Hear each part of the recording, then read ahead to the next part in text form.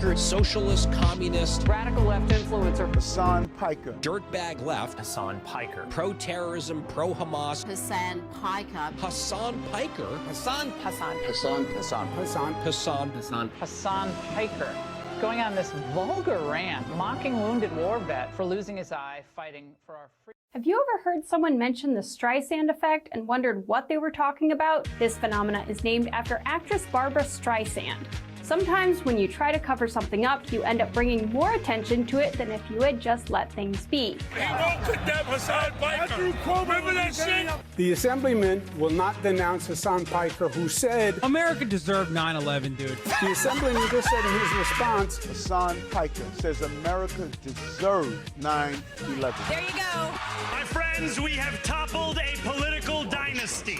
Now to the Michigan Senate race, where El Sayed is campaigning in Michigan, Appearing on stage at 2 Michigan campaign rallies. He's proactively campaigning alongside Piker. the man who says Hezbollah's flag is his favorite because it's dope, Why would you align yourself for raging anti-Semites? who has defended Hamas terrorists. Calling them the lesser of two Israels compared to the evils. Lesser of two. That's what I find a bridge too far. When I went up to my good friend Chat and said, hey, can you walk me through some more controversial statements of Hasan Piker, even ChatGPT went out of its way to soften the edges of Hasan and give me context.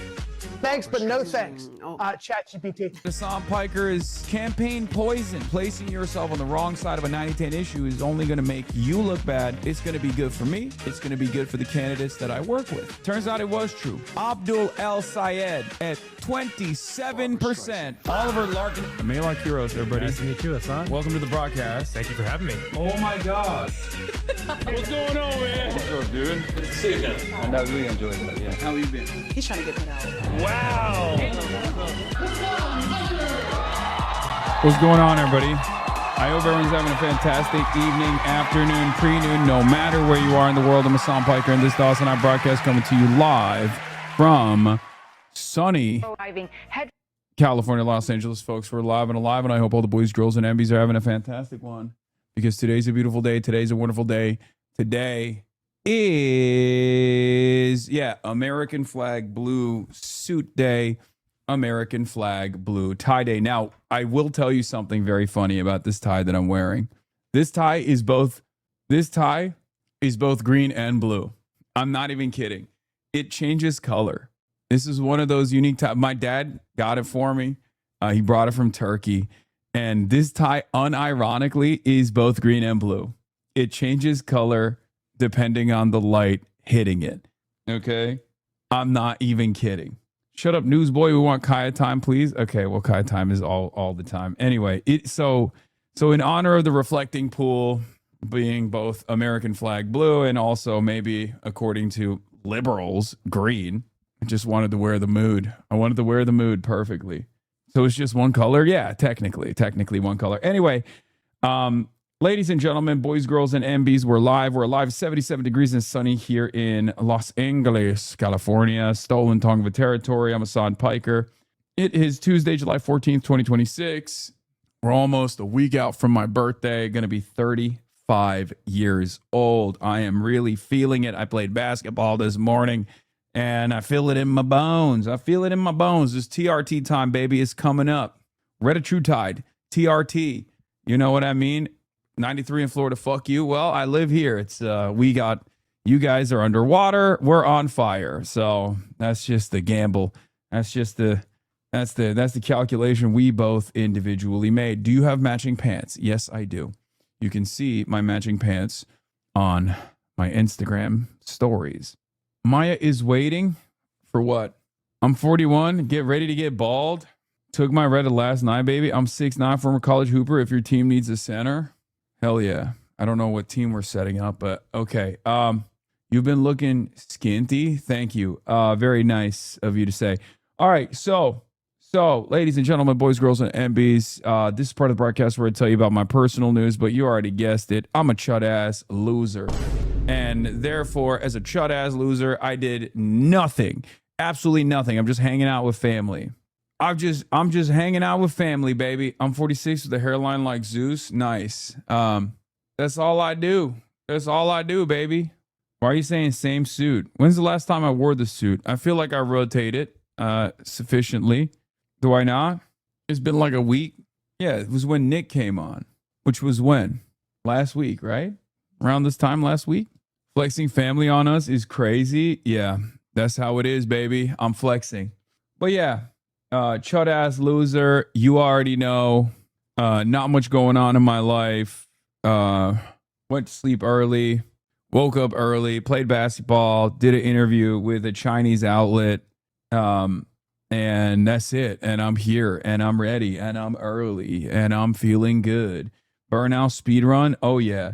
Did you see Jeremy Scale interview Roe? I haven't watched it yet, but Jeremy sent it to me and said, you'll really appreciate this. Representative. Because I brought up your interview with him. He said, I think Ro Khanna is movable on this issue. Some people don't trust him. I think he's movable on this issue. I say we don't need to trust him. He's a politician. I have a very cold attitude about stuff like this. And I think it will be, I mean, we'll see. We'll see how he reacted to Jeremy. But I'm saying, like, in general, I think we can move him. Anyway, I'm not going to watch the Oxford Union Jank, Chunky, Weigert, Hasan Piker combo at Oxford Union. He had a contentious interview with Jeremy Scale. Yeah. We're obviously going to situation monitor and stuff like that. But before we do that, let's blast the freak off. Okay. Let's blast the heck off, folks. China news outlet. Yeah, I forget what outlet it is, but it was some like lifestyle outlet in China, which was cool.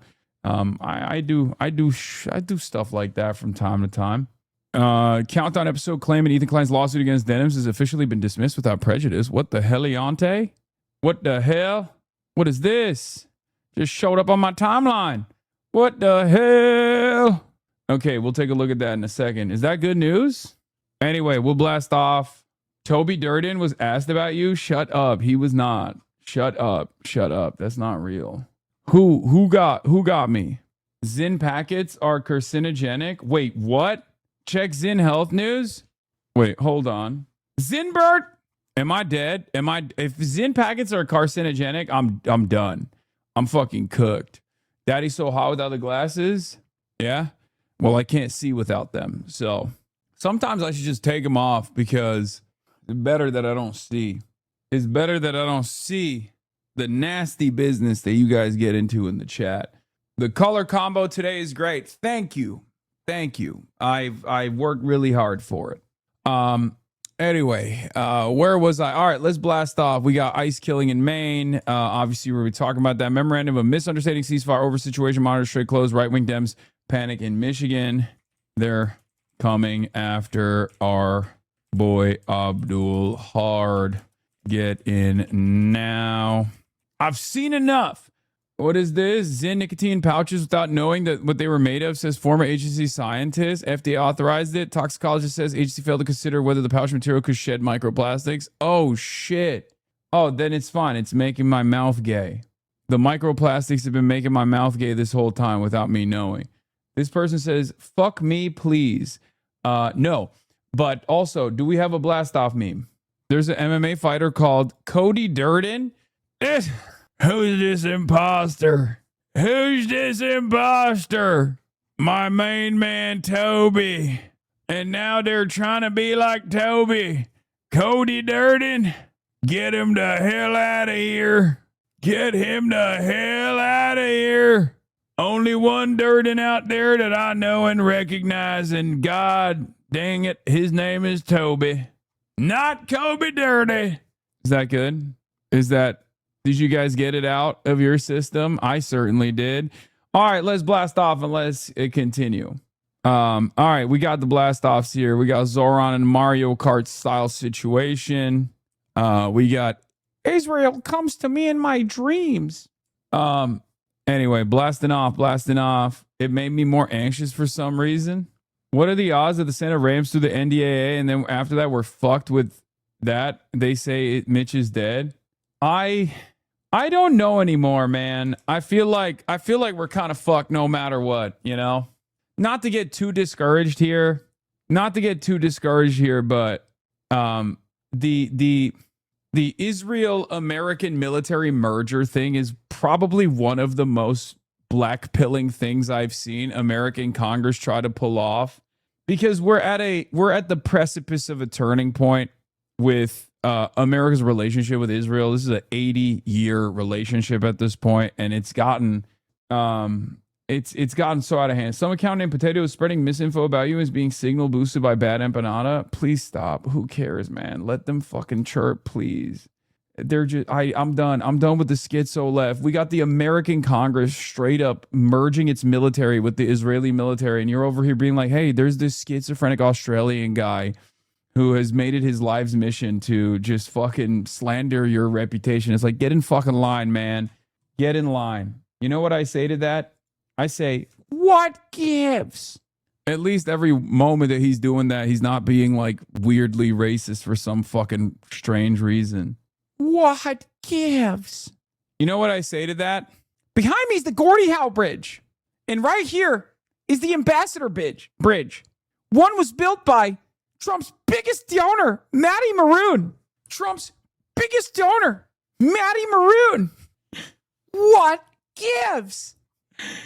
We're facing down the American years of lead. Why do we give a shit about bad empanada? It's because he wants to be an active participant in the American years of lead, but also as like a psyop and a left wrecker and someone who can hopefully MK Ultra style activate one of his like schizo Iowan Maoists to go and assassinate like left candidates potentially.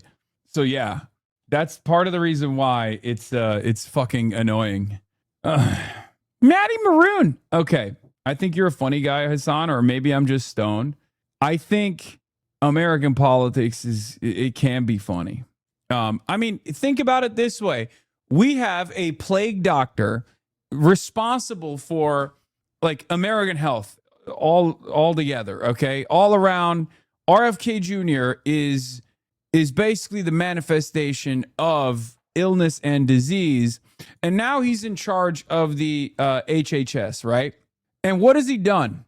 Paired up with the Doge cuts that came with Elon Musk's team of crypto fash weirdos, we now have a crisis of explosive diarrhea in the country. Okay? Mr. Pestilence himself has taken it upon himself to give every American diarrhea. How do you not laugh at that? I mean, it's devastating and it can be dangerous. It can be even deadly. But now Americans, by the tens of thousands, are experiencing ass blasting, explosive diarrhea. A San Diego infectious disease doctor says it's probably best to stay away from fresh produce for the next week or so, because even if you wash it, a fecal parasite illness known as cyclosporiasis has now reached California. That's what's going on. It's making you dookie. It's making you pee-pee out of your butt. Okay. Now, what's crazy about this? I love salads. I eat salads all the time. I luckily have not been hit with the explosive dookie wave. Allah korusun. But here's the problem. We brought this upon ourselves and we destroyed the one mechanism that could identify where this fucking parasite was coming from, because the FDA is crippled. So what do? It's been a multifaceted approach. We are destructive in every way, shape, and form. And therefore, not only do we have a bunch of dumbasses in charge of the health stuff, we've also destroyed our capabilities of combating disease like this. But also on the other side, we've destroyed the capabilities of identifying where this kind of disease is coming from in our food supply. And I guess in some respects, it's a little funny. What are we to do? The inmates are running the asylum, folks. Anyway, that's just the situation that we have in front of ourselves. It's a beautiful day. We're going to talk about all of that and more. Let's just dive right into it, folks, because there's not really much else going on in my personal news. Let's dive right into it. We're diving into the Strait of Hormuz. We're taking a big gulp. The Hormuzzi is plugged right now. It's very much closed. Now, of course, if you listen to Donald Trump, he'll say it's open, but also at the same time, he's going to plug it himself. That's where we're at. the stakes in the war with Iran by announcing a new blockade of Iranian ports and saying the U.S. will impose a fee on cargo ships passing through the Strait of Hormuz. The U.S. and Iran traded air and missile strikes for the third night in a row, and for the first time ever, American forces used an explosive sea drone to destroy an Iranian dock. Weijia Jiang is at the White House this morning. Weijia, good morning. Good morning, Vlad. Good morning, everybody. At President Trump's direction, the U.S. will also resume blocking ship traffic from entering or exiting Iranian ports this afternoon. It follows those escalating attacks between the U.S. and Iran, with more than 50,000 U.S. troops currently deployed across the Middle East. Both sides now are saying they want to control the strait and get paid for it. As the exchanges of fire continue, so do threats from President Trump, who vows to keep striking Iran. We're attacking Iran right now as we speak, and they deserve it. Late last night, the U.S. says it successfully hit military targets across Iran during a 5-hour mission. In response, Iran launched retaliatory missile strikes in Bahrain. Iran is using aggression in the Strait of Hormuz as leverage, but Trump now says the U.S. will control the waterway and impose a 20% fee on cargo shipments. We're protecting a very rich portion of the world. You forget the wisdom of Don Su, that which cannot be opened must be closed tighter. Yeah, it's like a Chinese finger trap. Art of the deal, art of the steal. Okay? Sometimes in order to get out of a Chinese finger trap, you got to push further. Yeah, that's what it is. That's what he's doing. He's decided if your opponent has closed the Strait of Hormuz, if your opponent has closed an important pathway for global commerce, what you have to do is close it even harder. And what you have to do is charge even more than your opponent is charging to make your opposition look better in comparison. These are the brilliant tactics of a man, a warlord with a lot of experience. Okay? Yamamoto fit check, please. It's Yoji. He looks tough. He looks tough. The X looks a little strange. We're spending money. And so what we've done is we are going to be reimbursed for protection. Iran's foreign minister responded in an X post that Iran has always been the guardian of the strait and will remain so forever, adding 20% is of course too much. We will be fair. Just last month, Secretary of State Marco Rubio said the idea of any nation charging tolls on the strait is illegal. No country is allowed to charge tolls or fees on an international waterway. That's existing international law. Patrick DeHaan, the head of petroleum analysis for GasBuddy, says a 20% toll could increase the price of oil by $15 a barrel. That would be catastrophic to global oil prices. It could send them up dramatically if it is pulled off. And it would have a major negative in restraining the flow of oil through the strait. Not only oil, but gasoline, diesel, and jet fuel at a time of year that demand tends to be highest. In a letter obtained by CBS News. Isn't he coming after the ICC for upholding international law? Yes. Yes, he is. What is this? If Bob El Mandeb closes, China can't help. What is Mr. Global 2025, chatter? Chatter, what the hell did you just link me, bro? I'm sorry. We have to have a little bit more discipline with the linking, okay? I know that you have the privilege. If you are subscribed to me, if you've subscribed to independent media, Piker Broadcasting Service, People's Broadcasting Service, then you can send me videos. You can send me links. This is wild. This is a wild link to send. I'm going to keep it at $1.50, even if this is really good analysis. He's an oil and gas expert.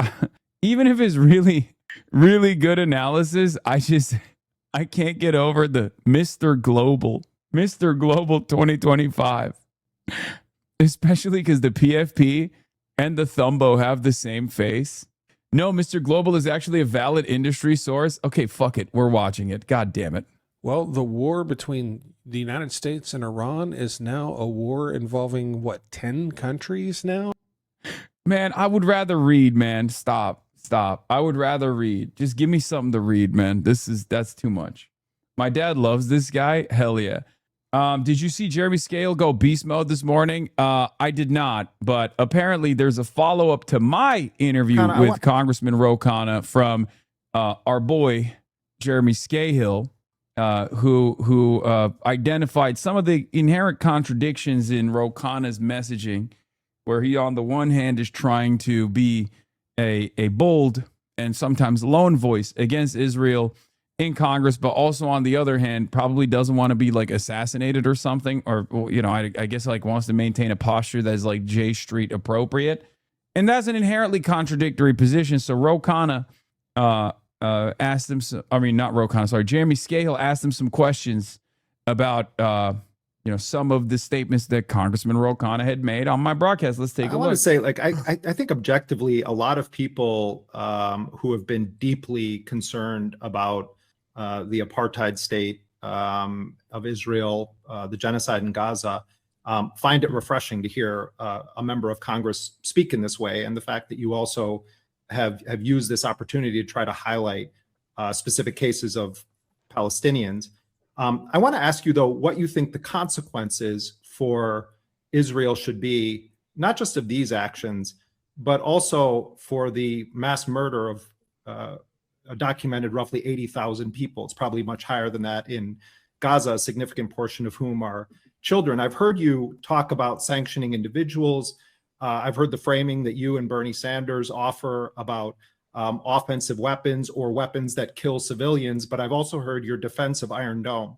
And I want to push you on this because I think a lot of the critique of you from pro-Palestine people and from Palestinians is that the position you're advocating basically amounts to, we need to make sure that the sniper is protected so that he can continue sniping. Well, if we look, I appreciate the question, and I will answer it specifically. But if you look at all the things I've called for, I've said zero aid to Israel and supporting the Massey Amendment that does that. That's going to be a big vote coming up this week. I've said no military sales to Israel that are used to kill civilians. I'll be honest. Here's what I have to say about this. Okay. Ro Khanna's position is, of course, inconsistent, right? It doesn't make sense. If you identify the problem, if you are knowledgeable about the history, okay. Ro Khanna also happens to be one of the lone voices in Congress, and I do think he's movable. I'm not saying his assessment was great. I mean, I addressed it as well. I critiqued it myself when I had him on the broadcast. I do think he's movable on this issue, though. So we'll see. We'll see where he goes with it. I've said no military integration and led the fight to repeal Section 224 and 219. You're being incredibly naive here, Hasan. No, I think I'm being unbelievably pragmatic and maybe perhaps a little cold and perhaps a little bit calculated, because I think if he's movable on this issue, we can get others to be far, far, far more aggressive in their posture. Because, look, there are two different kinds of politicians in Congress from my perspective. Okay, we got the ideologues, we got the ride or dies, right? Maylot Quiros, Daria Liza, Claire Valdez, Chris Rabb. These are people I don't have to worry about. These are not people that I will have to hold to account, right? At least they might betray us at some point, but like I know that these are people whose position already comes from a place of knowledge, a place of understanding the situation. Hamawi is another one, right? These are the people that we're not going to have to go after to be like, hey, what are you doing? Ilhan Omar is another one of these people. Rashida Tlaib is another one of these people. These numbers are growing, right? But then you also have people that are movable, okay? There's three different kinds of people in Congress, sorry, let's say, right? Three different kinds of people. Ro Khanna is in the second camp, where whether or not this is a sincerely held position of his, or whether or not he's just like literally learning about the history of the region, the history of this country in real time as he is experiencing it, while simultaneously still trying to make a calculated decision to not be called an anti-Semite endlessly, right? And still try to manage these like relationships with like J Street, all this stuff. He's a movable person, which is good. Far better than the third category of person that is bought and paid for, or ideologically a Zionist, right? So I'll take Ro Khanna over Chuck Schumer. I'll take Ro Khanna over Josh Gottheimer. I'll take Ro Khanna over people who are already there, people who are just like aggressive champions of this cause, Haley Stevens being another one, right? I'll take Ro Khanna over Haley Stevens. Do you see what I mean? That's where my pragmatism comes from. I'll take Ro Khanna over Cory Booker, right? So I'm being super pragmatic. There's a difference between trying to get as many congresspersons to move in our direction and in the direction of the truth, and holding them to account this way is a big part of it, okay? Private correspondence is another part of it, but holding them to account this way is also a major part of it. Arm's distance, but also a little push and a little pull. Do you see what I'm saying? Because at the end of the day, they're public servants. They serve us, right? Because think about it this way. If you look back at my correspondence with Ro Khanna very publicly at the DNC in 2024, and then you look at the conversation that we had a couple months ago when he came to my house versus the conversation that we had when he came back from Israel, he's moved quite a bit on this issue, right? Do you see what I'm saying? So that is still, that places Ro Khanna in a far better position than the large majority of AIPAC-backed stooges that are saying stuff like Israel comes to me in my dreams, right? We got to do it all, full spectrum, to each their own. But if you're wondering what's my analysis on this, what's my assessment on this, that's where I'm coming from. These sorts of conversations are very good, though. They're very productive. Is Netanyahu's end run, where they would just co-produce the military. I've said we should call it apartheid and recognize the genocide. So these are on a scale of 1 to 10. You know, it's like going from 1 to 7 or 8, and the debate is, okay, 9 or 10. Do I an arms embargo completely, which I have not supported, would say Israel can't even get or produce from anyone defensive the Iron Dome. And I guess my view is, you know, anyone should be able to protect civilian life, but that's not America. We need to let more people know the government weapons sales ban while still allowing Israel to purchase weapons themselves, the J Street position, and J Street is paying politicians to push that agenda, much like how AIPAC does. This would also be productive. Full slack, you're 100% right. Can't believe I'm saying that. Can't believe those words are coming out of my mouth right now, but full slack, you are right about that, of course. And that is very frustrating for me because J Street is seen as like the woke progressive version of like the appropriate way to continue. What is this? Not that it matters, but I think Roe's an opportunist that will move left if it's popular enough, but he's always moving from the center. He's safe but not evil. Roe is a beautiful man. God, I love Enfant Dor so much, bro. You are legendary. You are a legendary chatter. Okay? I cannot believe how horny Enfant Dor is this morning. That is crazy. That is crazy. Oh my God. Oh my God. Enfant Dor. Should have banned him for being pro-segregation? No. Okay. No. And I'm glad I didn't, because now we have this wonderful take coming from Enfant Dor, who is, I believe, a 30-plus-year-old black woman who is pro-segregation, yes, who's anti-miscegenation, pro-segregation, unless it's for Ro Khanna, for which Enfant makes an exception. Not too much. Respect. It's cool. We've made Enfant Dor reconsider her position on... We've made Enfant Dor reconsider her position on the dangers of miscegenation. Anyway, and they say Chad is a monolith. Queer black man, close enough. Oh shit, my mistake. A queer black man. See, I don't know all the details of every single chatter. I was wrong. Anyway, let's keep going. Supporting it. I do think, though, that there is something that the next administration could do within the first 100 days, instead of just saying, okay, we're going to talk abstractly about this long peace process. Demand the arrest of Yonah Levy and extremist settlers within 100 days. Demand the destruction of every outpost within 100 days. Demand the destruction of illegal settlements within 100 days. Demand a justice for Palestinians and Palestinian people so that they stop getting terrorized within 100 days. That doesn't have to be some dialogue. that needs to be a directive from the American administration saying Israel must do this. And we need to be taking steps as we get towards a broader peace in that direction. I think that's one of the things that came out of this trip, the immediacy of the suffering of Palestinians.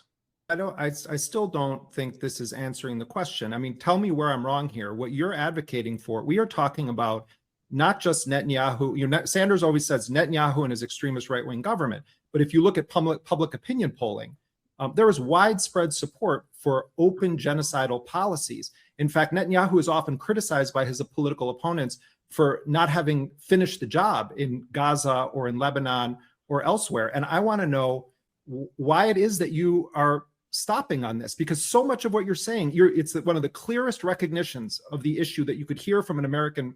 This low-key also almost feels like, it feels like when people say, oh, we can't have Medicare for all, let's just do something else.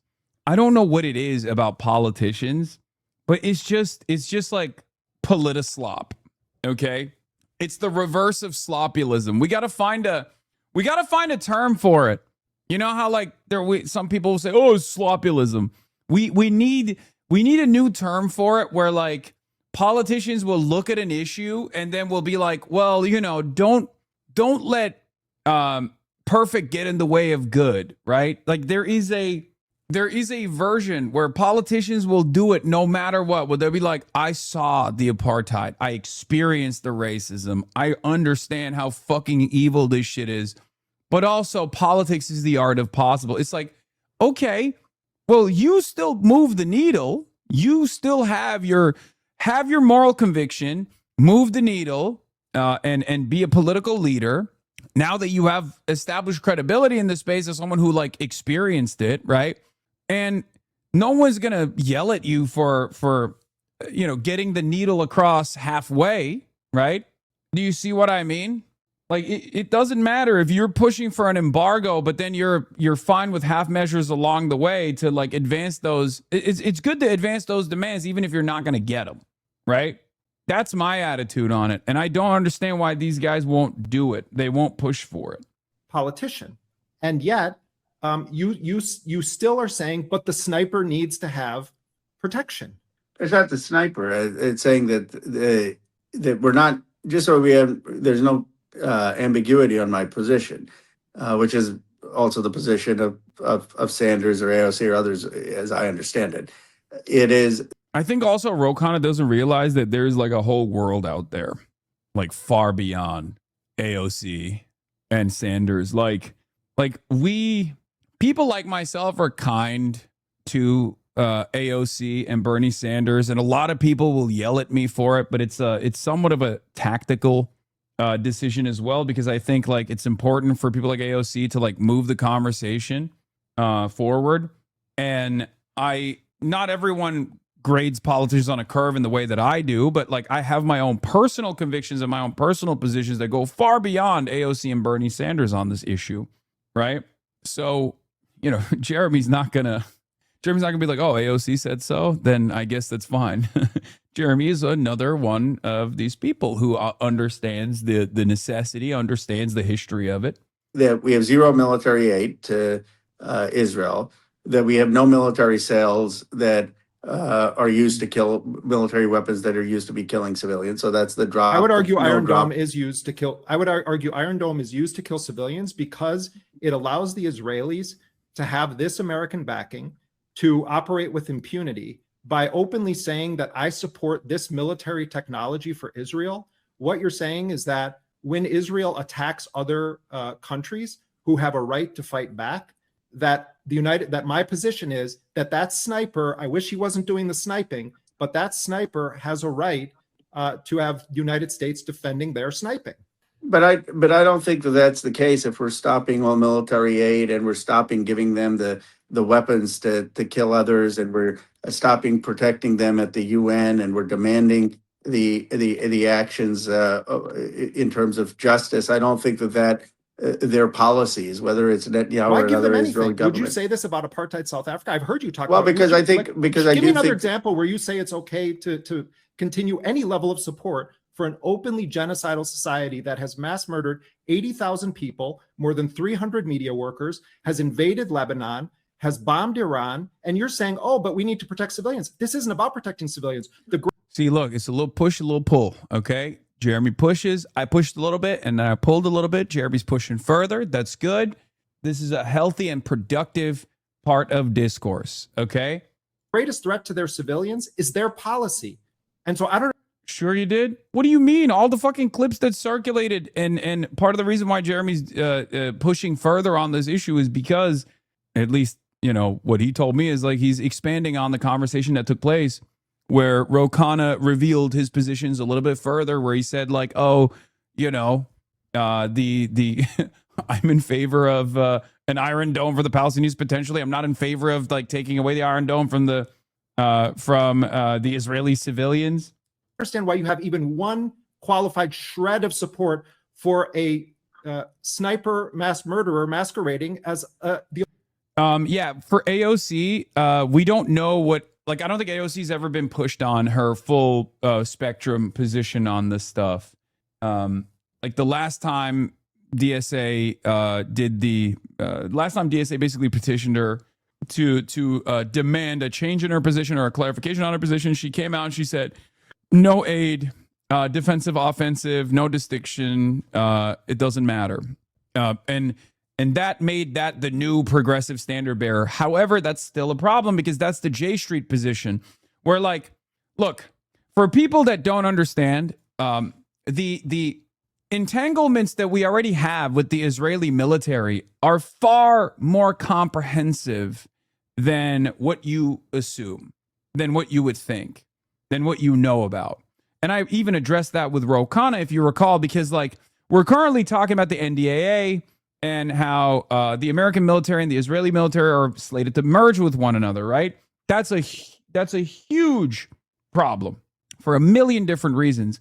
But what a lot of people don't know is that we already have this merger in certain instances with the Israeli military. Like one of the most common examples that I like to use is jet fuel. The American Pentagon, the American government already gives Israel jet fuel. Okay. And they don't give it above the board. Like they don't, that's not even factored into the Israeli aid. That's not factored into the money that we send to Israel so they can purchase stuff. We just straight up give them jet fuel. Okay. And it's not above board. What, like, it's not even discussed. It's just a thing that the Pentagon does. Okay. That is some of the more opaque versions of this already existing partnership, right? We just straight up give them the jet fuel, for the record. Before you, like, I'm telling you, like, we just give them the jet fuel for their F-35s, for their different jets that they fly, for the Israeli Air Force. We give them that, okay? So when people say, oh, I want to stop aid to Israel, like, there are many different versions of this, and I think some people take advantage of the vagueness of the aid. Like, what do you mean when you say you want to stop the aid? Are you saying you want to stop the Memorandum of Understanding, the MOU that exists, the Obama-era MOU, where we give them $3.8 billion every year in cash so they can then turn around and purchase Tamir interceptors that we produce in this joint cooperative production agreement that we have with the Israeli state for their Iron Dome, as is colloquially known, right? Is that what you want to stop? Or do you mean you want to stop giving money to Israel altogether so they can continue purchasing our weapons, so that they can continue purchasing our weapons, but now they do it with their money? Or do you mean an arms embargo, right? Are you talking about an arms embargo where we actually hold the Israeli government accountable for the crimes that it's committed, that we know it's committed, that we've actually identified, we've documented and hid during the Biden administration especially, right? Anthony Blinken had reports of the Israeli government deliberately stopping aid from entering into the Gaza Strip. This is the clearest violation of international humanitarian law. There is no clearer violation of of international human rights than a country stopping aid from entering an area that it currently occupies. Okay, That's starving. That's mass starvation of a civilian population. It is straight up genocidal. It is a clear-cut war crime. No ands, ifs, or buts. It is a definitional war crime that actually made a lot of people who were pro-Israel, a lot of people who were lifetime Zionists, even openly admit that Israel was conducting a war crime and possibly a genocide and creating famine-like conditions in the Gaza Strip. There were people who were lifelong Zionists that work at like the Human Rights Watch, for example, that said, nope, that's it, I'm out. Because there's no excuse for it, okay? So if we knew that, and we identified that, okay, when our State Department identified that and Anthony Blinken cast aside that report and hid it, that means from that, frame one, from that moment onward, we were aiding and abetting in war crimes that we knew Israel was engaging in, right? And we know that already here at the broadcast, but I'm saying like the American State Department also knows, and it also holds them legally liable for the participation in this genocide as well, which, makes this an even trickier situation for them, because then if they recognize it, if they admit it, then they're also basically admitting their moral culpability and their actual legal liability in the participation of this genocide. Which, from my perspective, sucks to suck, tough titties. You shouldn't have fucking done a genocide, you dipshit. That's my attitude on it, at least. But the reason why I'm bringing all of this up is because there's varying degrees of like Israel critical sentiment that's floating around in Congress right now. So you have the AOC, you have the AOC line, which is no distinction between defensive and offensive weapons. No money, right? No aid to Israel so they can purchase weapons.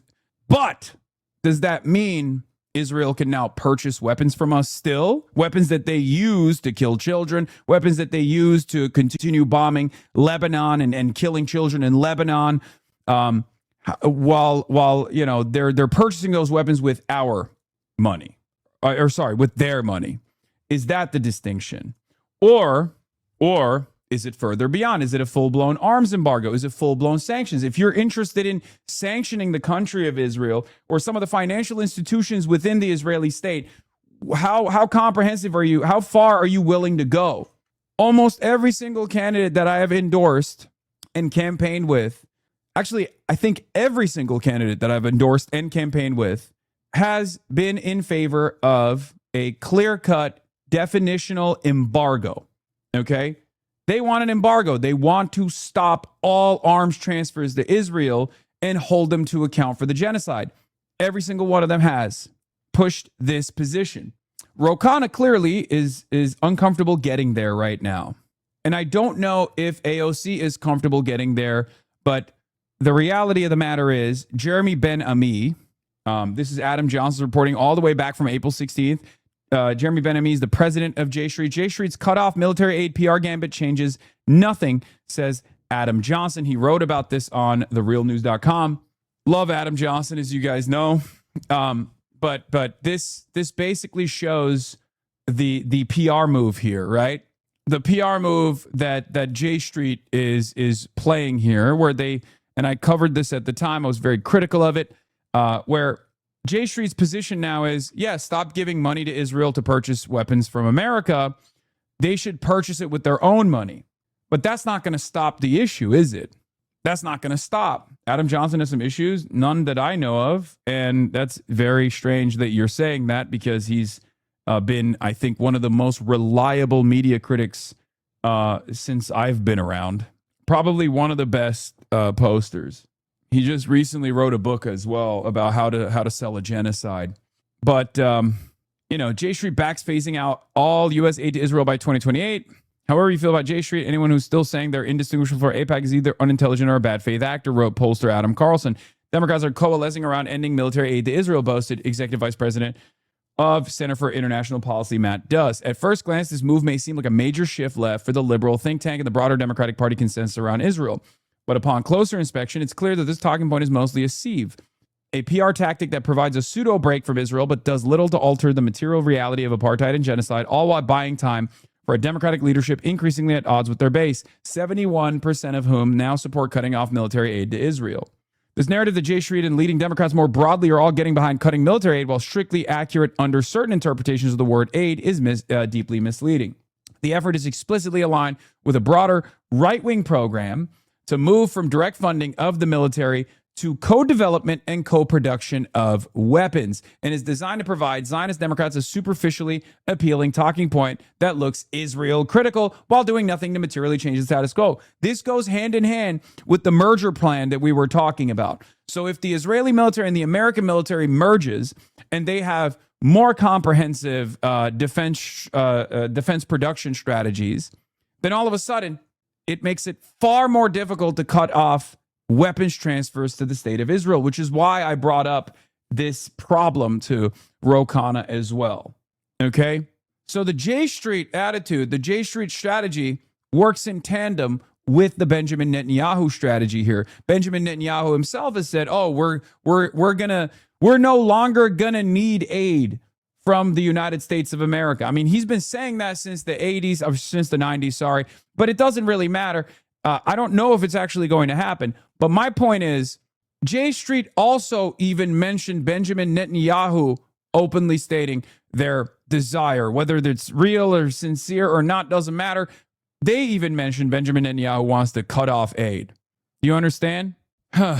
So this inconsistency, of course, must be addressed. And that's precisely what Jeremy's doing here. Let's take a look. I'm going to start here. Sniping, but that sniper has a right to have United States defending their sniping.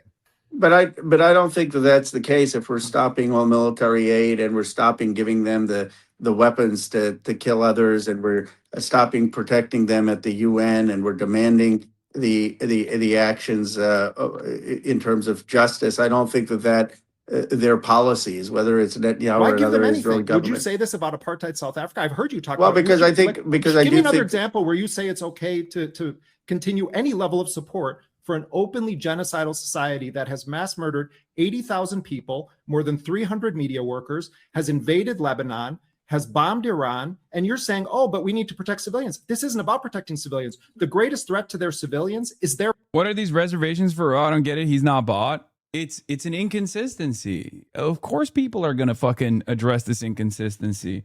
This is not one of those instances where we're like doing the same thing again. We're just like hitting the closest person to us ideologically. This is good because I think Ro is movable on this. I hit him on this in 2024. Okay.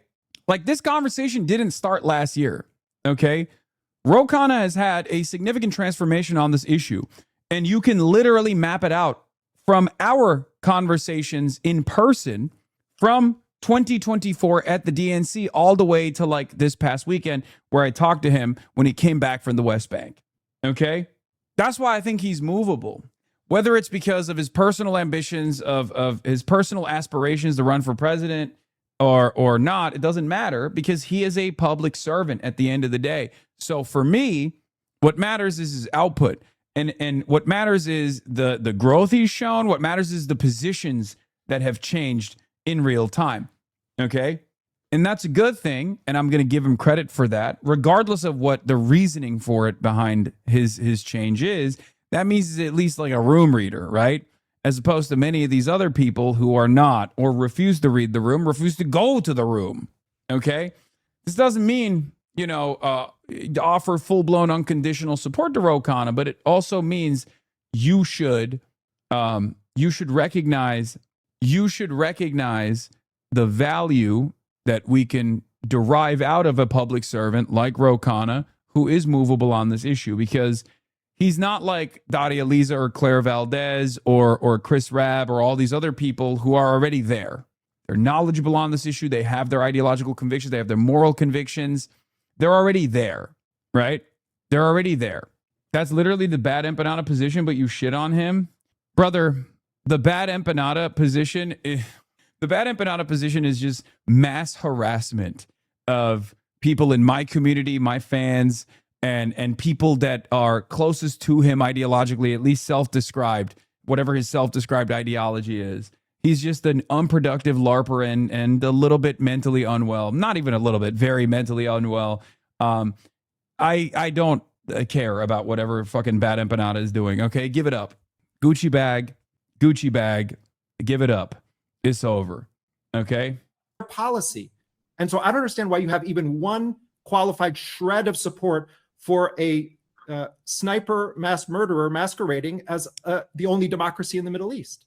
Well, but I'm not saying that the United States should be supporting the funding for Iron Dome, just so we're clear. I'm saying that we shouldn't be restricting Israel from being able to get the Iron Dome or be able to develop the Iron Dome technology. Well, I stop there. Everything else you're saying makes so much sense. Why do you stop there? It feels to me like you're trying to have it both ways on this issue. So you can say, well, I actually support, defending the Israeli civilians. You're not defending Israeli civilians with that policy. You're defending the sniper's ability to keep killing because it won't face the ultimate accountability, which is a total embargo on all support for an apartheid state.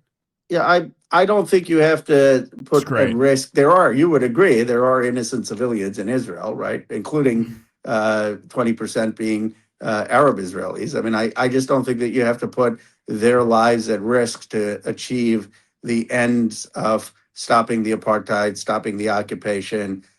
Israel puts their lives at risk by waging genocidal wars with the support of a significant portion of its population, and by enabling them by saying, well, the sniper still needs to have his cover, or well, I stop at this thing. What you're saying is that the accountability then doesn't lie on American policy toward Israel. It's sort of something abstract. Well, Israeli civilians could die. Israeli civilians are dying in these attacks because of the apartheid.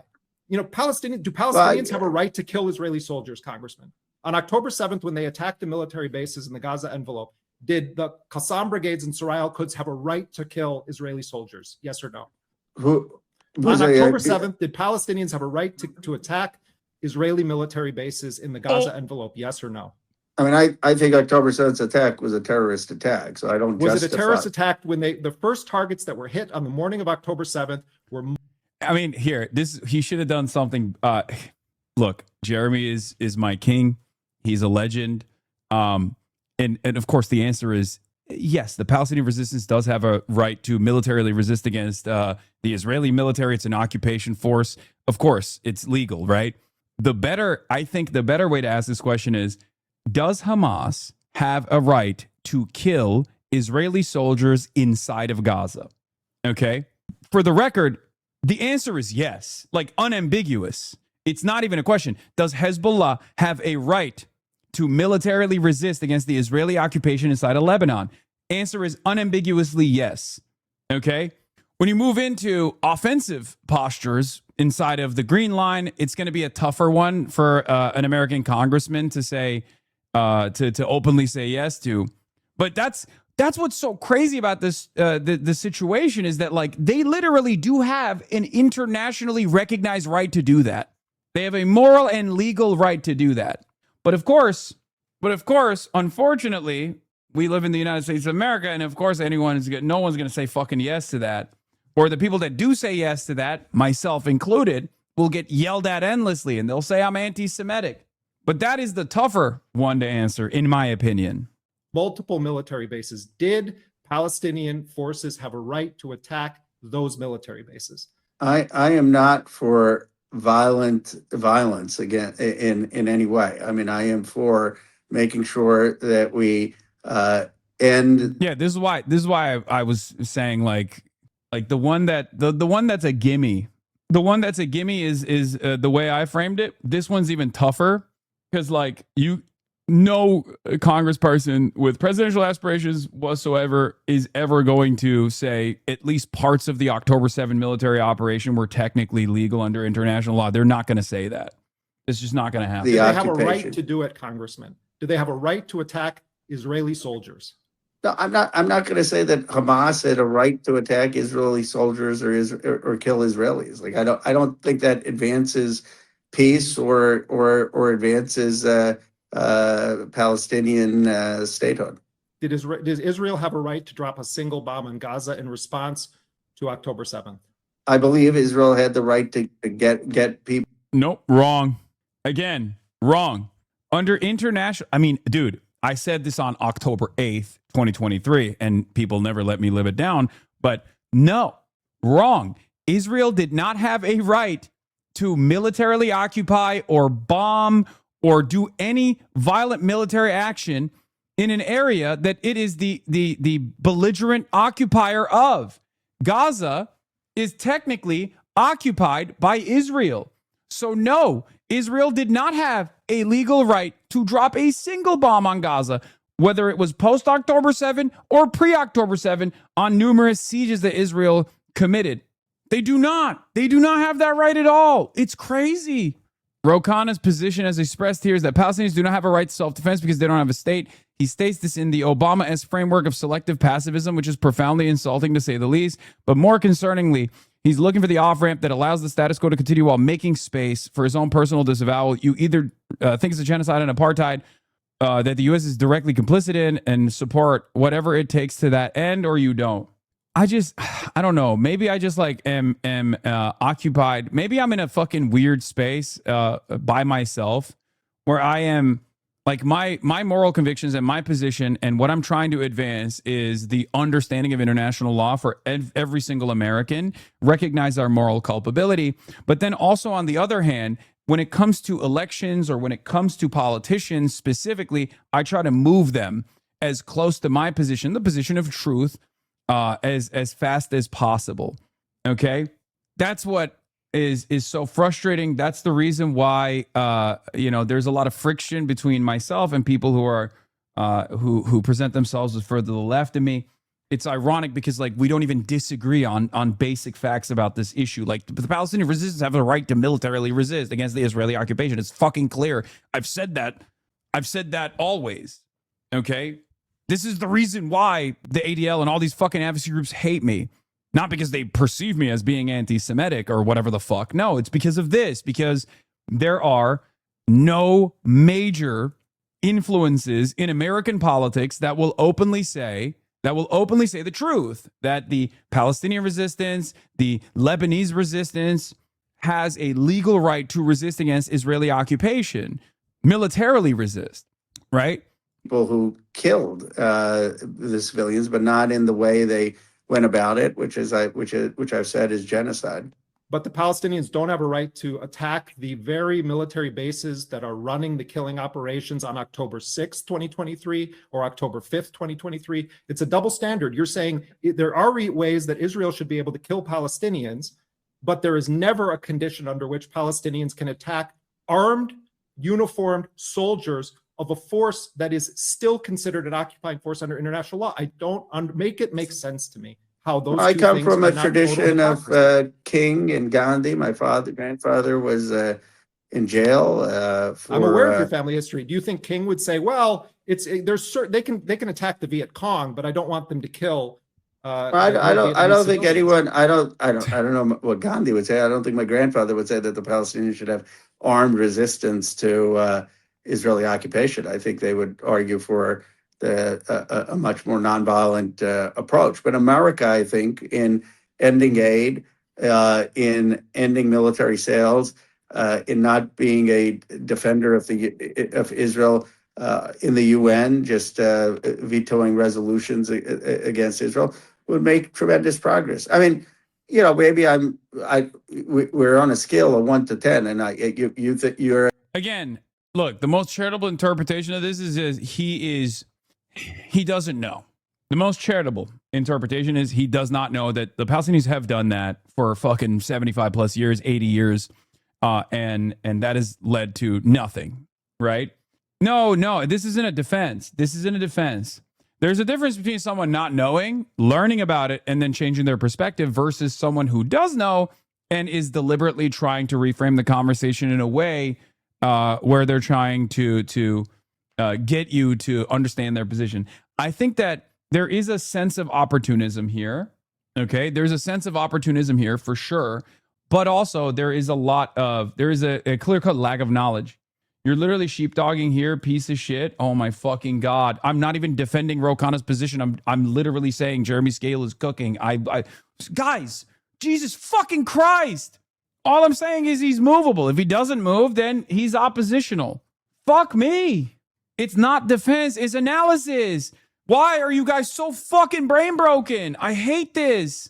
I genuinely fucking hate doing political commentary at this point because even those on the left will look at anything that I'm saying and go, if you don't say Ro Khanna is a liberal Zionist baby murderer right now, and if you even pull his transformation on this issue, whether it's personally just because of his aspirational goals of running for president or not, doesn't even matter, right? When you say he's moved on this issue, he's literally gone to the West Bank, okay? And he's movable because of his own personal experiences that he's had so far, especially if he learns more information about this stuff. And these sorts of conversations are very good and very productive for that reason. Okay. You immediately go, dude, you're sheepdogging for the liberal Democrats, for the Zionists. I'm not. I have no stake in this. Okay. I have no dog in this fight. You know what my positions are.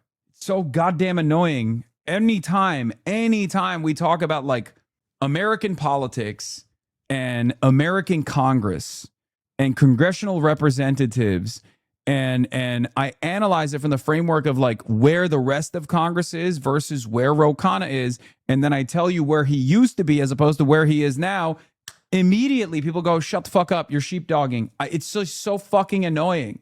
Holy shit.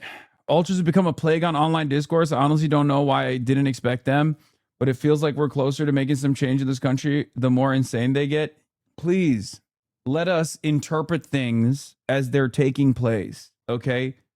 At a 10, and I'm saying let's go to a 6, 7, 8. I don't know where that would be. And right now, America's at a 1. Well, we're at a 10 because of a genocide that was enabled, supported, armed, and funded by the United States. And I am baffled as to how you can say that Israel had a right to drop a single bomb on Gaza in response to October 7th, but Palestinians, according to you, have no right whatsoever to ever kill an Israeli occupation. Palestinians have right to justice, which is in the case do they have a of right the to armed school resistance against Israeli occupation soldiers in uniform?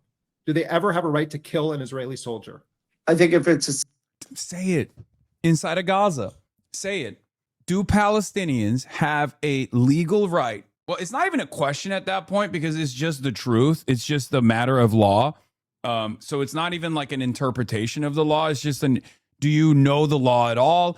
Or do you have an understanding of the accurate application of the law? Because like there's obviously the moral responsibility and the moral right that the Palestinians have to take up arms against an illegal occupation. But then there's also the legal right that they have to do so. That's why I always say, like, look, the Palestinian resistance, some of the forms that it has taken as an act of desperation through this evolution, this 80-year evolution, has led to things that, you know, everyone understands, like targeting civilians. That's obviously a response to the 80-year subjugation of Palestinians. The violence is set by Israel, the occupier. And of course, the violence and the political and the military resistance matches the violence of the oppressor, right? Some of that is illegal. Some of that is a war crime, okay? It's just true. It's objectively true. Having said that, definitionally, the Palestinian resistance has a right to exist. The Palestinian resistance has a right to militarily resist against the Israeli occupation. They have a moral and legal right to do so. Same with Hezbollah, same with the Lebanese forces, whichever forces are mustered up. As a matter of fact, they have more they have more liberties that they can take in terms of how that resistance forms. For example, there's a concept called spontaneous militia. Under normal circumstances in international law, if you are if you're facing a military occupation, you have to be you have to have like clear-cut military garb, for example, right? But because Hamas is a government formation that exists under permanent occupation of the Israeli state, they actually can fight back in civilian clothing. They legally can fight back in civilian clothing because it is literally a part of a spontaneous militia that forms in real time. Okay? Now, we're getting into obviously like legal interpretation at this point of like whether it's valid, whether it's not valid. Is Hamas a standing military? Is it not a standing military? But ultimately, under international law, there is an allowance for a population to form a spontaneous militia and therefore not even wear military fatigues as they're resisting against a standing military. Okay? Hasan, you're sweating? No, I'm not. It's actually very cool in this room. What's up, Hasan? How are you handling this? Check Twitter. Shit's going down. Check Twitter. Turn on the TV. Any channel. Turn on the internet. Any website. Doesn't matter. Chatter, what the fuck are you talking about? I'm trying to tell you. Use your words. Use your words. I can't, asshole. Wait, what? I'm the asshole? Bro, use your fucking words. What's happening on Twitter? Explain to us what is going on that you think we have to look at right now. Self-defense if they feel like there's an illegal attack on them by a violent settler or by an Israeli soldier, and that's illegal. In a school or on a civilian, and then of course they should have justice. But the entire thing is illegal, Representative Khanna. The entire occupation of Gaza, the managing their... The entire occupation of the West Bank, the entire occupation of Gaza is wholly illegal.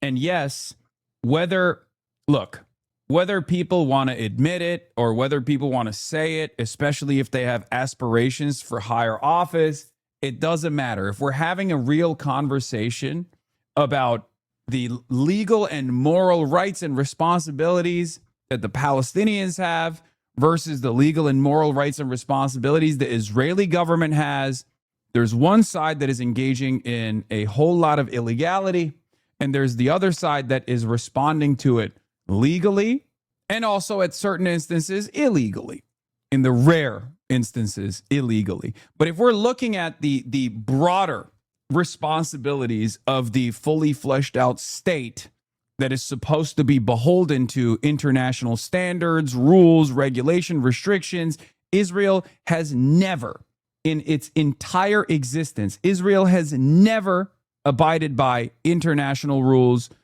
international humanitarian laws. They've never restricted their actions. It has always been illegal. And the United States and the Western world has always defended Israel down to the wire every single step of the way. That's why Israel gets away with it. That's precisely the reason why we can't just say, oh, look, Americans now don't fuck with Israel. We gotta take, some initiative. We have to have some initiative here. And we have to actually make material changes. And an American congressperson has the capacity to move the conversation in a much more productive manner. The mowing the lawn, the constant killing of them. The perspective of many Palestinians is that they're being collectively punished and they're fighting for their very existence, and that the bases that surround Gaza were the primary murderers on a military level of the population of Gaza. So what I'm understanding, whether it's Hamas and Islamic Jihad or it's independent Palestinians, how is it that you can stand here and in any way justify the Israelis dropping bombs on Gaza, but never find a way in which it's justifiable for Palestinians to kill an armed soldier of a force that is under international law and occupation force? I don't understand it. Well, I ask you to reconsider this position. Well, I will look at it, but I don't think that the solution in that area is to encourage but you're afraid of being called pro-Hamas. That's what this boils down to. Because I bet if we were talking off the record privately, and I said this to you, you would acknowledge that people around the world have a right to resistance by all means necessary. Damn, we even cooked them with the off the record privately. Oh, shit. That's what it is. We need a little bit more bravery from our elected representatives. Sometimes, unfortunately, in an unjust system, it requires bravery to say the truth. Okay? It requires moral conviction and also courage to say the truth, especially when saying the truth gets fucking punished. It's not a secret. Okay? It's not a secret. I've been saying the truth non-fucking stop, and I've been getting ass blasted for it. That's why when you say the truth, AIPAC will put your fucking face on mailers and will say you're a goddamn terrorist and you're aligned with goddamn terrorists. Israel's committing a genocide, but an arms embargo against the genocidal state goes too far. Is a deeply unserious position. Khanna also suggests Leahy applies to military sales, which it doesn't. It only applies to military subsidies, so this is a non sequitur, more goofy hedging. Further proof that presidential hopefuls like Khan, genocide is a buzzword to signal maximum outrage, not a moral and legal designation with implications and obligations. They're committing genocide, but we must provide them with military defense is a patently insane position. He repeats genocide and apartheid like 20 times in this interview, but can't seem to follow this logic to its conclusion. Adam says, liberal Zionism is a drug many have a hard time quitting because doing so would require actual courage and moral clarity. It's true. I guess it requires moral courage and clarity, but it also requires a tremendous amount of information that you have to download, okay? It's actually pretty easily accessible. Just read Elon Pape, 10 Myths, and you'll get like the cliff notes of it, right? It's foundational. You'll get a very easy to understand, fast track cliff notes version of this from an Israeli Jewish historian, right? And I do think that for a lot of people, they see right from wrong, right? I think that a lot of civilians, we're not talking about Roe now. We're just talking about the average American. I think or even content creators. I've experienced this in my own personal, life with some of my colleagues on this website, right? Not just this website, but also on YouTube and many other places. Here's what the problem is, right? It's not a secret that there is a concerted effort to silence any kind of opposition to Israel. And a lot of these institutions, a lot of these organizations that have embedded themselves in the liberal side of the political spectrum that aren't just outwardly right-wing, these institutions that get away with claiming to be civil rights organizations like the ADL and whatnot, they're pretty aggressive with their posture. If you come out and you say anything about Israel, they'll immediately call you a Jew hater, right? And that's a pretty fucking significant smear. Now, the impact of that smear has softened quite a bit over the last 3 years as Israel has continued its genocide, and these organizations have continuously called all of its prominent critics Jew haters and smeared them, okay? But the problem is, even if a lot of people recognize right from wrong, a lot of normal people recognize right from wrong, and they go, ugh, I don't really like what Israel is doing, but they don't normally come out and say something about it because they're fearful that they don't have the knowledge, right? They understand something is wrong, but they don't want to be inundated with Hasbara. They see people come in and be like, you're a fucking terrorist, you're a Jew hater, here is why. They see the way that people are treated when they do stick their neck out. And that's why it's important for us to demonstrate our moral conviction, our moral courage, and say the truth, okay? Because someone has to do it, right? Someone has to do it. If someone doesn't do it, if no one does it, then even if people understand that this is the reality, they're still afraid of saying it, and therefore there's an environment of silence around it, there's an environment of suppression around it, and the crimes continue, okay?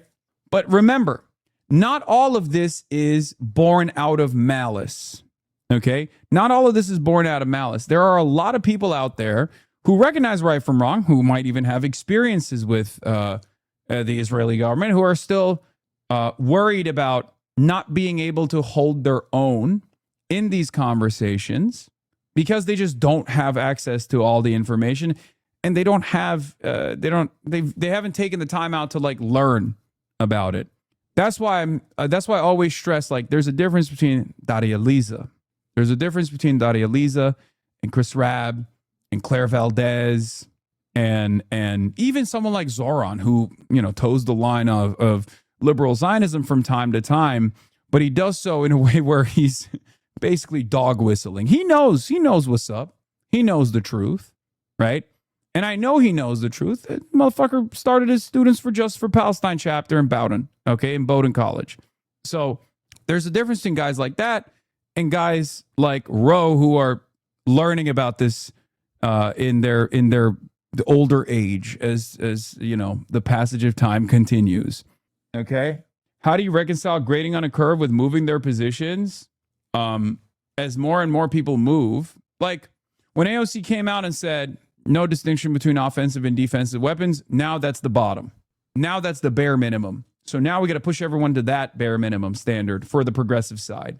Okay, Ro's a little baby who's simply learning, guys. Okay, dude. This is not a defense of ignorance, okay? This is just a reflection of reality. I'm just trying to explain to you. Ro's a fucking lawyer, not a mine worker. Yeah, and you'd be shocked at how little people know because they've gotten only one side of the story their whole fucking lives. How many people do you know that have gone to law school, that have gone to like institutes of higher learning, and they've only learned about the issue of Israel from one framework, from one perspective, a Zionist-approved framework, okay? Most people that are knowledgeable know even less than someone who's not knowledgeable and charitable and curious about the truth. You got to remember that. I've always been for peaceful resistance, you know. But how is peaceful resistance saying the Israelis? You know, I mean, just bomb? Like it's under segregation. I wouldn't have said that go kill people who are engaged in segregation against you. I mean, I'm much more Dr. King than Malcolm X. I mean, are you much more slave rebellions were justified against people that were raping, hanging, murdering Africans who had been kidnapped? I mean, I'm sorry. I spend most of my day and night talking with Palestinians, working with Palestinians. I think one of the better ways to ask this question is also the Ukrainian resistance. Like to say, does the Ukrainian resistance have a right to resist against the Russian military occupation? You will never find even a Republican congressperson, regardless of how fucking pro-Russia they might come across as, say no to that, right? So if you understand that distinction when it's Ukrainians, why can't you with Palestinians? That's it. Obviously, the Nat Turner Rebellion is a great counter as well. Any kind of militant resistance against like Jim Crow South and the apartheid conditions that existed in the Jim Crow South is another great example of this as well. Warsaw Ghetto Uprising is another great example, which I brought up to Ro Khanna in our conversation, right? I talked about the Jewish partisans and the sabotage that the resistance front committed, sometimes against civilian infrastructure. Hossam Shabbat By the way, most of the Palestinians I met, and maybe a few days, are not talking about the kind of armed resistance that you are. They just want to live their lives in dignity and peace and not have the Israeli. Yeah, I mean, you're an American congressperson. I don't think anyone's going to be like openly going to reveal to you that they're a part of like the resistance front in like Tulkarm or something. You know what I mean? Like, yes, there's levels to this. Okay, there's levels to it, and yes, I think it's great. It's brave of Ro to go there. It's brave of him to go to West Bank and take a Palestinian-led trip. But that's just like a starting point. Settlers oppress them. But you're a member of the United States Congress who is justifying, albeit you've been very critical of Israel's war. Yeah, here's my son and my AK-47. Don't tell anybody. They're not gonna. Yeah. Even speaking about resistance in the occupied territories is basically a one-way ticket to Sde Taimam. Palestinians know that more than anyone. Yeah. Against Gaza. But you seem to be drawing a line that says that there are some cases in which Israel is justified to attack Palestinians, but only those responsible for October 7th. But you can't find a shred of justification for any Palestinian to attack the very armed forces. I think in general, most Americans just do not believe in militant resistance. You're so wrong. You're so wrong. Ukraine is a great example of why you're wrong, because it's literally happening right now. And more so than Ukraine, there are historic examples. The IRA. The IRA is the number one historic counter to that. Okay? The IRA is a non-state militant resistance.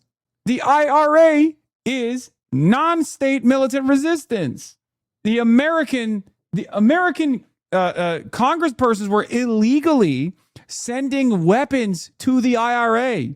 That wasn't that long ago. I think the real answer is, in general, most Americans just don't believe in non-state militant resistance when it's black or brown people doing it, especially against what they perceive as a white state actor. Okay? Man, you always say this, but it's not true. Most Americans did not support the IRA. Irish Catholics supported the IRA broadly and sent a ton of money. Yes, but I think there was a reason for why this was overlooked by most Americans, is what I'm saying. And that's because they did not have, they saw it as like somewhat justifiable. There's no other comparison. There's never been another comparison of this. I think in general, most Americans just do not believe in militant resistance. It's a dissonant position, but it's sincerely held one by most people. I would say at least 2/3 of people who hate Israel, support Palestine, do not support arms resistance. It's not just something that Americans believe, even though that makes no sense. Our analysis fails when we believe every dissonant position is a cynical one. Oh, I don't believe every dissonant position is a cynical one. Yes, it's liberalism. Liberalism is the hegemonic monoculture that Americans, by and large, believe, and liberalism is a idealistic notion of the world where you think that the pacifist approach is the only one that is successful. That's precisely the reason why even MLK's history has been revised and whitewashed. And when you know, most people talk about Malcolm X, they basically treat him like a fucking terrorist, right? MLK and Malcolm X exist together. You understand? They exist together. They were different facets of the civil rights struggle. One cannot exist without the other. There's no success with just one over the other. It's that simple. The point I'm trying to make is our culture lionizes the concept of peaceful protest above all. Yes, I recognize that. And I also do recognize, for the record, I do recognize that there's this understanding. There's this understanding in the American masses of permanent pacifist resolution. Only nonviolence is what gets the job done. It's a falsehood. It's a falsehood that has been carefully reinforced through our social conditioning. Yes, this is true. So I don't disagree with you. I do think that most dissonant positions come from that failed understanding and not from a cynical perspective where someone knows, like, yeah, you got to be violent at times, but also I'm just, personally going to make sure that I'm like cynically committing to peaceful resolutions only. Yes, there's also the difference between state violence versus non-state actors as well. Americans have been taught that state violence is usually permissible or permissible at all times, as opposed to any kind of resistance against state violence is not permissible. We've seen a version of this with the Iran retaliation. Americans are more comfortable with the Iranian state fighting back against us because it's a fully fleshed state than Hamas was fighting against the Israeli occupation, or Hezbollah fighting against the Israeli occupation. It's so strange, but that is embedded in our consciousness.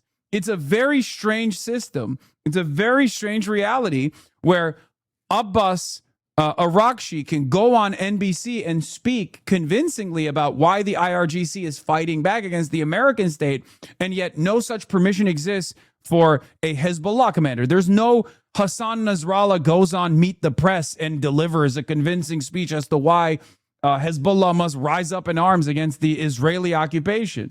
Isn't that crazy? That's crazy. That's a crazy thing that exists, that has happened already. Okay? Operating under a nation state flag that is backed by the United States, and you're saying that there is no condition under which a Palestinian has a right to kill. It's not crazy. Americans don't support those. They see us casting the first stone. Yeah, they're wrong about that. But it doesn't even matter. I'm telling you. Because if that was the case, they would be fully in support of fucking the Houthis, for example. They would be fully in support of Hezbollah. They would be fully in support of even Hamas. But they're not. And there's a reason for that. Part of it is because they falsely think that the Palestinian resistance cast the first stone. But the other reason is because Americans, by and large, do not recognize non-state actors, even if their concerns are valid. Okay? Soldiers who are posted at military bases enforcing, by murder and forced starvation and deprivation, an illegal occupation of Gaza. That's what doesn't make sense to me. I don't see how you reconcile those two positions. Because I think that the armed resistance is only going to be ineffective given the power differentials. It's similar to what Gandhi thought in terms of how he took on the British Empire, and that having a moral force of civil resistance and appealing to the world's conscience is going to be much better chance of getting dignity and peace. 2019, the Palestinians organized the Great March of Return, which was a mass nonviolent mobilization at the gates of the concentration camp walls and fence in Gaza. And you know what Israeli soldiers did, Representative Khanna? They had a competition to who could shoot the most kneecaps of Palestinians. Well, I think that the IDF also took ownership over that, and then they deleted it too. Those were backed by Yahya Sinwar, the head of Hamas. So there's a track record and there's a context. You're talking about tactical issues. The Palestinians have tried that. The Palestinians did. Well, I try think that I think opinion is down. I think opinion is shifting now in America, where those kind of approaches would get a better reception in the United States. Those kinds of approaches would have gotten a better reception in the United States back then. It's just that there was no coverage over it. But at the end of the day, it doesn't matter. Why did okay? Then this is an unironic defense of Yahya Sinwar's, mentality. Why do those kinds of why would the peaceful resistance now get a better reception in the United States? Because more Americans are aware of the conflict. More Americans are aware of the severity of the crisis. More Americans are aware of Israel's actions. Why are they aware of it? Well, because October 7 happened, and then Israel's unbelievably violent and disproportionate retaliation against the people that they are a belligerent occupier of made people aware of it. That was unironically the Yahya Sinwar position. So, in any case, this inconsistency, I'm glad it's being talked about. Because I hope that this doesn't discourage others from leaning in to a deeper understanding of this conflict, and then becoming more courageous in their moral conviction in the process. Shireen Abu Akleh. I mean, this is also like Joy-Ann Reid, for example. Joy-Ann Reid straight up is to the left of Ro Khanna now, which is awesome to see. I love Joy. She has been phenomenal on this issue. I mean, she literally lost her job because of her bravery on this. Okay. Of course, she's now an independent media figure, and therefore she has more liberties, more time to learn about the issue deeply, which she clearly has, and more liberties to discuss this at length. But once again, this is not a defense of Ro Khanna, but there is definitely more room to grow here. And I hope that Ro Khanna's position does evolve on this issue. Yes, my coworker, Joy-Ann Reid. I believe she was killed during President Biden's administration. And this is where people feel a bit challenged, because the pro-Israel lobby operates in both parties, and they have a lot of control because they're providing a lot of money to be. I'm gonna be honest, I love listening to her talk about this stuff. It's awesome. Blunt, for people to get reelected. And so when when a Mexican national, Mr. Salgado Araujo, was killed in Texas, the president of Mexico immediately responded and threatened to take the United States to the International Criminal Court over it, and to say that we're going to bring international law to bear to protect this person, this father of five. I don't recall President Biden ever saying anything of the sort about Shireen Abu Akleh. I don't recall even Democratic presidents saying what you just said to Israel, whether they're Democrats or Republicans. Can you understand why that would be? They were basically fine with Israel having total impunity. I mean, it's not just Biden presided over a genocide in Gaza giving aid. He never demanded the justice for the Palestinian American journalist. And just today, a former colleague of mine, Kathy Manning, is out with a video saying, "I'm glad Khanna and the other Americans are safe, but I have to say that this was a PR stunt because I didn't go to Israel and I just went to Palestine." So my own party, Democrats, are not willing to say the obvious, which is that you can't detain American citizens and threaten them for violence. And if people don't understand the West Bank fully, and it's hard to, I didn't understand it till I was there, think about ICE in this country operating with impunity against people. As much as I find Ro's answers insufficient, I still think it's good he's doing these interviews. Yes, that's my position as well. And I think he's movable. I'm always going to be endlessly charitable to a fault, and people get mad at me for that. But I also take a very pragmatic approach here, a very pragmatic stance here, where it's like, I'm not saying he's going to be the movement leader. He has to, if he wants to be a movement leader in this regard, then he has to do a lot more learning, and also be a lot more convincing, and also demonstrate moral courage. Okay. There are plenty of people that we have on our side on this issue that are already there. Okay. I don't want to go through the gamut one more time. You know my fucking candidates, okay? Our candidates that we have worked to get elected. They were already there. They have the knowledge. They have the moral courage. They have the moral conviction. They've already been there. Now, it's important for us to try to move people that were there already. Okay? Exactly. Why is Jeremy acting like a pissy bitch to row? Dude, take a week off.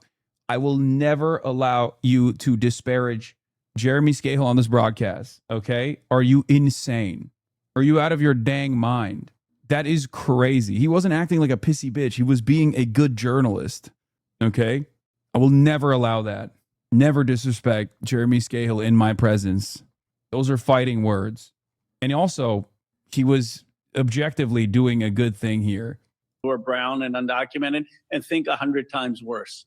And that's what you have basically in the West Bank. The IDF just with total impunity going after folks.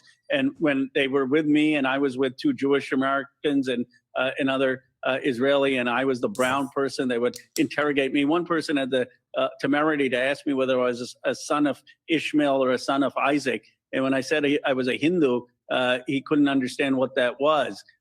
It just a total a racial system of profiling and reminding me of the Jim Crow South. Of course, I didn't experience that. What I read about, where the police would be on the side of the segregationists attacking black freedom fighters, and the police was basically aligned with the segregationists. Here you have the IDF aligned with the extremist settlers. And it needs to be called out. This is what is infuriating about some of the conversation, because it always says, well, let's have a dialogue and talks between Israel and Palestine towards peace. There first needs to be a stopping of the injustice that Israel is inflicting. That doesn't require dialogue for Israel to stop enabling extremist settlers that are killing Palestinians. That requires American leadership and an American directive, and it would change tomorrow, and these people know it. My dad is taking advantage of the 80-degree and sunny weather and going in the pool. Sometimes I don't notice Hasan left, and I think he teleported. Yeah, he did. I did. All right, let's get back to situation monitoring now, folks. A lot of situation to be monitored still. America and Iran are trading blows. What is this? I was watching the Hasan derangement syndrome vid, but I was thinking Hasan just seems like a swell guy. Thank you. We got to get the embody chair back. I know, we're trying to fix it. You have a pool, rich boy? Yes. I have a pool that I've been inside of, I think, once or twice since I purchased this home. I'm trans Euro. Should I be scared about oil shortages? I can walk. I'm trans Euro. Should I be scared about oil shortages? I can walk everywhere now. What? Trans Euro? What does that even mean? Like, you're European and also transgender? Like, what? Were you assigned American at birth, but now you're European? You've transitioned into being European? Like, what does that mean? You don't like swimming? No, I love swimming. Just not in the ocean. A jump in oil prices in 6 years. Why?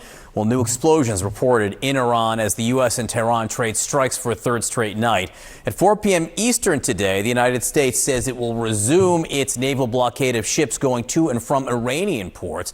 President Trump says the U.S. will become the guardian of the Strait of Hormuz. He also announced plans to... Yes, we're going to talk about Haley Stevens paying influencers $1,500 to say positive things about her. I hope the open mind on Palestine leads to the open mind of reparations. Yes, that too. Implement a toll, charging 20% of the value of cargo on ships as a reimbursement to the United States. That is in direct contradiction to things that his vice president, the Secretary of State, the Secretary of Defense, the Secretary of Treasury have all said. Let's get to CNN's Betsy Klein at the White House for the latest on what you're seeing this morning, Betsy. Well, the White House clearly watching those gas prices very, very closely with no signs of de-escalation for this conflict. The U.S. launching a third consecutive night of strikes across Iran responding in kind with attacks across Gulf states. But the Strait of Hormuz, that critical oil thoroughfare, continues to be the main point of contention here. Prior to this conflict, no one had full authority over this waterway. Iran now using it as a key point of leverage as President Trump announces that he will reimpose that blockade on all ships traversing to and from Iranian ports. He also says that there will be a 20% fee for all commercial vessels going through the strait that he says is for the U.S. provided security in that very dangerous area. Now, officials have previously said that it's really unclear if this can work. Secretary of State Marco Rubio has flat out questioned whether this comports with international law. President Trump himself had previously said that it's an international waterway and he didn't want tolls. But as we think about a path forward to this conflict, I just want to draw your attention to recent comments from President Trump about this memorandum of understanding. That is that now defunct peace agreement signed just about a month ago. When he signed that agreement, the president touted it. He said that it was an agreement that achieves everything he set out to accomplish. He pointed to Iran never having a nuclear weapon, the Strait of Hormuz being open, as well as ending this conflict. But listen to what he said about that memorandum of understanding just yesterday. It didn't look. Memorandum of understanding when you're dealing with sleazebags don't mean much. And they don't mean much when you're dealing with honorable people, too, because it's a memorandum of understanding. It doesn't mean much. And I said, why are we even, it's a standard tactic in the U.S. that you go to a memorandum of understanding. And I love what he says. A memorandum of understanding doesn't mean much when you're dealing with sleazebags. He's not wrong. It's just not the Iranian side that's a fucking sleazebag. It's you, dumbass. Yeah, it's an admission. It's just an admission. That's what this is. then you go to the deal. I said, just go to the deal first. But you know what? It was sort of a test, and they weren't there. Those comments raising major questions about the strategy going forward, and all of this. It's also kind of funny because he from what I understand, that was like a late night post when he was like, we're going to charge 20% to be the guardians of the galaxy. And then everyone was like, that's the dumbest thing you've ever said, Mr. President. And now he has to like back away from it. But fear not. He will probably arrive at that position again tomorrow when he feels annoyed. It's awesome, though. We are led by a fucking moron. Okay? We are led by a fucking moron. A baboon with a child's brain. We are losing the war. We are losing the battle. As I've said from before, at this point, this is not about like coming to a peaceable conclusion, a managed resolution. This is just about stopping the bleeding. Okay?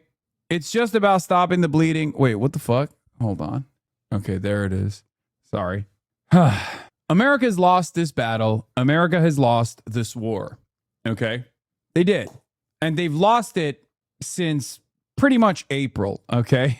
They lost it when they started it. They lost it when Iran turned around and said, okay, Strait of Hormuz is ours now. Sorry, bye-bye. And since then, we've just been bleeding. And at this point, it's just about stopping that hemorrhaging, stopping that bleeding. And the faster we arrive at a managed conclusion, a managed resolution, a memorandum of understanding, a permanent cessation of hostilities, the faster we can move on with our lives, the faster we can try to solve the compounding crises that are coming out of this chaotic environment, this quagmire that we got ourselves into. So it's very stupid. It feels like we're seeing something real. We're all in this community, in the Piker Broadcasting Service. We have been paying close attention to the situation in the Strait of Hormuz, monitoring the situation, and we understand what's going on, but the average American does not. Here is Hazam al-Assad. Says to the taxpayers in America, if the Bab el-Mandab is closed, as Hormuz was closed, and oil exports from Yanbu stop as they stopped from Ras Tanura, then how much, one wonders, will the price of an oil barrel reach? Your criminal administration uses the Saudi regime as a glove for its filth and cheap tool to ignite wars and crises in the region. But who will pay the price in the end? And first and foremost is the American citizen. You will swallow the consequences of your administration's aggressive policies just as others swallow them today. Now, of course, this is wrong. Americans don't actually understand or even receive the negative backlash of the American state's actions for the most part. That's why they're oblivious. That's why they don't know who the fuck the Ayatollah is. That's why they can't point to Iran on a map. They don't know anything. Our proximity to the conflict historically has allowed us to be oblivious to the violent desires and the violent actions that we have committed all around the world. All we know about is burger, and the only thing we can understand is gas prices going up. And for most Americans, they're still going to be oblivious to who made the gas prices go up, but some, hopefully, will come to the recognition that it was our actions that made the gas price go up, and therefore the burger price go up. Okay? That's the issue. The average American is utterly clueless about what's going on. They just kind of respond to stimuli. They go, oh my God, gas prices went up $1. What the fuck's going on? That's the average American. George W. Bush era political discourse sounds like Cicero compared to this shit. Exclusive. Nick Shirley reveals what a congressman told him at the White House's UFC Freedom 250 event. He said, because of all the fraud that you've exposed, essentially the war in Iran has been free because of you. Care to explain yourself, traitor? Yes. What, do you guys forget? Yes. Gillibrand 2020, baby. I fundraised. I gave a singular dollar to the Kirsten Gillibrand campaign as a meme in the year 2020, our holy Lord. Not employed. It's true. I'm a Democrat sheepdog, baby. You already know. Do you think the same distance with Iran argument will not work the same way when we go in and try to take Cuba? I just don't even want to think about that right now. But no, I think Americans are distant by proximity, but they're also distant in general. They're spiritually distant from the actions because there is a wall between foreign policy and domestic policy. Gaza has changed that a little bit, and that's a good thing because there's never been a real separation between foreign policy and domestic policy, right? There's not a real distinction because all of our productive output goes to our foreign policy and the military industrial complex. And that takes away from the expenditures on the domestic level. That shifts our attention away from things that we could be focusing on at the domestic level. It's still the same money, right? Having said that, it's only until recently have we started discussing the connection between foreign policy and domestic. Abdul Al-Sayed does a really good job of saying that. He says, look, like no money for war, money in your pockets, Medicare for all. That's the easy to understand message that most Americans can get on board with, especially when there is an inflationary crisis that they've experienced and they continue to experience, and it's seemingly going to get worse. Okay? Time to carry the flame. Oh shit, level 1 hype train. Yes, if we get to level 10 hype train, we will carry the flame as always. Yeah, especially for us as business-minded folks that really care about business and international shipping lanes. As you can check the suit, peep the suit. What does this tell you? I like business. What kind of business? International commerce, specifically transiting ships through the Malacca Strait and then parking them in the beautiful ports of the nation state of Singapore. Okay, I love Singapore. Singapore is my life for Singapore. I love doing commerce. I love doing business in the great nation of Singapore. Now, of course, as a community full of like-minded international shipping magnates who love the nation state of Singapore, we have our concerns because unfortunately the nation state of Singapore has shown us that perhaps they don't necessarily care about making sure that they follow through on the application of the law, specifically cyberstalking statutes, specifically defamation statutes.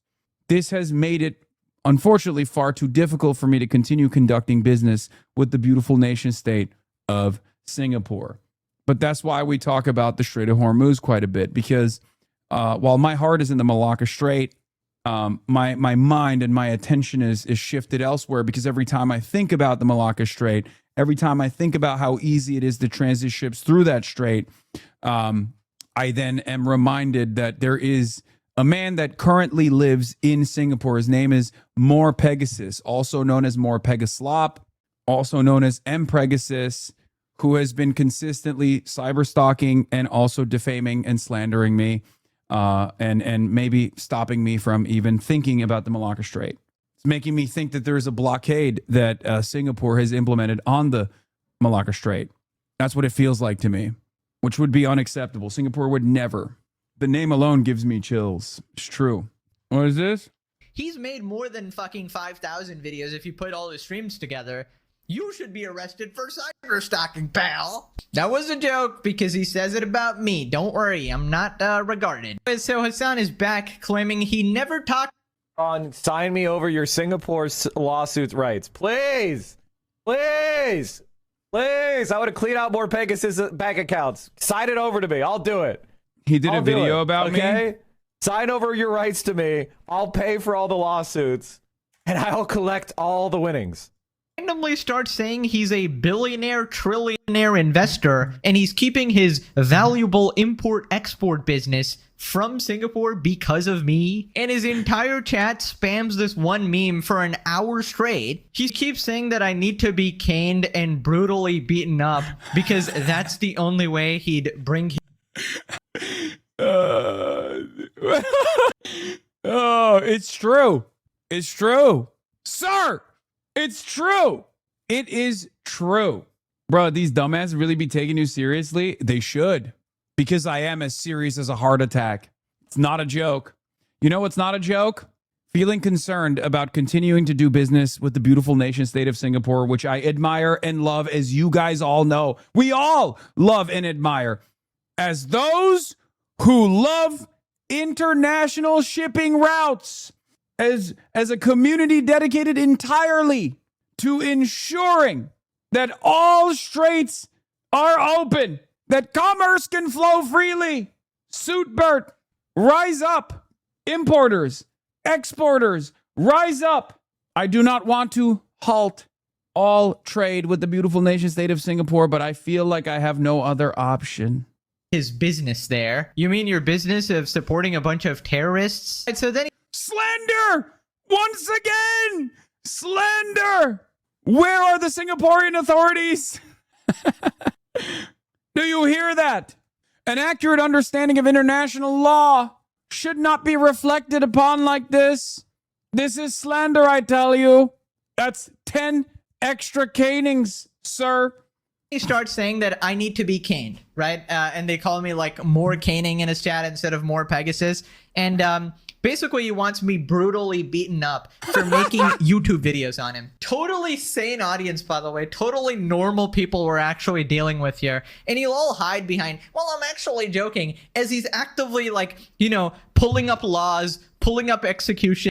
Do you feel a little bit concerned, my good sir? Is that what's going on? Is that what's going on? Do you feel a sense of worry? Perhaps you're a little too thin-skinned. Is he calling Singapore insane in a joke? That sounds very anti-Singaporean. Yeah, I'm beginning to notice a trend here. The level of disrespect that more Pegaslop is showing to the beautiful nation state of Singapore and its laws and the application of its laws is quite concerning. It's a secondary concern. Now, the primary concern I have, of course, is the fact that I want to do trade in the beautiful nation state of Singapore. I love its ports. I love shipping. I love international commerce. You all know this. I'm wearing a suit. It's obvious, right? The problem is I can't because I'm worried that they're not fully applying the law, okay? It's a significant business concern of ours, not just mine, but the 27,258 of you in here that are also international shipping magnates. Now I'm doubly concerned. Now I'm doubly concerned because, here you go, here's a shake. My life for Singapore, I dream of Singapore, I dream of living there. I live to do commerce, I live to do trade with the nation state of Singapore, and a full-blown application of the law is necessary here for us to feel more confident in continuing our trade relations with the nation state of Singapore. Pulling up fucking social media accounts, legitimately getting his fucking fans to spam like at these Twitter accounts or whatever. Known for its ports. Dude, no joke, this guy unironically does this for the entire stream. He thought this was the funniest joke of all time. He was It seems like we do find it quite funny. It seems like you don't. What happened? What happened? Guys, I thought Legalize comedy. I thought comedy was legal now. Legalize comedy. It's like, damn, my stream is so dog shit and so boring, and I'm so unentertaining. My viewers are constantly leaving. I need to talk about Pegasus. I need to up those numbers, Let me talk about Yeah, that's right. the ports. Let me talk about Singapore. And he's like flailing around, like flopping like a fish out of water. And he's like, oh shit, I need to take somebody else down with me. I will admit, I think between myself and more Pegaslop, there's only one person. There's only one person who's flopping around right now, and it's the guy who's like, I don't like these jokes. Please stop telling them. Yeah, this could be you. Stop playing with your meal. Bloomberg News retracted a story about the Singapore property market originally published on December 12, 2024 to comply with a court order after a Singapore judge found that the article was defamatory of two senior government ministers. Bloomberg contested the accusation in court. Wow, this just happened. Wait a minute. This is giving me a little bit more confidence. This is an interesting development that's taking place in the beautiful nation state of Singapore, which I love and admire and would like to continue doing trade in. This just took place July 14th, 2026. It seems to me like Singapore is a nation of laws, is a law-abiding nation, is a nation of laws and order. Singapore law firms are extremely expensive and their law system don't play around. Pegasus would be cooked really fast and lose badly and get at least 2 years in prison. That was, of course, a cigarette, which I will be throwing out in a bin. I would never discard of trash in the beautiful nation state of Singapore by throwing it to the ground. I would never do that because I respect the laws. I respect the rules and laws in the beautiful nation state of Singapore. However, it seems others do not. I would never chew gum, never do that, but it seems like this defamation has gone on for far too long. Desperately trying to claw at anybody, any of his haters, I suppose, which is like everybody. And I guess I'm just like a prominent one, I guess. We do Singaporean arbitrations all the time. Let's get him. If you hire me to run your Singaporean litigation, I'll give 500 subs. That's crazy. You're going to give me money to hire your law firm to sue more Pegaslop in the beautiful nation state of Singapore? I'm too entertaining, so he thinks he needs to take me down. And you gotta love his like deranged chat, dude. Get him caned. We're just joking, guys. We're just joking. Get him caned. Get him executed. Of course, perhaps even more canings. That's my new name now, apparently. And the funniest part about all of this, on the 0.0001% chance that this deranged psycho is even allowed into Singapore, you would be the one more likely to be caned in this scenario, I'd say. What? Singapore? The beautiful nation state of Singapore. Do you see this? He is issuing a direct threat saying that I would not be welcome, that my money is no good. Look at the suit. I am an international shipping magnate. I move assets to the tune of billions of dollars daily, if not weekly. Now this man is not only slandering my good reputation, but also the good reputation of the nation state of Singapore. He is no longer just defaming me. He is defaming the nation state of Singapore. That, to me, is unacceptable. I was about to book a 20K trip to Singapore and infuse cash into the local economy, but now I'm traveling to Japan instead. Many such cases. Many such cases. So I don't think people get executed for making YouTube videos. That's more likely for drugs, you fucking moron. He must be on drugs if he is saying such things. I don't even understand it. My home state of Louisiana just announced the first ever 5 gig meta data center. Please help me bring awareness to it. Oh, you're cooked. I'm going to Brian kill me. What is this? It sure seems like many people on the far left throw the term establishment around when they'd rather be using the N-word instead. Jasmine, for us, clap, clap, clap. I do really appreciate that he's very mad that we're cracking jokes. He hates that we're cracking jokes. He does not like it, which of course is going to only make me want to do it more. So thank you, more Pegaslop. I hope if I'm ever frantically treading water on video like this, a loved one will do me the favor of telling me to turn off the computer and go outside. I was hoping to enjoy a visit to Singapore, as I hear their tourism industry is amazing. However, individuals like more Pegasus makes me uncomfortable. How am I to know if I would want to invest further in the land when I can't even visit in fear of this unstable person? I agree. An unstable slanderer of epic proportions. An unstoppable force of slander. It also calls into question the integrity of the Singaporean system, right? Like, I think it's one of the best systems in the world. I love it. I want it. I want to live in it. I want to, trade assets with it. But when I see the law not being abided by, the law not being applied, it calls into question the integrity of the whole system from my perspective. And I don't want to believe that Singapore would ever let a crime like this. Not only did Bloomberg lose, they had to pay 170. Okay, I'm licking my lips now. Bloomberg loses landmark libel case in Singapore. A judge ruled in favor of 2 Singaporean ministers in a closely watched defamation trial seen as a significant test of the country's libel laws and their implications for press freedom. Not only did Bloomberg lose, they had to pay $177,000 to each minister they defamed. Few topics in Singapore are as fraught as the soaring price of the city-state's coveted multi-million-dollar bungalows and the identities of those buying and selling them. In December 2024, Bloomberg News published an article reporting that Singapore's ultra-rich were acquiring these trophy properties through opaque trusts without filing the disclosures that would have made the purchases public. The article identified 2 government ministers, one who had sold his bungalow and another one who had bought one in transactions each worth tens of millions of US dollars. Within days, the government invoked Singapore's so-called fake news law, ordering Bloomberg to place a correction notice atop the article declaring that it contained falsehoods and directing readers to the government's official fact-checking website.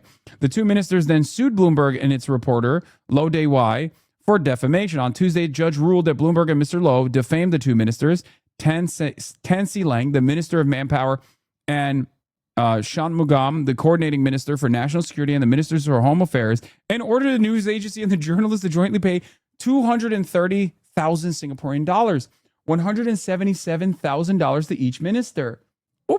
During the trial, which began in April, neither minister disputed the accuracy of the reporting on their property transactions, but their lawyer argued that the use of words like shrouded, secrecy, and cloaking to describe Singapore's luxury real estate market hinted at impropriety.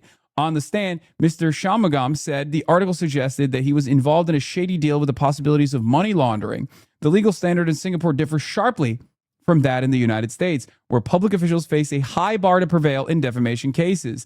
In Singapore, by contrast, courts have held that cabinet ministers are entitled to the same protections as private citizens.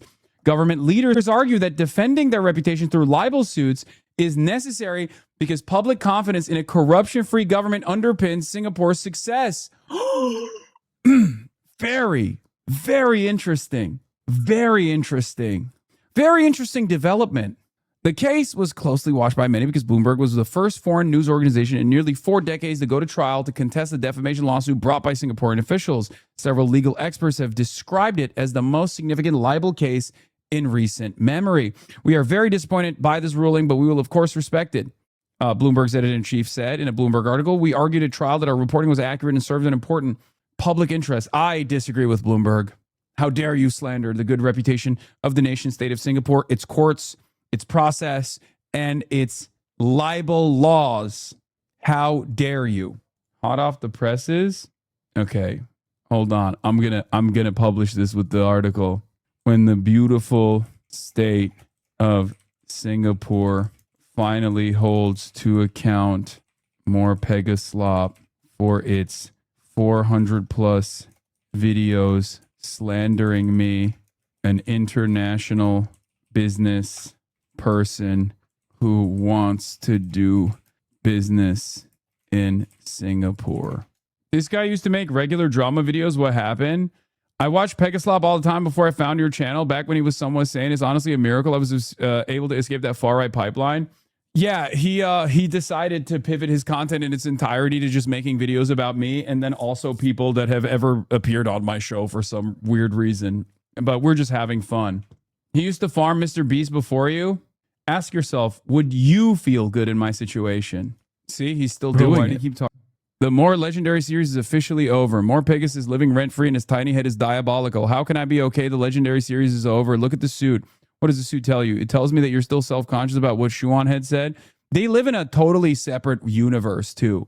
Like, it's very strange.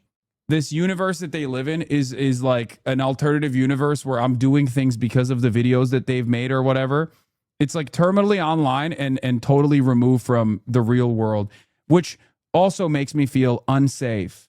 It makes me feel unsafe. It feels like defamation. It is defamation. As a suit wearer, it's very clear that I like business. Bro, you didn't even know he existed? I know. But now I do.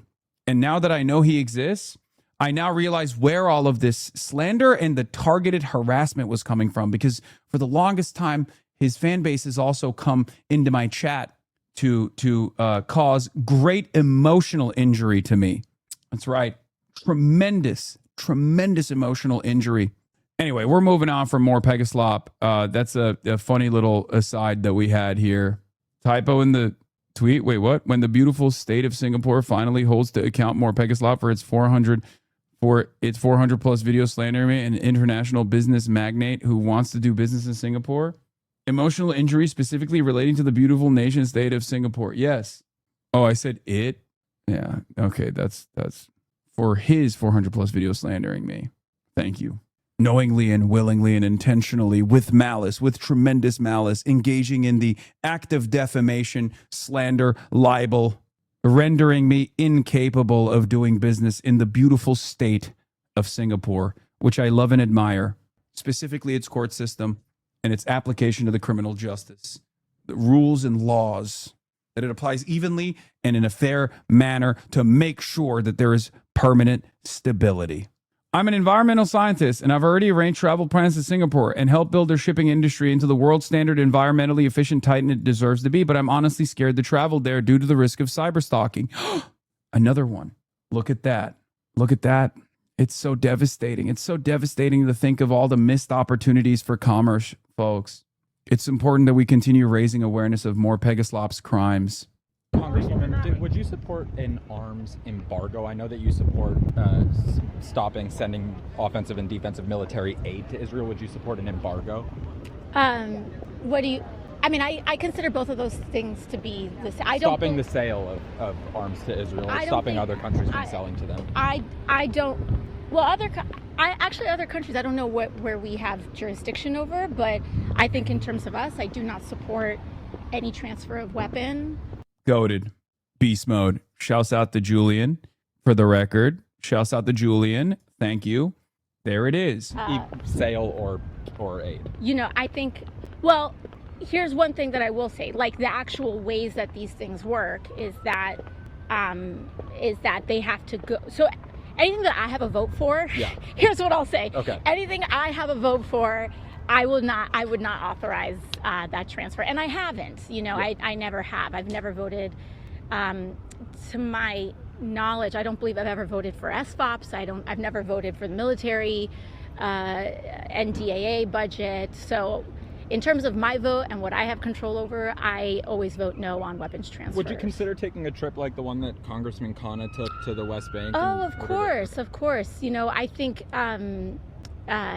many years ago, Netanyahu prevented Congresswoman Tlaib and Omar from entering. And so I had stated years ago. I think things are moving. Things are moving. It's not bad. Yeah, it is funny. Matt Petty also called this out. It's something that I also brought up when talking to Ro Khanna, and I'm glad he wrote about this. He says, it's actually very weird that Democrats are treating banking sanctions on Israel as a less extreme measure than an arms embargo, and Rahm Emanuel's the only one honest about the implications. Rahm Emanuel literally went to Tel Aviv University and was like, what do you think banking sanctions are going to look like if we implement them? Which you deserve, by the way. Every bank has a fucking a branch in the West Bank. Every Israeli bank would be sanctioned. Targeted sanctions would destroy the Israeli economy. Yes, and I'm fully in favor of targeted sanctions on the Israeli financial system. It's fucking beast mode, but it's also, you know, in some instances, bare minimum. It's beast mode for Congress, but it's bare minimum for humanity. Two prominent Democrats visited the Holy Land over the past few days. Rahm Emanuel, chief of staff to the former President Barack Obama and the son of an Israeli independence fighter, gave a speech at Tel Aviv University about how the U.S. can stand shoulder to shoulder with Israel on the long journey towards peace. Meanwhile, Representative Ro Khanna was visiting a Palestinian village in the West Bank when his car was held up by an Israeli settler militia. The Israeli army says it dispersed the militia, let Khanna through. Khanna says the army was lying and that the soldiers took the settlers' side.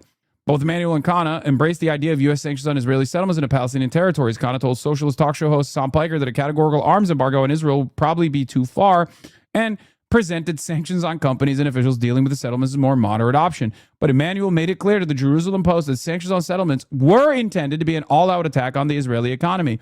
You want to pursue a greater Israel, he said, referring to a term for the Israeli maximalist vision. You pay full price for it. Everything. That's a choice you make. Sanctions are one of the most powerful but misunderstood tools of U.S. power. In their rush to realign the U.S.-Israeli relationship, Democrats and some Republicans risk getting ahead of their skis. The ambiguity over the word embargo, for example. An arms embargo means that the U.S. government would decline to provide the Israeli government with any weapons. A trade embargo, on the other hand, would involve the U.S. government using its enforcement powers to target private civilian businesses in Israel as a form of indirect pressure on the government. These sanctions have a spotty track record in other countries, and even in theory, they only work by causing huge collateral damage. In Israel, it would be a trade nuke, okay? Because Israel does not exist without the United States of America. I cannot stress this enough. Without Western support, there is no Israel. It's bye-bye Israel, okay? That is the level of leverage and power that we have over this supposedly quote-unquote sovereign nation. But the fact that the fact that the tail is now wagging the fucking dog is unbelievable to me. They have grown too big for their fucking britches. It's time to knock them down a million pegs, okay? That's it. This is why it has always been one fucking phone call. I know it's like symbolic that I make that reference, but it's the reality as well. Okay? That's it. That's it. Israel does not exist without unconditional and full-blown American economic support and military support. It does not fucking exist.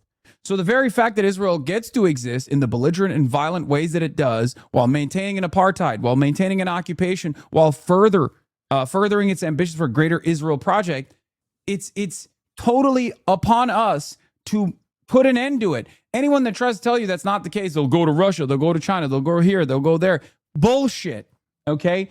Bullshit. First of all, you think China is going to be like, okay, we'll take over the role. There is 0% chance that they would do that. The only reason why they're not doing anything or saying anything is because of American support. Once American support goes away, Israel becomes a real country, a normal country, one that has to abide by international rules and international standards. Okay? It's that simple. The main Israeli-Palestinian lightning rod in U.S. politics used to be aid. Israel was the largest foreign recipient of American taxpayer money since World War II. $380 billion plus, by the way, in the 80 years of its existence, of its violent existence. The debate is more or less over, as the Israeli government itself is asking to end direct U.S. subsidies. The pro-Palestinian movement has moved towards demanding a full arms embargo, stopping the U.S. government from sending weapons, whether they are paid for by the American or Israeli taxpayers. Indeed, polling shows that most Americans oppose sending weapons in general to Israel. A new policy pro-Palestinian lobby group founded by two officials who resigned from the Biden administration argues that the U.S. should use arms sales as leverage to change Israeli policy. The Institute for Middle East Understanding Policy Project, another pro-Palestinian lobby group, claims that any weapon sales to Israel would violate U.S. arms control law, which forbids arming militaries involved in large-scale torture or wars of aggression, which Israel is involved in. These critics are right that the U.S. government has a lot of leverage in this regard. The international arms trade is not really a free market. U.S. weapon sales are either done by the Pentagon itself or are carried out under direct control of the State Department. They often come with long-term U.S. commitments. Saudi Arabia, the largest customer for American weapons, gets U.S. training and support, including American maintenance technicians on the ground with its purchases. To replace direct U.S. aid, Israeli Prime Minister Benjamin Netanyahu is pushing to fully integrate the U.S. and Israeli supply chains, and a bill to that effect is about to pass Congress despite attempts by Kana and Representative Thomas Massie to stop it. Some Democratic proponents of the continued U.S. arms sales to Israel, such as slow, boring editor Matt Iglesias, argue that cutting those sales would hurt American manufacturing jobs. That's not an entirely honest argument. There is, in fact, an excess of demand for American weapons around the world. In many ways, Israel has been allowed to push ahead of the line. The U.S. government guarantees that the Israeli military can receive preferential access to American ammunition. The war reserves stockpile allies Israel. Okay? The U.S. is dispensing munitions to Ukraine and Israel faster than they can be replaced. Baba, ya hiç konuşma şu anda baba. Yani bir şey yapıyorum. Sonra konuşuruz. Biliyorum. Okay. Anyway, the Pentagon, where was I? Is your dad naked? Yes. Okay, Kaya is escaping. Where were we? They often come through long-term U.S. commitments, full integration. Boring editor Matt Iglesias argue cutting those sales would hurt American manufacturing jobs is not an entirely honest argument. And better weapons than its neighbors, the qualitative military edge mandate, while other countries are stuck in a backlog. If Israel doesn't buy those weapons, someone else will. There's more to the argument that U.S. leverage is overrated. Comparing Saudi Arabia to other case, former Pentagon officials Elizabeth Dent and Grant Rumley wrote in 2024 that cutting off arms sales has proven to be a fickle tool of coercion.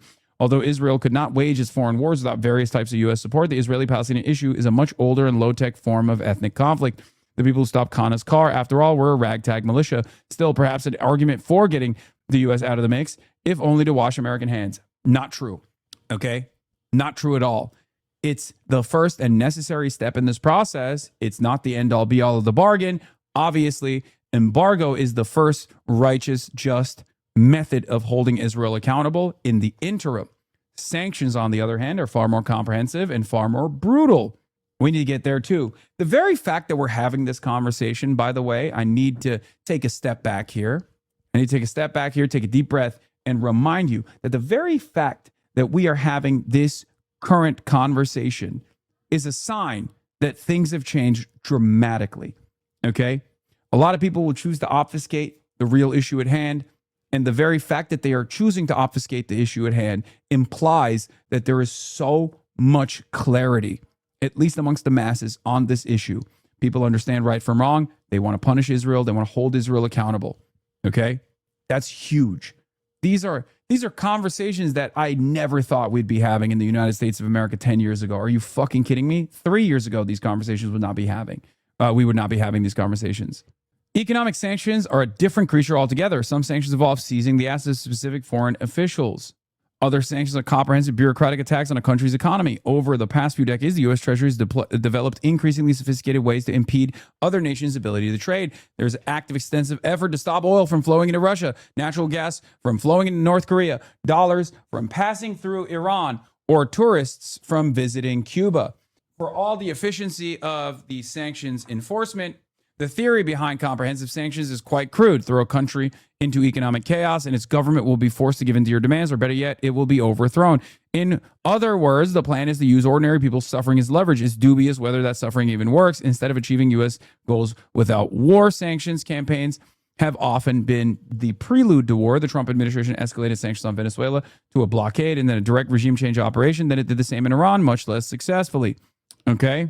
Emmanuel and Khan's proposal for settlement sanctions is supposed to be a smarter, more precise form of economic pressure. The two Democrats have named a specific target set, officials, construction companies, and banks, and a specific behavior dealing with the settlers in the West Bank that the targets can cease in order to escape punishment. In theory, the plan is well tailored to its goals, especially since the settlement movement relies much on American money. The issue with the settlements is a property dispute at heart, but the campaign could easily escalate into sanctions on the entire Israeli financial sector because of how many banks deal with settlement real estate. Emmanuel at least admitted that risk existed, perhaps a way to rattle his right-wing interviewer. Khan, on the other hand, portrayed economic sanctions as a less extreme measure than an arms embargo. He either did not fully understand the implications of his proposal or wasn't completely honest about them, neither of which is a good sign for how it would be implemented. Democratic critics are right that the U.S. involvement, especially military aid and arms dealing, has enabled violence and tyranny across the Middle East, even if ending that meddling isn't sufficient to solve all the region's problems, is a necessary step towards lowering the temperature. And yes, the reason why we're reading this is because AOC is now in favor of a full-blown arms embargo to Israel, complete restriction of arms to the nation state of Israel. That as long as they were opposing entry to them, but I certainly would be open to visiting and would be happy to. You know, I've never taken an APAC funded trip, and I don't take. Seems fun though. Yeah, I mean, I don't know about that, but you know, I've never taken like those kinds of. The fuck, dude? What the fuck was that? All right, we're back. That was fucking weird, man. That was weird. M Israel high, ladies and gentlemen. I just want to repeat that one more time. Israel is the best nation. It's the tiny nation. It's the only nation that matters. I got hit with a fucking EMP, basically. Not sure exactly what took place there, but it just like completely knocked me out. Yeah. Big Yahoo, you're my king. Big Yahoo, you're the best. Itamar Ben-Gvir, you're hot. What have you been doing? sanctions on the state of Israel, no one could ever suggest such an anti-Semitic thing. I certainly would never do that here at the HasanAbi broadcast. My position is very clear. I love Larry. I love David Ellison. I love the nation state of Israel. I love all of its loyal soldiers and servants. I myself wish to be a servant of the state of Israel. Okay, now that we got that out of the way, let's continue. Beyond, of course, what happened to Congressman Khanna is unacceptable. And also, we need answers on the murders of many U.S. citizens at the hands of settlers and the Israeli government. We still do not have accountability on U.S. journalists and other people. And so I think absolutely, we needed to have been instituting these sanctions in a much harsher way for a very long time now. All right, thanks. Thank you. Okay. Apparently Joe Kent is against the merger of the militaries. Yeah, no shit. Who the fuck would be in favor of it, dude? I mean, I know who's in favor of it, the entirety of Congress for the most part, but like most American citizens are oblivious to this happening. There's not a lot of coverage from mainstream outlets that this is even happening at all. And there's a good reason for it, because if more people were aware of what was happening, they would find it to be as perverse as we do. Why would any American be like, oh, this country that has fallen out of favor, this country that's done a genocide with our tax dollars that requires unlimited amounts of support, that country should merge its military with ours? Dude, listen to me. If fucking Ukraine made this demand, Americans would be up in arms. Okay? If Estonia made this demand, Americans would be up in arms. This is a ridiculous demand. This week, the Senate will vote to merge our military's most sensitive and secretive capabilities with Israel. This merger is buried within the massive NDAA, and they're hoping you won't notice, says Joe Kent, former CIA. Merging our military with a foreign country is a treasonous betrayal of our sovereignty. Call your senators and tell them to vote no on the NDAA until the merger with Israel, Section 219, is taken out. Tell them that we will never support merging our military with a foreign nation. The Senate switchboard number is 202-224-3121. Here's Benjamin Netanyahu openly talking about how wonderful it is on Fox News. Benjamin Netanyahu went on Fox News to talk about how great it is. Senate Dems under the leadership of Senator Chris Van Hollen unite to block the NDAA from moving forward because of its provisions that deepen U.S.-Israeli military and intel relations. This is remarkable and further evidence that the U.S. is moving away from Israel. Mr. Prime Minister, do you have a timeline by which you would like to see that U.S. foreign aid down to zero? Yes, it's military aid, actually. We were talking about beginning it this year and going for 10 years, but we might shorten it. And that was something, by the way, that I did when I was first elected and came to Congress. We had financial, not military support, but financial aid to Israel. And I said on my first speech before the joint session of Congress that we're going to bring it down to zero. And we did that in 10 years. Every year went down until it finally disappeared. We could talk about that model. It's nice to see the American president speaking to us from Israel, about Israel, too. It's always nice to see the real American president show his concern for the foreign nation of Israel. It's clear that he cares about our allies. This Israel country must be a profoundly important ally if the American president, the real American president, is talking about it like this. Talking about that with the administration right now. Well, Prime Minister, will that drawing down of foreign aid from the United States to Israel be compensated by the proposal to have a merging of some sort between our Pentagon and your military? Yeah, I'm calling it from aid to partnership. So we take away the money that is given to Israel, which is one part. But the other part is we co-invest in equal measures in the new technologies that are needed to give our military and your military the advantage. So there are some unbelievable projects. So we invest jointly and take the fruits equally. You move from aid to partnership, and I think that represents what Israel is. And remember, the other thing is that we share with America unbelievable intelligence to save American life. General Keegan has said that when he was working in American intelligence, what Israel was giving the United States was worth, he said, 5 CIAs. Now, I don't, I'm not trying to be mathematically exact, but Israel's contributions to America's defense are important. Our technology is incredible. And since you're...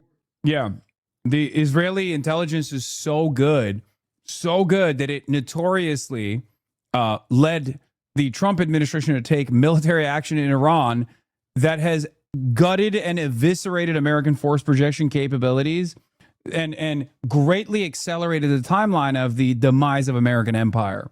So congratulations to the beautiful nation state of Israel, the tiny nation the size of New Jersey, for that one. That's how phenomenal Israeli intelligence is, by the way. It's bullshit, okay? The idea that Israeli intelligence is phenomenal is bullshit, and it's propped up by a lot of mainstream media propaganda as well.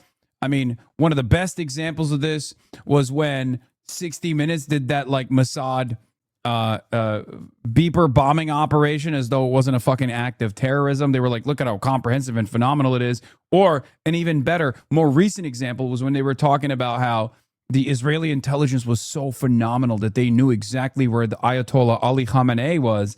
Yeah, dude, he was at his house, okay? He was at his house tending to his fucking garden. The fuck do you mean that was brilliant intelligence from the Israeli side? Wow. It's like here's some brilliant secretive intelligence from the minds of the HasanAbi espionage facilities. The president is currently at 1600 Pennsylvania Avenue. That's right. The United States president is currently at the White House. Wow. Such phenomenal intelligence. How could I have penetrated the American State Department this hard? I'm doxing the president. Is incredible too. And you're the great champion of liberty and free markets. I think the meshing of our two great countries of talent would strengthen the America's position, competitive position, both in the economic marketplace and in the military battlefield in many important ways. So that's the idea. The idea is to take away aid, one-sided aid, and move it into, bilateral investments for common benefit. It certainly brings up some issues of sovereignty, but we'll have to work that out later. Thank you so much, Prime Minister. We appreciate you joining us. Exclusive. Our investigation into Israel's secret operation to cultivate Ahmadinejad to turn him into an asset. His trips to Budapest were a front to meet Israelis, including Mossad chief David Barnea. This was the New York Times reporting. Why would U.S. intel, presumably Israeli intelligence, share this recent operation with New York Times, burning a prized asset and scaring away IRI recruits? Maybe they want to burn Ahmadinejad because he burned them, double agent, ? Or planted this to sow paranoia and he's collateral damage. Odd is totally ridiculous. You would never burn such a high-level asset. Wait, what the fuck? Is it effing again? What is happening? I am not seeing it. It's good on my end. What the fuck? It's fine for me. It's all good on my end. I don't know where you guys are getting this from. It was just a mini stutter. That's it. I was choppy for a few seconds and you guys made it seem like the stream got knocked out the grid. Anyway, AOC had another good moment cooking Susan Collins on her support for ICE, obviously. But we'll get to that in a second. Speaking of the bills that are passing through the House with the NDAA, well, I guess before we get to the bills passing through the House with the NDAA, let's continue with the Memorandum of Misunderstanding. As President Trump has formally notified Congress that the U.S. military has resumed action against Iran, he says that action will be limited. We want to start charging people to go through international waterways.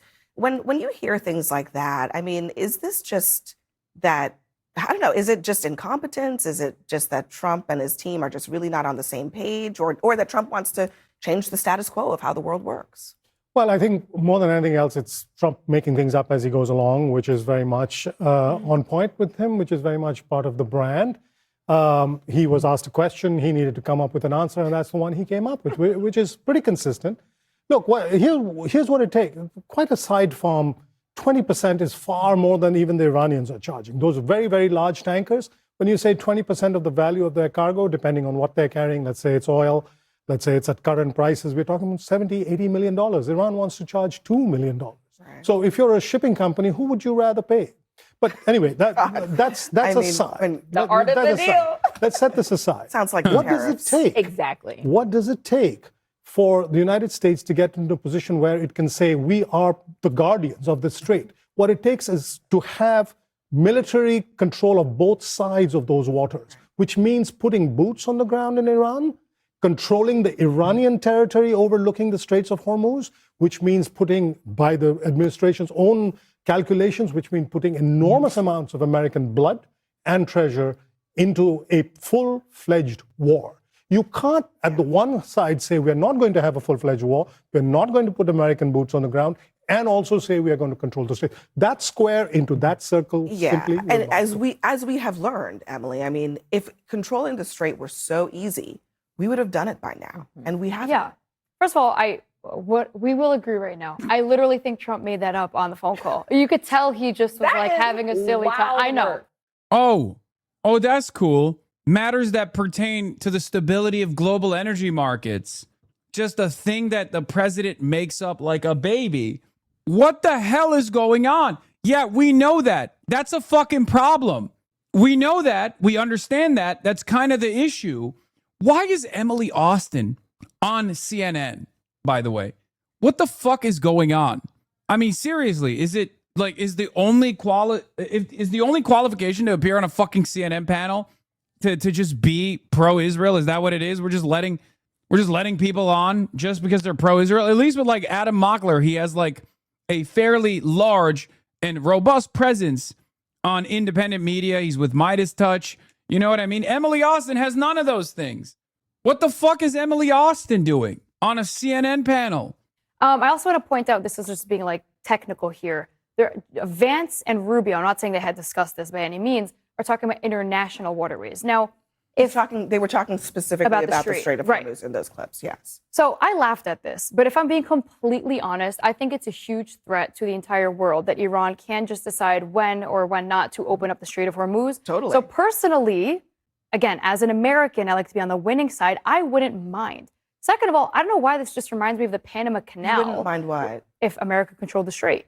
But so, so here's the thing. Obviously, I think he's not being mind. serious. I don't even think he's being serious. I'm saying if somehow there's a tangible way that it can be done, I think that will be a massive plus for our economy. I think most of Panama's GDP is from the Panama Canal. I mean, if we can have the, wait, you're telling me if we can have the Strait of Hormuz, you wouldn't take the Strait of Hormuz? Girl, yes, but we'll figure that out. No, at What is this conversation, man?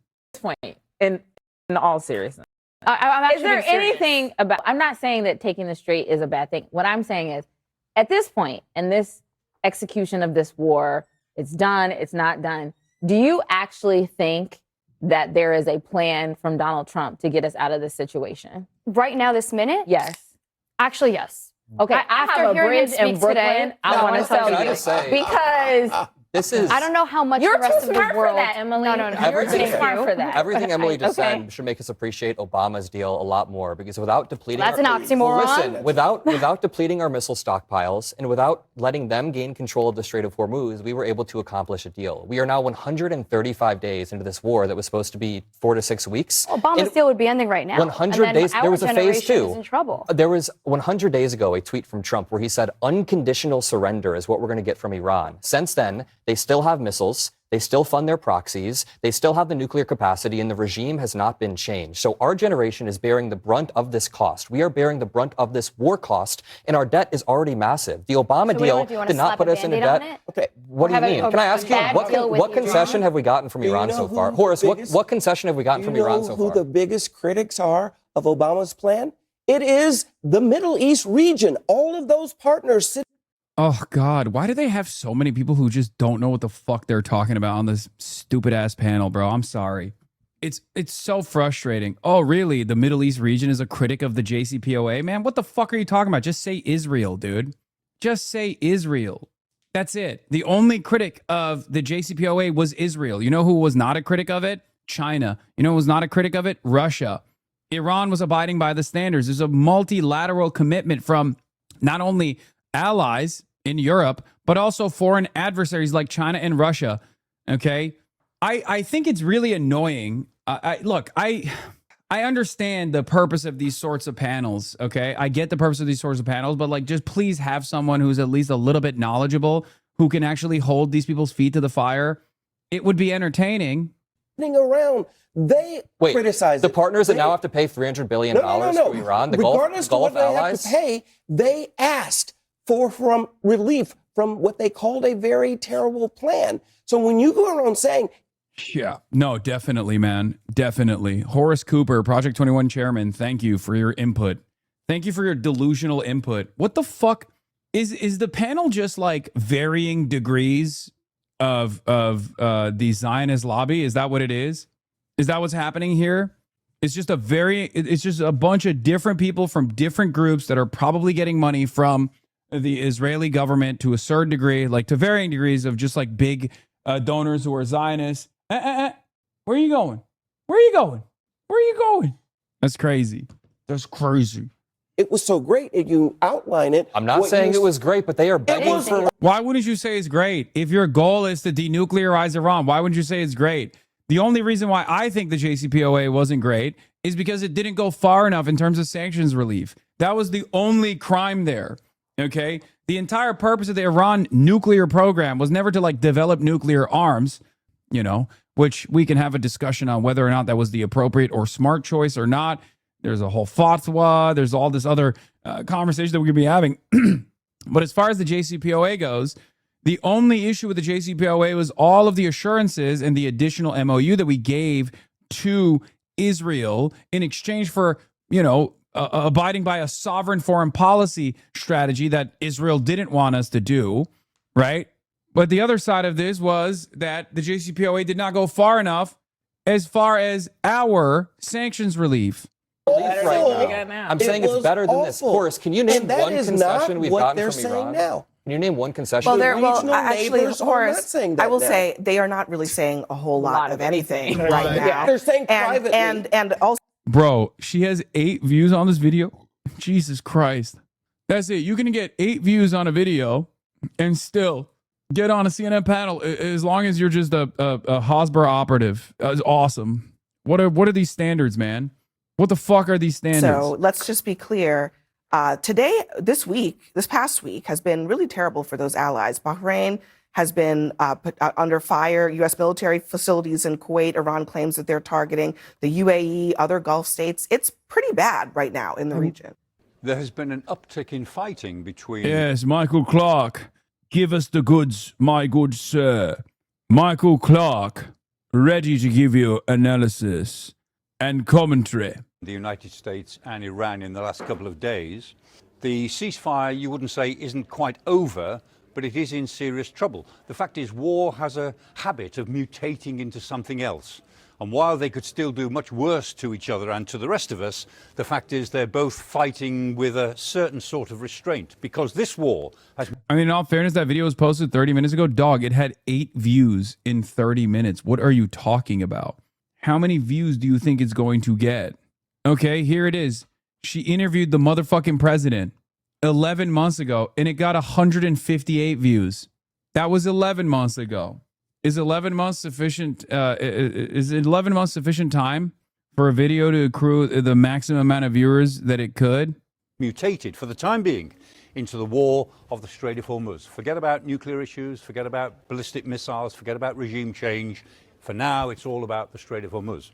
And as part of that new war of the Straits, the Americans are bombing fairly regularly now up the Iranian coast, including around Bushehr, which is where the civilian nuclear reactor is. They're not bombing the reactor, but it worries people that they're bombing anywhere near it. President Trump said yesterday that they might go for Pickaxe Mountain. Pickaxe Mountain is just near Natanz, the nuclear site, and that's the deep Another even dumber point from Trump, by the way, is bombing Pickaxe Mountain, which is even more secure than the other underground missile facilities and underground nuclear facilities. It's fucking dope. Underground shelter, which the Iranians are believed to have. Whether they would really bomb something 24 hours after President Trump has said they will bomb it, we'll have to see. But that pattern of attacks is clearly designed to keep on pressuring Iran over opening the Strait of Hormuz. And of course, in response, the Iranians are attacking American bases in the region. They're particularly interested in the bases, the air base in Kuwait. They're particularly interested in Bahrain, in the naval base at Bahrain, the headquarters of the 5th Fleet, the big air base in Qatar, and of course, various facilities that the Americans have in the UAE. But the Americans still have the concentration of force in the area that they've had for some time. It's based on 2 carrier battle groups. Sky's Data and Forensics have located with satellite imagery these 2 carriers. They're quite close together, but they're also about 380 miles away from the Strait of Hormuz, which is the safe distance as far as they're concerned from the Iranian coast. Go any closer and then... What do you say to the people who believe that Iran wasn't abiding by the JCPOA? They were. They were. So I don't know what to say to people who just believe in alternative shit that they made up in their minds. Yes, they're hallucinating. Believe the lie that Iran wasn't abiding by the JCPOA. Yeah, well, you already figured it out. They're believing in a fucking lie. What can you say? Might have to start defending themselves. But the fact that the carriers are quite close together tells us that they are ready for some sort of operation. And if you think about the whole the Americans are operating for the Eastern Mediterranean, the Red Sea, the Arabian Sea, and just around the corner in the Indian Ocean, they have an enormous concentration of military power that they can call on. They can call on their 2 main aircraft carriers. They've got 2 major assault ships with marine expeditionary units ready to go. They've got a couple of other command ships and landing ships, and no fewer than 19 Arleigh Burke-class destroyers. Those are guided missile destroyers with a powerful air defense suite of defenses. That's not an answer. Why did I get banned? That's not an answer. Okay, take a second off. In addition, they've got at least a couple of hunter-killer submarines in the area because they always go with the carriers. So the Americans can bring an enormous amount of power to bear if they're prepared to fight the Strait of Hormuz. If they want to move in and fight the Battle of the Straits, they will undoubtedly win it. But in winning it, they will probably take some losses. That would not be popular in the United States. And having won the Battle of the Strait of Hormuz, they'd have to stay there in some sort of form or other. Which is why when President Trump says today that the Strait of Hormuz is completely open, that's what he said. The answer is, well, Mr. President, let's see how many ships actually transit the Strait of Hormuz in the next few days or even few weeks. Here's Hamid Reza Azizi musing on the latest escalations. During the 40-day war, Iran had a clear targeting strategy, and each set of targets served a specific purpose. In the first stage, Iran targeted U.S. radar and early warning systems at bases across the region. The aim was to enable longer-range strikes against Israel later, which they succeeded. At the same time, Iran targeted those U.S. bases that could be used for a potential ground operation against Iran, including bases in Kuwait, Al-Kharir in Iraq, as well as some bases in the UAE that could be used for operations against Iranian islands. At the same time, which they did successfully, as we called out. This is why I keep saying, how can you take Karg Island? How can you establish a forward operating base in Karg Island when you have no rear guard, you have no bases in the region that are in operation currently? Okay? It wasn't just a targeted strike to destroy billions of dollars worth of U.S. assets. It was a deliberate strike to shut off U.S.'s eyes and ears that Israel takes advantage of. And they did it successfully. That's why once the Israeli munitions were depleted, you started seeing far more successful and successive strikes on Israeli soil. Pair that up with what Hezbollah was doing in its bombing campaigns on Israel, and this became a real problem. Anyway, at the same time, attacks on energy infrastructure in the region were intended to maximize economic pain. This time, however, despite the effective resumption of war, Iran continues to target U.S. bases in Kuwait and Bahrain that have already been attacked several times. This may partly reflect efforts to strike new installations deployed by the United States at those bases. But when judged against current U.S. objectives, these attacks do not appear particularly helpful to Iran.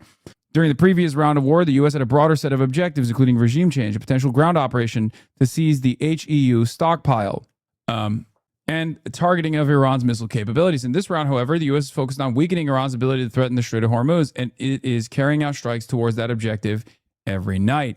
These operations rely primarily on capabilities that the United States already has in the region, as well as on the reimposition of the naval blockade, which depends on U.S. warships and naval forces. Iranian attacks, therefore, do not appear to be deterring the United States from continuing its strikes. Therefore, It appears that Iran's only strategy at this moment is to keep the strait closed for as long as possible. The United States continues drawing down its strategic oil reserves until the impact on the global oil market and the U.S. economy becomes irreversible. Iran hopes that this would push Trump to reconsider his position. Of course, this is a risky bet at a time when Iran remains under constant and heavy attack. Of course, we gain nothing out of this. And the United States, as we know already, is incapable of meaningfully diminishing Iran's capabilities of controlling the Strait of Hormuz because, as I've said over and over again, it's a relatively cheap and unbelievably effective strategy to just deploy these drones and these missiles on commercial ships that are transiting through the Strait of Hormuz. It's that simple, okay? It's that fucking simple. There's new Israel-Palestine polling.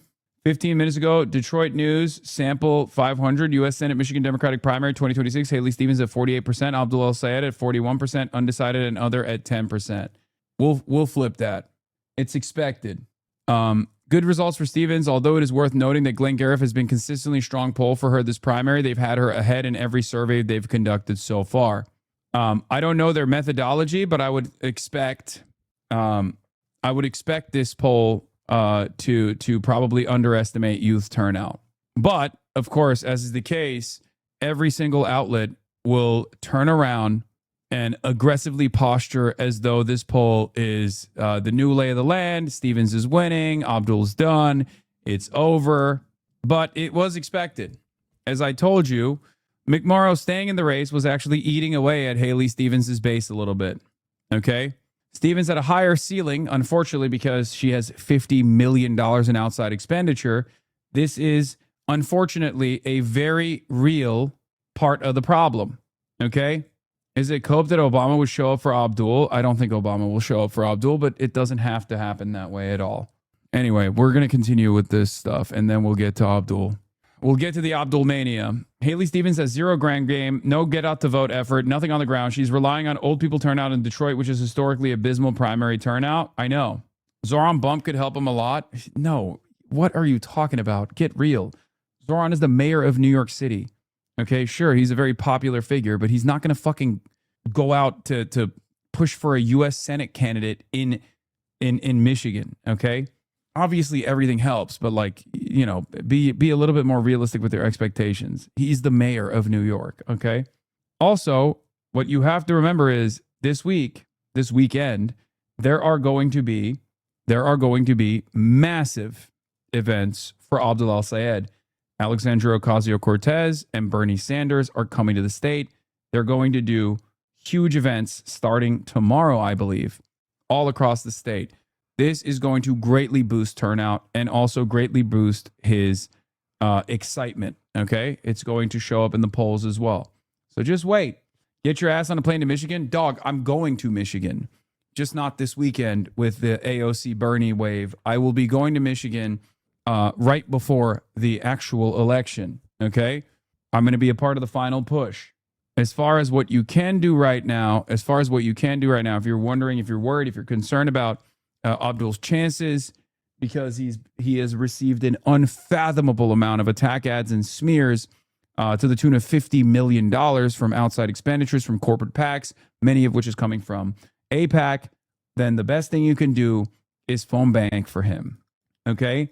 The Stevens El-Sayed contest tightens in a dead heat when considering primary voters who say they're definitely committed to voting for one candidate or the other, with 34.1% identifying as definitive Stevens supporters, with 33.7% as definitive or definite El-Sayed supporters. Bernie put the boss call to keep you in LA. What? What boss call? Brother, I have a life, okay? Yes, Abdul El-Sayed is the Black Democratic primary voters, which are, again, depending on the demographics here, I suspect that if they are underestimating youth turnout, then yes, these numbers look like that.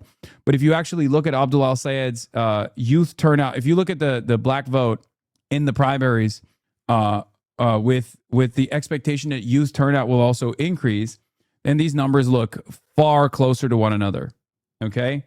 It's all about how much they estimate youth turnout. If they underestimate youth turnout, then yes, Haley Stevens looks really good. I assume that given that Glenn Garif has consistently polled Haley Stevens as higher than Abdul El-Sayed, they're probably underestimating youth turnout by a lot. Many polls have done so in this election cycle so far. That's the reason why Daria Liza was seen as a definite loss, challenging an incumbent. Haley Stevens always looks good. Okay, true. Yeah, Mela Kuros was underestimated. Daria Liza was underestimated. Even Claire Valdez, to a certain degree, was tremendously underestimated. You have to remember that.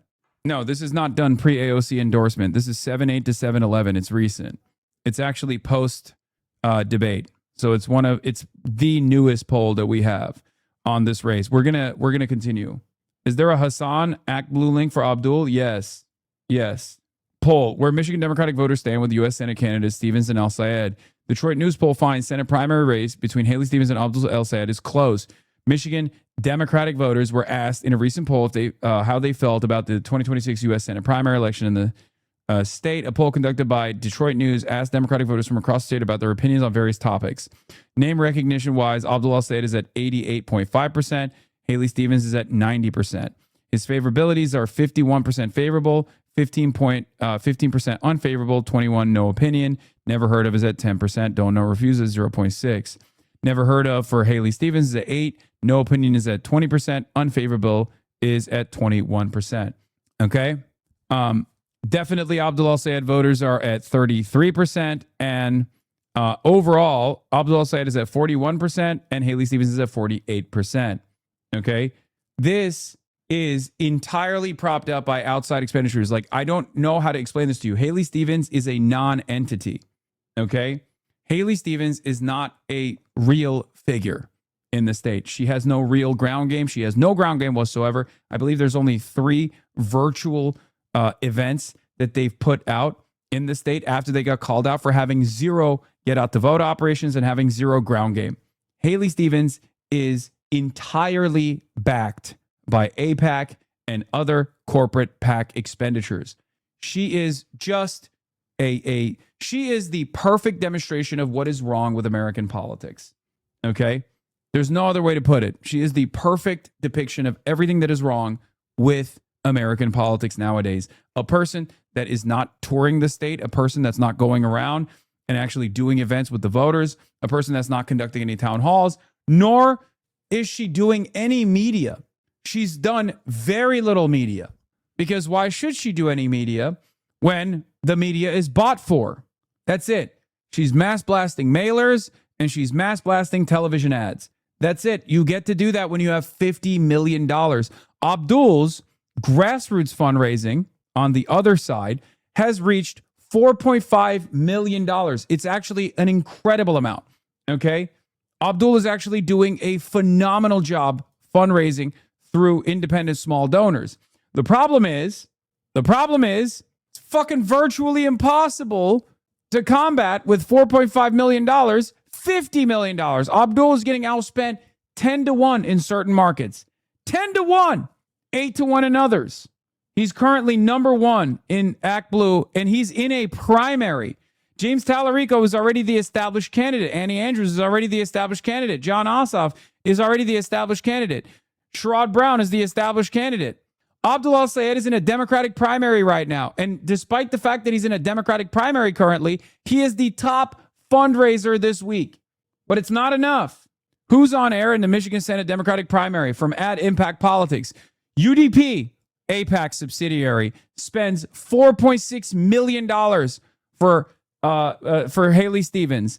Abdul El-Sayed has his own personal campaign, spend $489,000. A Stronger Michigan is another pro-Stevens PAC that is spending $299,000. And Fighting for Michigan is a pro-El-Sayed group that has spent $65,000. UDP is not just pro-Stevens. United Democracy Project is an AIPAC subsidiary. Okay? Speaking of mailers that they're distributing, I've finally gotten, I finally got that coveted HasanAbi mailer. Here it is. AIPAC is mailing this to Dem primary voters in Michigan. Abdul al-Sayed embraced a podcaster who said Jews are inbred and that America deserved 9/11. Whatever his feelings about the Middle East, someone running for the U.S. Senate for Michigan should be able to unequivocally condemn a conspiracy theorist who denigrates women, Jews, and black Americans. Instead, Abdul al-Sayed brought him to Michigan to campaign with young people on campus. What is the lie in this piece, says Neera Tanden. I said, I never said Jews are inbred, but you might have fried decent chunks of your brain with a devastating wine-pharmaceutical combo, so I won't hold you to it. Didn't you say Orthodox Jews are inbred? Because that's in your TNR interview. Is it okay to say any groups of Jews are inbred? Feels like a sign of weakness in your argument that you're doing is ad hominem attacks. You build the lie. You keep repeating it long. What? No, it's not. I checked. Yeah. You build a lie, and then you keep playing a game of telephone around this lie. And at a certain point, it just establishes a fucking truth. So now Neera Tanden can turn around and say that. No, I didn't even say Orthodox Jews are inbred. I was talking about fucking settlers. Okay? And it was a pejorative that I used towards all matter of racial supremacists, ethno-supremacists. It doesn't fucking matter. When a lie is repeated enough times, it becomes the truth. And that's where we're at right now. What is this? Their fucking exclusive senior advisor to Melania Trump, Mark Beckman. I believe that our first lady, our current first lady, Melania Trump, is the single most consequential first lady. Jesus Christ. In any case, it doesn't end there. All of these people that I've shown you on the timeline, there's a good reason for why I've been just like constantly criticizing them, constantly railing against them. Because Neera Tanden is at Center for American Progress. Okay? And she is at the heart of the anti-Abdul attacks. She's propping up Haley Stevens. She is at the heart of this war that's waging within the Democratic Party, where Center for American Progress, which should be called Center for American Poo-Poo, okay, the P should not be for progress, let's be real. Center for American Pieces of Shit is one of the vanguards against the outsider insurgency candidates that are coming out, okay? Not your best, whatever, shut up. Center for American Poopy. That was really hard of you. I know. I'm going beast mode on Center for American Pieces of Shit. I'm requesting a refund. No refunds. You're a grown man, dog. I am a grown man and an international shipping magnate. Are you at risk of you yelling at me? You got to close some of them tabs, HasanAbi. I know I will. I'm going to clear them after this. Anyway, the candidates will get results for Michigan Senate. The candidate will be a fighter that stands up. Donald Trump is at 38%. Haley Stevens will not do that. The candidate represents my values at 19%. The candidate that can win in November and beat Mike Rogers at 25%. So those two are the top priorities. Abdul can do both. Haley, I call into question if she can at all. Anyway, so AIPAC mailer comes out. I said, I retweeted, I said, they did this with Zoran, Daria Eliza, Chris Rabb, and with Melot Kiros. Anyone who criticizes Israel will be branded a terrorist by the apartheid nation that murdered 20,000 children and is currently working to merge our military with theirs. This is how they buy their seats. They also did this with Abdul al-Sayed, Peter Stern says. She isn't doing it now. Why was she changing the Senate? Exactly. A great question. The question should be asked, do you feel like anything positive has come out of the current establishment Democrats? Less Obama connections that haven't materialized in the last decade or so, and more so a connection to Chuck Schumer is a necessity here, because Chuck Schumer is the one who's pushing Haley Stevens. Let that not be forgotten. It's Israel that is pushing Haley Stevens. This person is proving that polls bias. Detroit News endorsed Stevens, and Glenn Garrett polling has been way more favorable to her than other pollsters this year. Well, you can't say that it doesn't spook you. It motivates me. We knew your corrupt, genocidal corporate overlords would try to buy this election. Abdul's the top grassroots fundraiser in the country right now and is being outspent 8 times by AIPAC. Progressives don't have the money, but we have the people and we can outwork you. Exactly. Remember, they have the money, but we have something far more important than that. We have people, okay? They can mass blast smear campaigns all over the TV, okay? They can try to freak out the older voters to try to get them to go out and vote, okay? Negative campaigning often depresses voter turnout. This is something to remember. So all of those negative ads that they're spending against Abdul, we can combat that. We can use that to our advantage, okay? There is nothing more powerful than making a phone call and having a real person-to-person conversation with a likely voter, okay?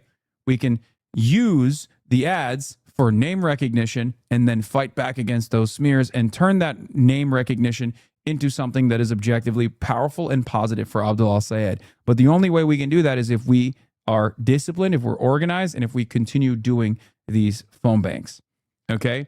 The only way that we can fight back against $50 million of ads, 40 million of which coming from AIPAC and AIPAC subsidiaries, is if we go out and door knock, okay? That's it. Abdul al-Sayed has reported over $4.5 million raised in the second quarter, the biggest quarterly haul of the campaign since its launch. This is good. This will allow Abdul's team to be able to put ads out that combat the misinformation. This will allow Abdul to be able to pay canvassers, okay? Pay for the system that allows people to go out and canvass. It's very important. Do not forget, organized people beats organized money. They got the money, but we got the people. Haley Stevens has nothing.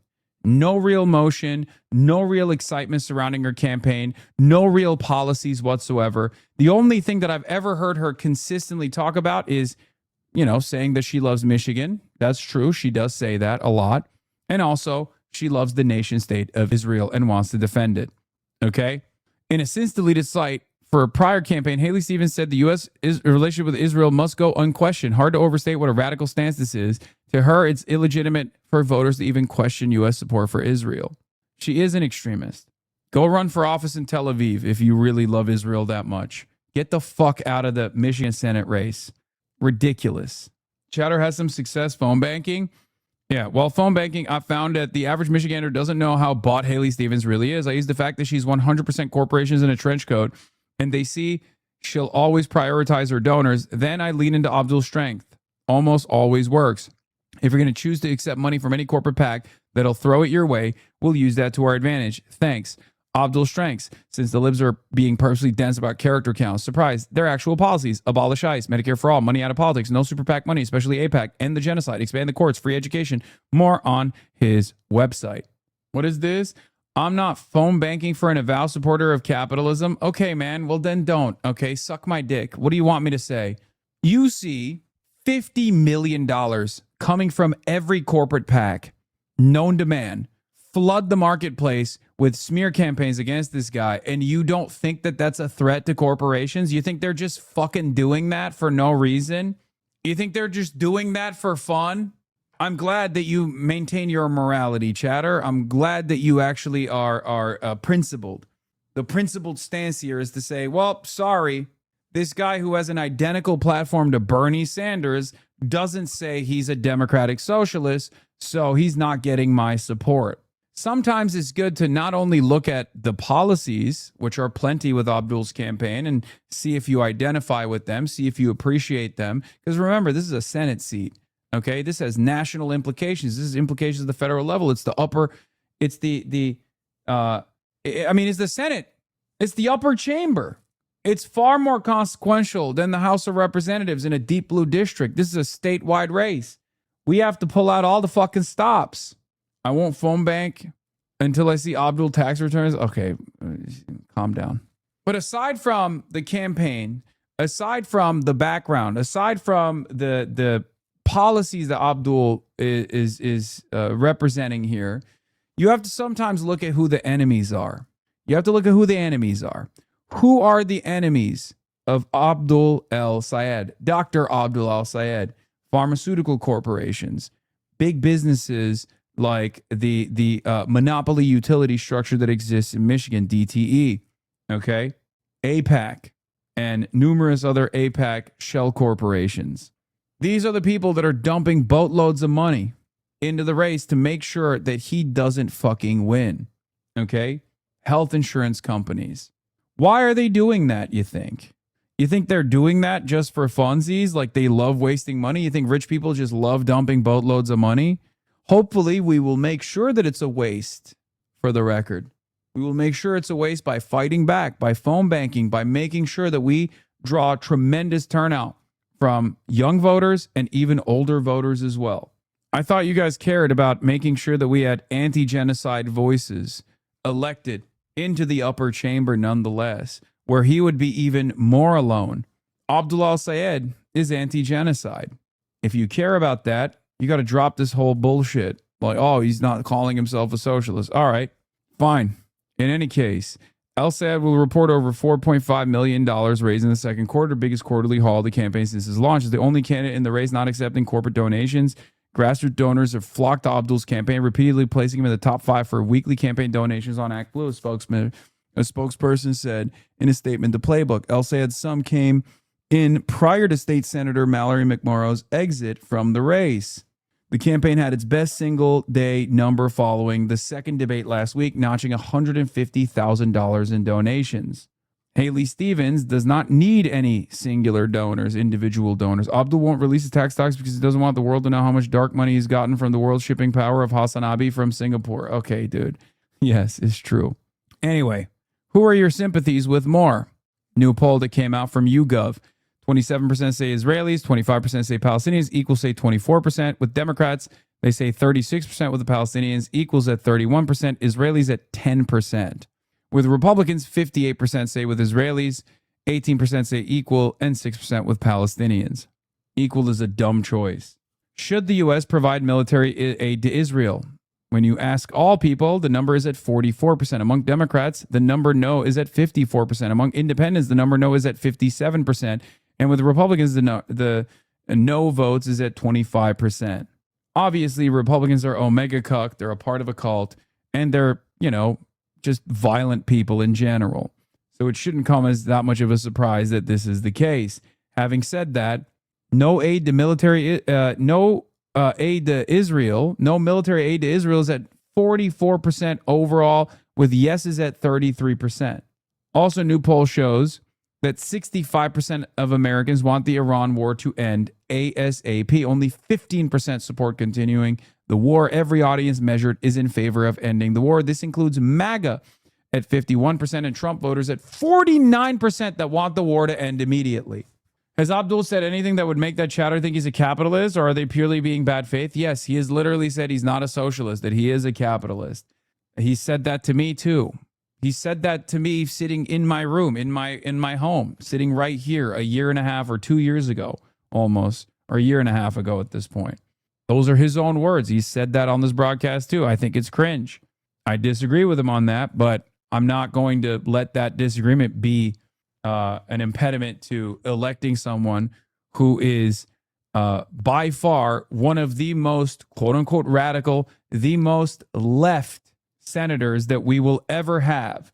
Hasan, why do you talk like that? Why am I talking differently? I don't think so. There's the other side of this Abdullah al-Sayed story. And that is, of course, and we're going to get into it further.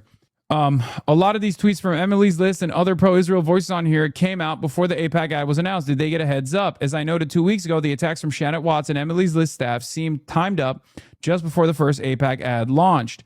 The new ad actually quotes Shannon Watts and Emily's List as fodder. Here's a conversation between known Zionist Shannon Watts and AIPAC-funded Emily's List Jessica Mackler. Both of them are quoted in this ad painting Abdul as sexist. Yes, they were absolutely organizing. I mean, it's very clear. Neera Tanden too. They were organizing ahead of time in direct collaboration with either the Haley Stevens campaign or maybe AIPAC, which, by the way, Haley Stevens' campaign and AIPAC, they're one and the same.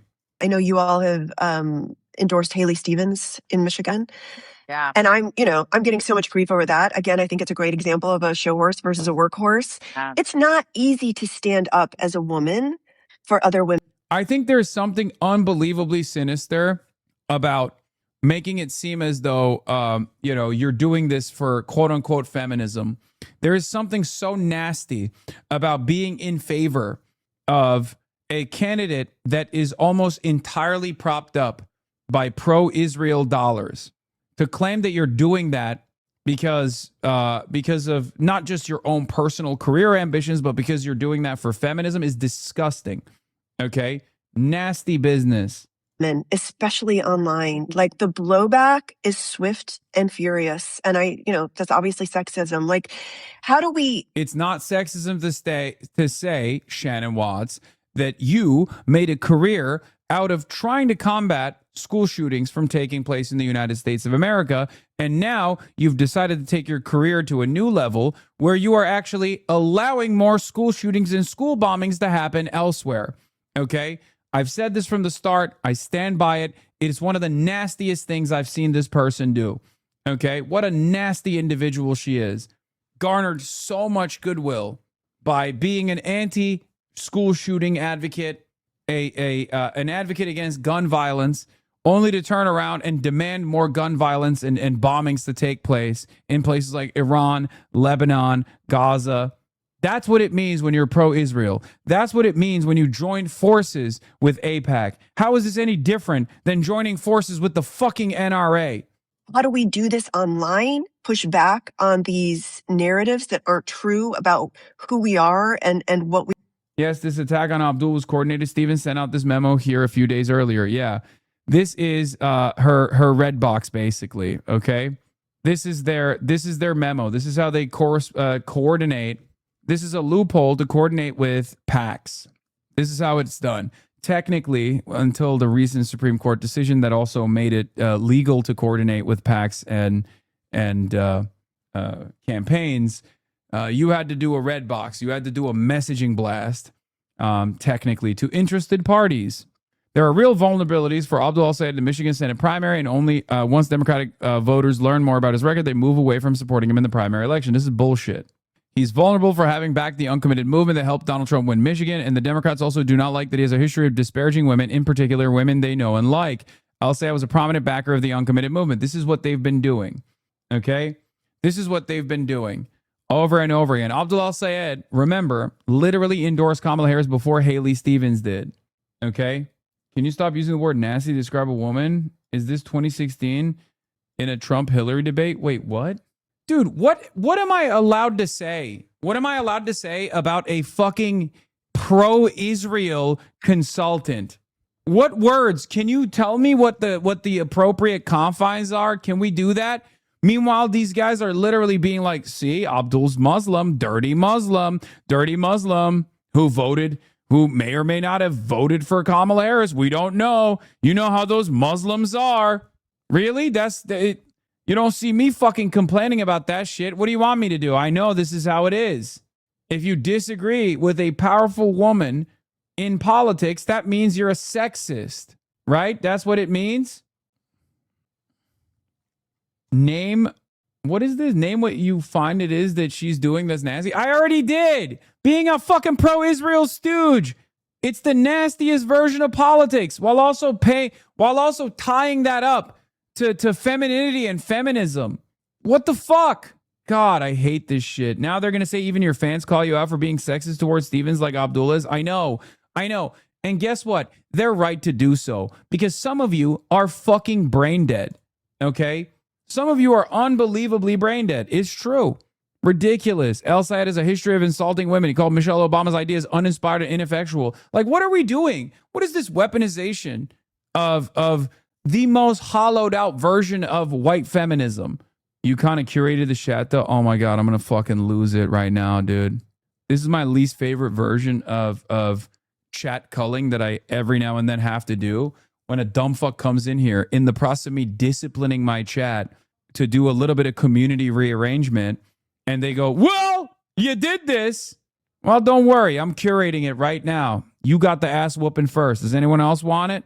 It's time in DSA convention video. Shut the fuck up. Shut the fuck up. We should advocate for and in real life. Like, how do we make this shift when women only hold 25% of the 500,000 elected positions in this country? Like every time we can demonstrate that a woman can win in a place that someone told us that we couldn't, we are carrying that forward. Like Emily's List is a great example of this, where they shamelessly utilize womanhood and femininity and feminism, like girl boss feminism, to oftentimes prop up some of the biggest male monsters out there, sometimes against female challengers. Okay? Just remember that. Shannon Watts owes her career to the patron, Michael Bloomberg, who harassed women, paid out settlements, then barred them under NDA so they can't even discuss it. And Haley Stevens endorsed them for president of the United States. They are cynics. They don't believe in what they say. Always remember that. Yeah, does Shannon Wass support DSA women, Daria Liza, Claire Valdez? Does Shannon Wass support Mayla Quiroz? Does Shannon Wass support any of the candidates that we propped up, that we fought for? No, because this is an ideological battle. These people, it's not even an ideological battle. It's just about money, okay? Are they defending Cori Bush against Wesley Bell? No, they're not. Do you want to know why? Because they're cynical charlatans. They're disgusting operatives of a dying system where all they care about is where their next paycheck is coming from. And they know that the establishment Democrats are who is going to give them money. It's that simple. And they clearly don't shy away from taking money from horrible groups like AIPAC or horrible people like Michael Bloomberg. We know this shit was always going to be difficult. We have to exercise messaging discipline in this process. Okay? But I also think, it's why, even though anytime you say even just a simple positive thing in some of these races, you could end up being eviscerated online for it, that we keep showing up and doing it, right? And we need to keep showing up and doing it because that is so critically important to our ability to push past this. Otherwise, we're just handing it over to them, right? We're kind of like, here's the cesspool of the manosphere and you can take it. We have to be willing to stand up and say, no, these attacks on Haley Stevens are sexist, and we're not going to let that stand, even when... Yeah. Any criticism of a corporate stooge, an Israel stooge like Haley Stevens, is actually sexist. You know what's not sexist? Just voting for Haley Stevens and supporting Haley Stevens. That's great. Great argument. Thank you. Yeah, we're actually both quoted from tweets that say sexism has been wielded against both McMorrow and Stevens in this race. Neither of us mentioned El Sayed specifically. My tweet wasn't used in context, and I wasn't asked for permission to be included. And you'll notice that in this interview, we don't mention El Sayed at all. Where did my replies go, Shannon? I edited my posts, so they're gone, but feel free to repost, and I'll respond again. Bernie Sanders is sexist. Oh, my God. You're in the fucking AIPAC ads, Shannon. Ironically enough, there was another candidate that tried to do this in the exact same state, and she lost. Her name was Hillary Rodham Clinton. What are we doing? This kind of stuff is so unbelievably insincere. AIPAC is spending more than 8 times as much as the entire pro-Abdul El-Sayed campaign, and Haley Stevens isn't even on the air. I'm not even sure I've ever seen anything like this in a Senate race, says Dan Pfeiffer. Like a total non-entity. The only time I can remember something like this happening was with Joe Biden in the Super Tuesday victory that came after a insane barrage of free media that Joe Biden received from the predictable South Carolina victory in the primary. The weekend from the South Carolina primary victory into Super Tuesday was so unbelievable. I believe there was tracking on this. It was like $8 billion worth of free media that he received. Every single outlet was running 24/7. Joe Biden is the Joe Biden comeback. The Joe Biden comeback. He's going to destroy Bernie Sanders finally. Or maybe it was not 8 billion. Sorry, it was 2 billion. It wasn't 8 billion. It was $2 billion. And then that coasted Joe Biden into an easy victory in Super Tuesday in states that he had never even gone to. Remember when is the lowest form of conversation? What? Oh, yeah. What about pro-AES super PACs? The actual dark money. How much is our revolution spending on him? Dan Pfeiffer says, this includes everyone on the air this week, including any dark money. Like, these people are bots, man. They hear the talking points and then they immediately lean into it. It's so strange. It's from The Sopranos.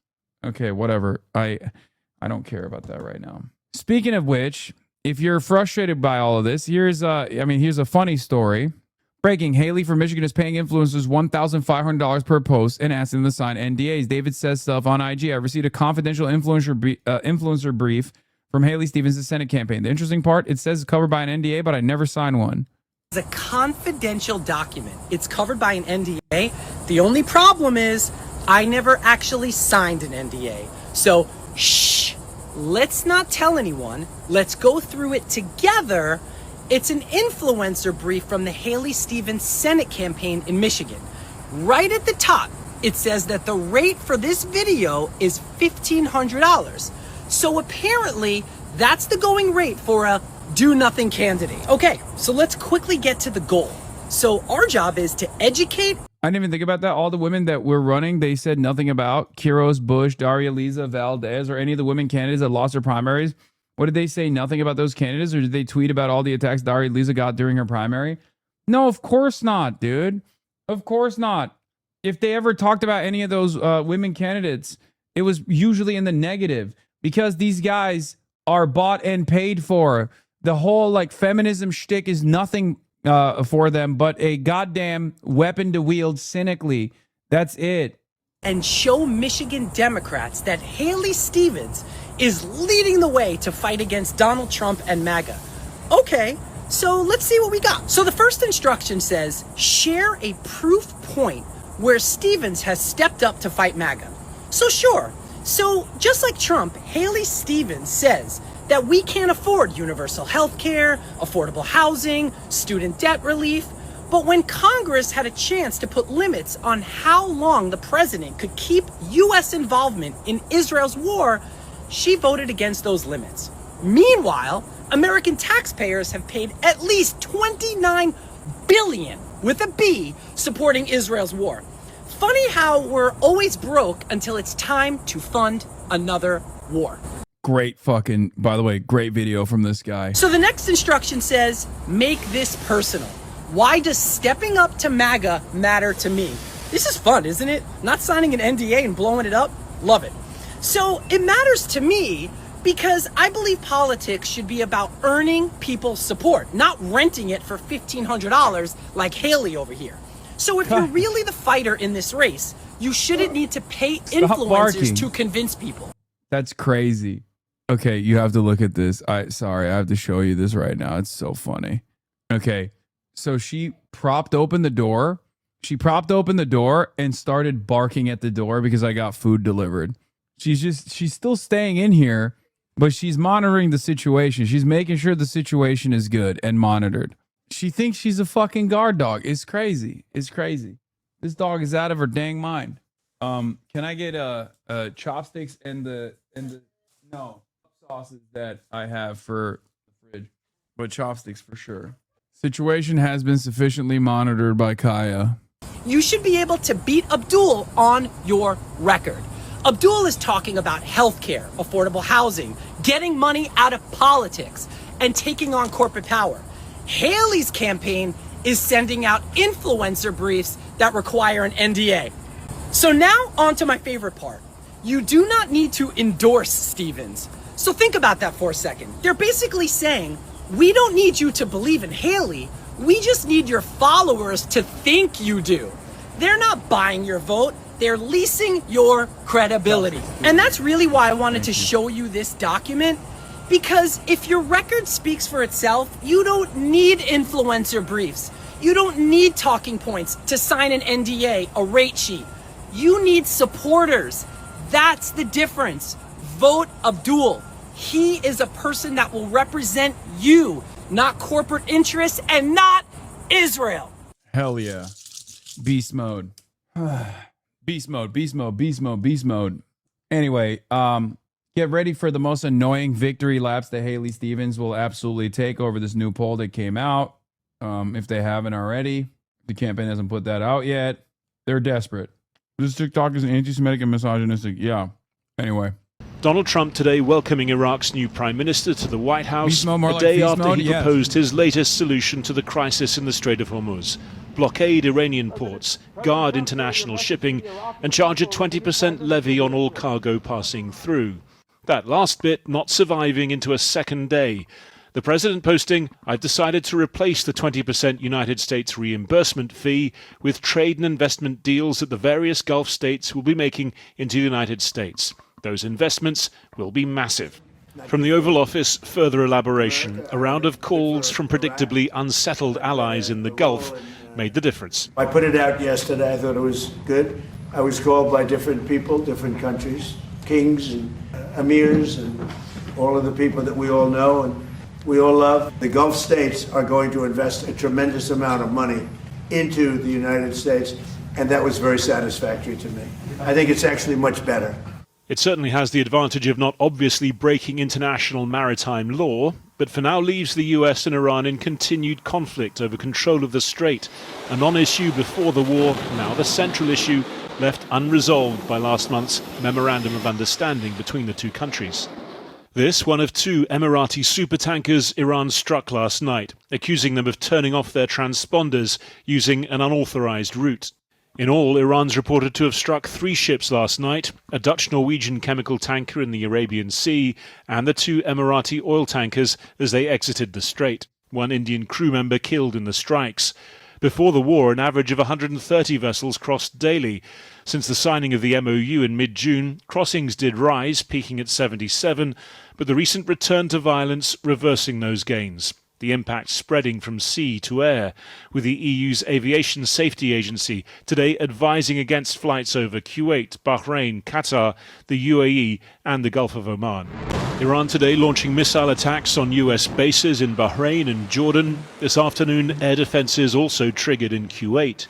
It followed an overnight wave of attacks by the United States on targets across Iran, and there have been more through the day, still some way short of the kind of escalation required, in President Trump's words, to take the strait and guard it, with all the political as well as military risks as US midterm elections get ever closer. It demonstrates that the war has not gone the way that President Trump wanted it to. Now what we're hearing increasingly from the White House is that one of the goals of the war is to reopen the Strait of Hormuz. Well, that was not a goal of the war at the beginning of the war because it wasn't a problem at the beginning of the war. And with the strait backing up once more, the economic consequences starting to build. Oil prices, UK government borrowing, both seeing renewed spikes this week. Last night, Iran's parliament held its first open... I think you would be better equipped to argue against insincere weaponization of so-called feminism used to shield the reactionaries if you had better theoretical feminist framework. This is not a dig, and I know, and I always bang on about this, but I'm sorry, but I don't know why you don't take it on. I feel like you were designed in a laboratory to make me fucking mauled and yell at you so that it would get clipped out of context to make it seem like I'm an insincere misogynist. Yes. Thank God the Israel supporters over at Emily's List have figured out all of the theoretical framework of feminism, and that's what they operate out of. I think it's pretty obvious what's going on. You clearly understand what's going on. Why is it that this is deployed every single time? Well, I'll tell you why. Because they have no other options. Adam Johnson has, the obvious right approach here. Good retort. The thing one has to understand is that Bernie Bro playbook on Al-Side is being deployed because it's all they have. They know the Stevens campaign is zero juice, and they're getting hammered from the left, so all they can do is contrive an ostensibly quote-unquote left-wing attack by throwing out baseless charges of sexism, and there exists a turnkey Zionist pseudo-feminist apparatus to just do this. That's what Emily's List does. Emily's List took $500,000 from AIPAC this cycle, and it's not because AIPAC is deeply committed to feminist praxis. It's because their only play is picking off suburban women to the cause of genocide by painting Al-Sayed as a shifty, marauding terrorist cartoon. They have nothing, no vision, no moral narrative, just Walmart donations, AIPAC money, and a 2016 zombie neoliberal PMC identity stuff. It's the most cynical posture that I thought we had moved beyond, and I think it requires a lot more closer examination by the base when they don't have enough time to recognize what's going on. I worry that these narratives will still dupe enough people, but there are still dumb fucks, at least even in my community, that fall for it. So we will get girl boss war criminal feminism until further notice. Like, think about this line of attack. It only works against the left. Can you imagine Haley Stevens coming out and being like, you're being sexist to the Trump-backed Mike Rogers in the fucking general? Are you insane? Mike Rogers would put up LeBron numbers. Okay? Like, this is not a way to campaign. The only time this works ostensibly is in a Democratic primary. That's exactly what Hillary Rodham Clinton did, and that's exactly why she fucking lost in Michigan. Session for 4 months. For all the unified chants of death to America, continued reports of senior-level disagreements on whether still to pursue the deal with the US. Few doubt, though, that Iran is prepared to pay a high price to keep the key weapon this war has uncovered, control over the Strait of Hormuz. Is it good? It's a great place.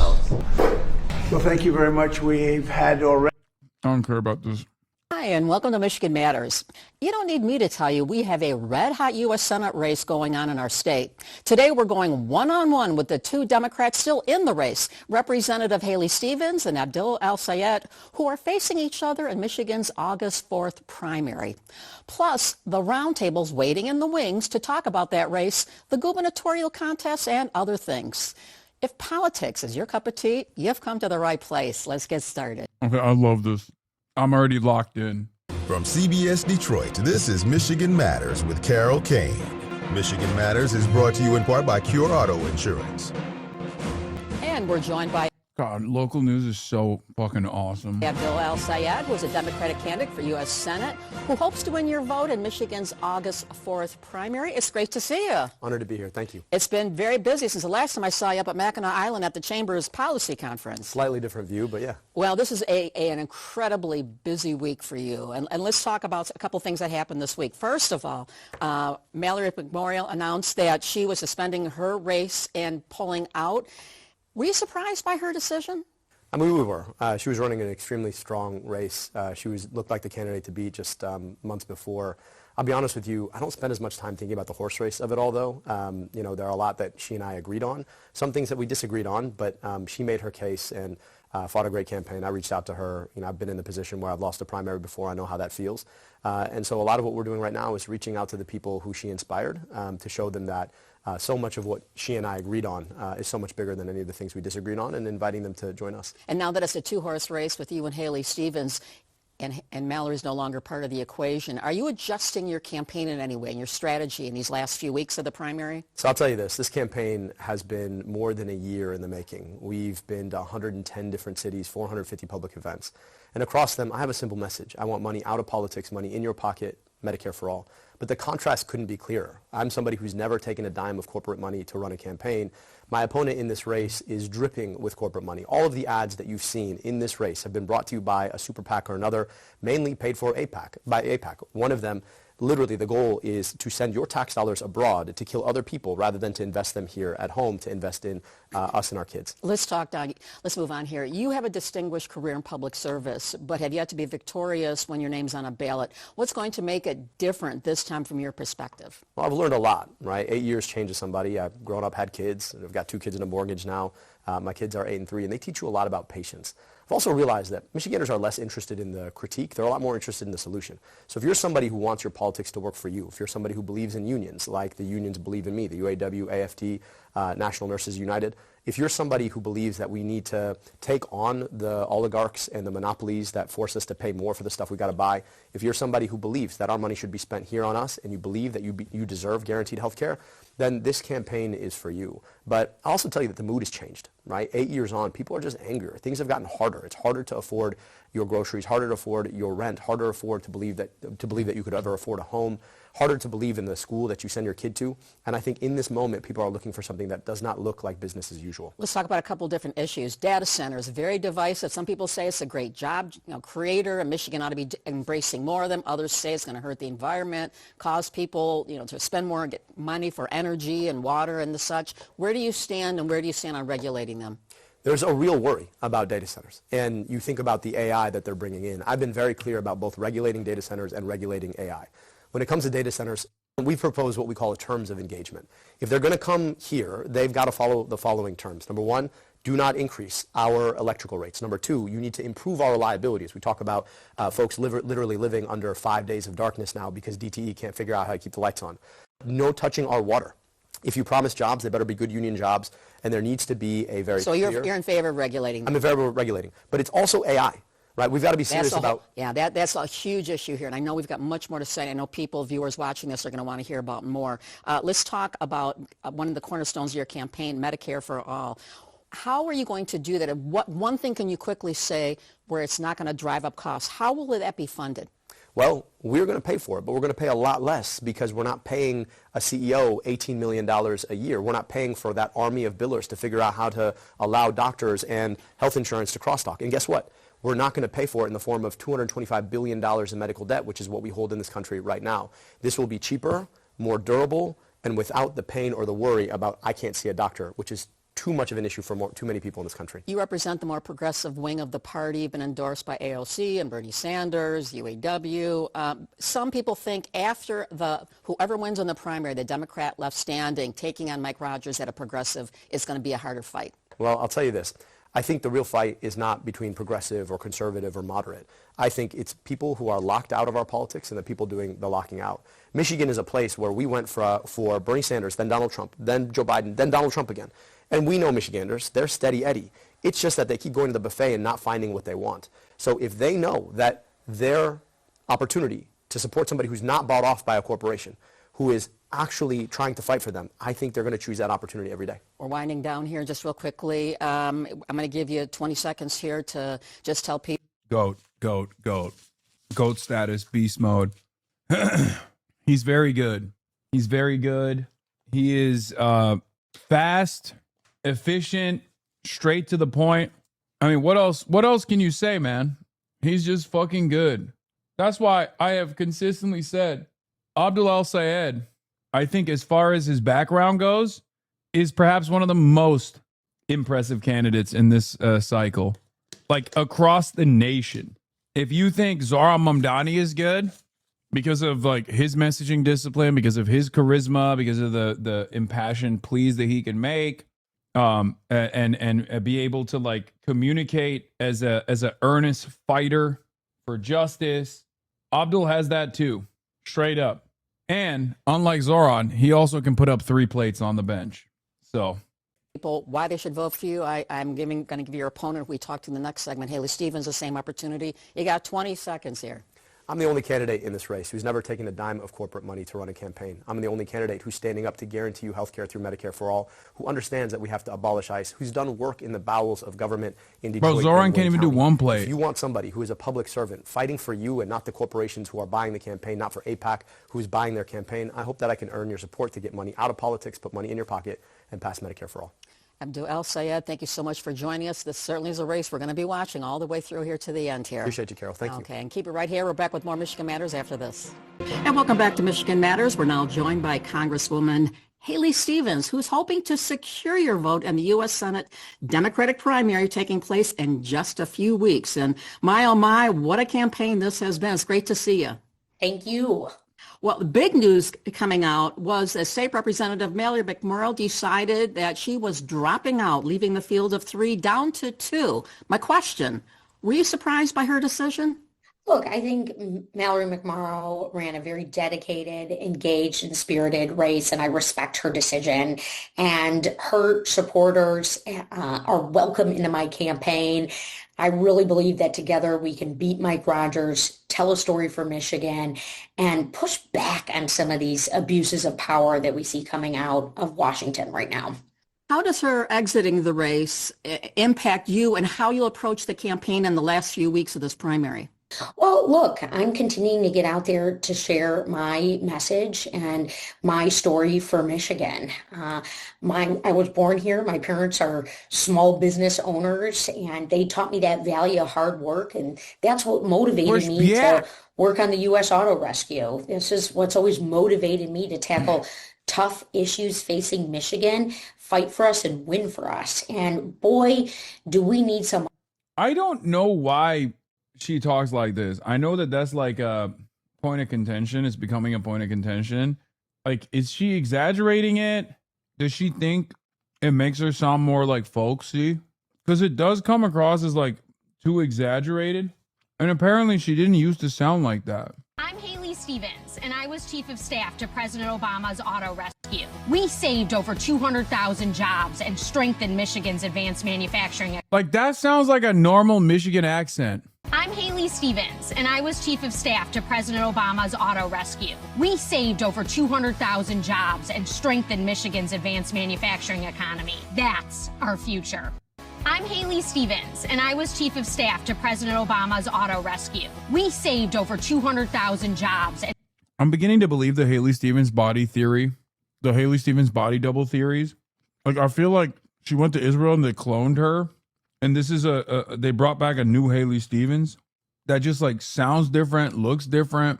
Am I crazy for this? Look, I mean, look, she sounds normal here. Strengthen Michigan's advanced manufacturing economy.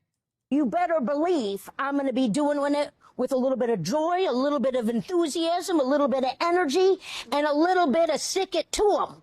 Because that's the Michigan way. Rockets. And you better believe I'm going to be doing it with a little bit of joy, a little bit of enthusiasm, a little bit of energy, and a little bit of sick it to them. Because that's the Michigan way. Rockets. And you better believe I'm Like, what the hell happened when she went to Israel? They must have body swapped her, bro. Anyway. Who wants to fight for us right now to lower costs, to lessen our dependence on China, and to create more of those good manufacturing jobs so people can live and achieve the American dream right here in Michigan. People view governors and Congress people as politicians who can deliver, if you will, for citizens as far as resources from Washington. My question, you've been in Congress. Talk about real quickly what you've been able to bring back home from Michigan. And as a senator, what more impact could you have? Well, my elixir for success as a congresswoman for Michigan's 11th district has always been working alongside local elected officials, our mayors, our township supervisors. I've gotten funding into White Lake, Michigan to revitalize their civic campus, monies to create the Livonia Senior Wellness Center, money in Pontiac for youth recreation, and that MLK bridge. And the reason why this is important is these are your tax dollars. And when I first ran for Congress, I noticed that our district was getting the short end of the stick. We weren't getting our fair share of federal tax dollars. As senator, I want to dial that up and take this elixir of success to all counties, to all governments in Michigan, and to all people, because there is such opportunity in Michigan, mid-Michigan, which is growing and ripe for manufacturing expansion and investment, the incredible agricultural community. We want to get those goods sold. We not only want to tell our story, but we want to make sure that those federal tax dollars that our small businesses pay, that our hardworking Michiganders pay, that they work for us. And that's also why, Carol, I feel so strongly about securing those earned benefits like Social Security. You know what's crazy?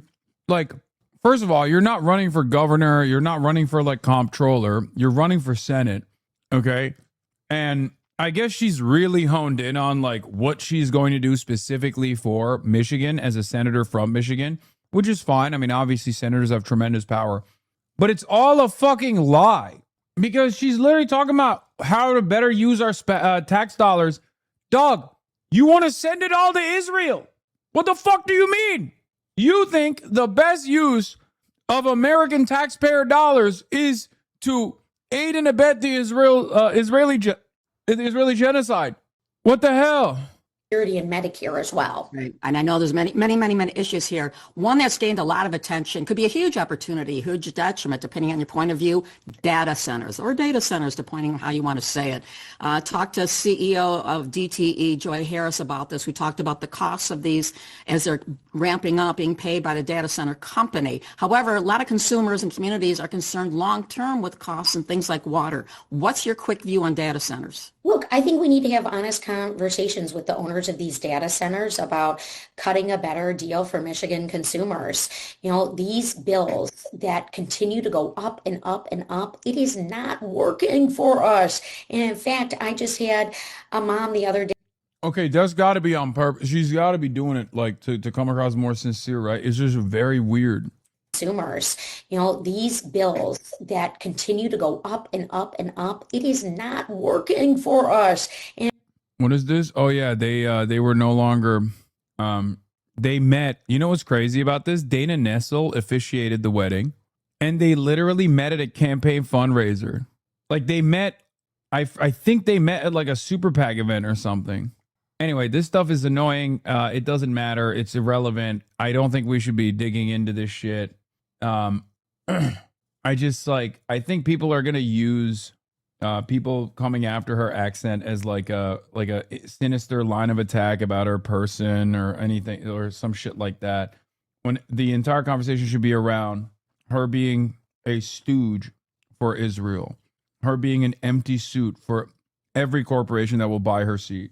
In fact, I just had a mom the other day tell me that at the end of the month, she's left with nothing. I had another friend say they were at the grocery store and the person in front of them broke down because they couldn't pay their grocery bill. So we have got to lower costs, and I have the plan to do that. And that's one, by making sure that these utility companies, if they're raising rates, sorry, you're going to have to lose your federal funds. These data centers, if they're investing here in Michigan, they should be guaranteeing that no one pays more than a certain amount of money for their energy bill, for their water bill. I do a ton of work with the Great Lakes Water Authority. And man, I want to get them the monies, the federal monies, to replace their pipes. And we're running really short on time here. Real quickly here, you've been endorsed by Jennifer Granholm, Debbie Stabenow, AG Dana Nessel, Emily's List. You've got a lot of Brenda Lawrence, yes. You got a whole... Okay. Abdul went in person, and her asks of Abdul was, how are you going to pay for Medicare for all? I know she was cordial, but the questions were, how are you going to pay for Medicare for all? No Israel question for Haley Stevens, really? Like not even a little bit about her Howard campaign is being propped up by $50 million? How is that? How is that for fucking Michiganders? If Michiganders love her, why is it that the only people that are funding her campaign are corporations that are fucking over Michiganders? Where are the small dollar donations coming from all across Michigan? Why isn't she in Michigan? Whole list of people there. You and as your opponents called you, you're the establishment candidate. How do you see that playing out in August, given your candidate, your opponent rather, is and your opponent on the progressive side? Real quickly, we got about 10 seconds here. Look, I've been effective. I've delivered for Michigan. All those people have fought for Michigan and won for Michigan. That's what this moment is about. That is what I've been consistent about on this campaign. Michigan knows me, trusts me, and knows I will work for them in the U.S. Senate. You got 20 seconds here. You got 20 seconds to tell people why they should vote for you. 20 seconds. I'm going to time it here. Go. Well, your vote is sacred, so get out and place it, but know that I would be humbled and honored to earn yours, to continue to tell our state's great story in the U.S. Senate, and to make sure that we are heard at every step of the way and that these abuses of power end. Haley Stevens, thank you so much for joining us. We are certainly going to be paying close attention to this race as it plays out in August into November here. Again, thanks so much for joining us. And we're back with more Michigan Matters right after this. We're back with the roundtable's been waiting in the wings, watching closely as we welcome Susie Avery, former chair of the Michigan Republican Party, Marvin Beatty, Detroit champion, community activist, and businessman, and making her debut is Lauren Gibbons, senior Capitol writer at the Bridge, Michigan. It's great to have you with us and great to have all of you with us. It's great to have her here. Yeah, terrific. Here we go. Well, my, oh my, this has been quite a week in politics here. Let's start where we started the show from. Let's talk about this U.S. Senate race. We're now down to the two candidates in the August 4th Democratic primary. Lauren, you cover politics. Mallory McMorrow announced she was dropping out. Who does that help between the two with Haley and Abdul?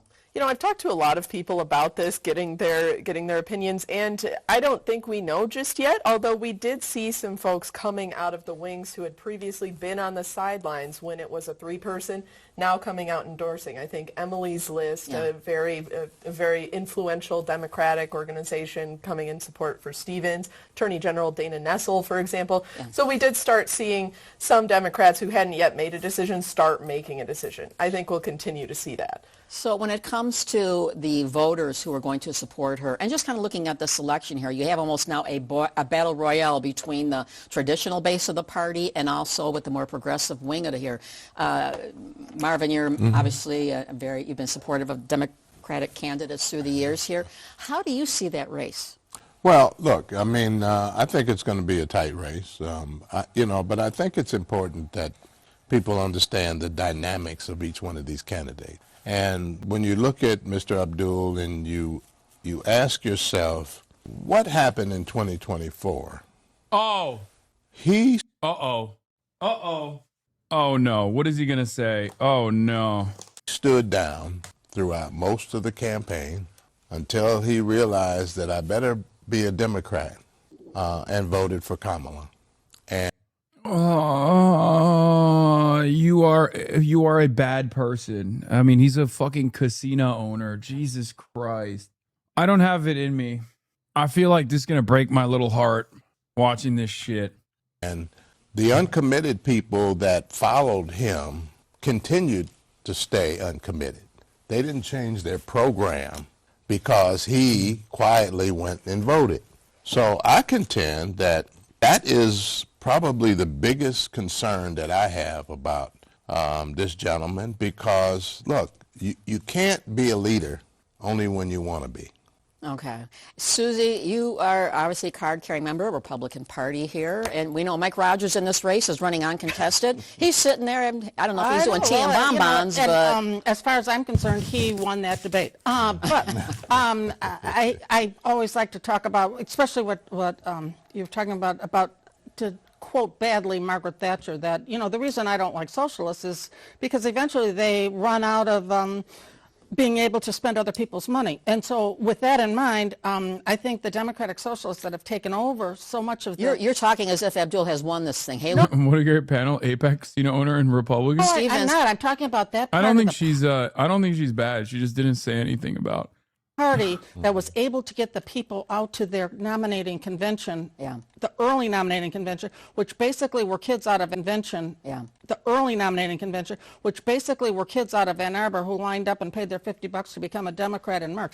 I mean, that's the backstory, but the story is that he supposedly has this excitement. Whether or not he has that in August is another story.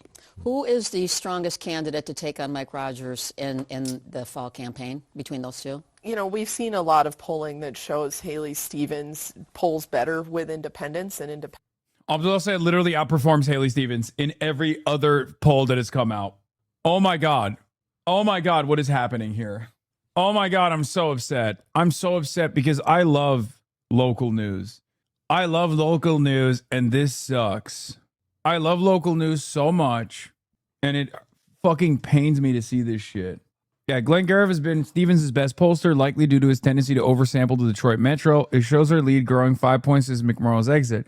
However, it's also their first poll where she doesn't hold a clear lead among definite voters. Okay? I mean, I know corporate news kind of sucks. I mean, local news kind of sucks, but it's amazing how much Michigan Senate is a repeat of the 2020 Democratic presidential primary. Abdullah Sayed, Bernie, Medicare for All, Haley Stevens, Biden, Michigan Manufacturing, Mallory McMorrow, Warren, comprehensive plans, white yuppies like her, but nobody else. I guess it's not wrong. It says already voted as Stevens +9. We need to start phone banking ASAP. Michigan Senate crosstabs by Detroit News. College LSAT +7. No college Stevens +22. White LSAT +2. 12. Black Stevens +46. Already voted Stevens +9. Election day voters LSAT +19. Still holding on to their absentee ballots. Steven +27. Union LSAT +5. Glenn Garrett pollster LSAT, for instance, is disproportionately relying on younger voters, especially those under 55 who are white and have a college education. And Kazuba questioned whether there's enough voters in that category to overtake Michigan's older voter population. The difference between Michigan is our electorate is just so much older than, New York, Kazuba said. He's got to broaden out his appeal. He's doing reasonably well in outstate Michigan. Why does Haley Stevens do so well in comparison to Abdullah Sayed with black voters in this poll?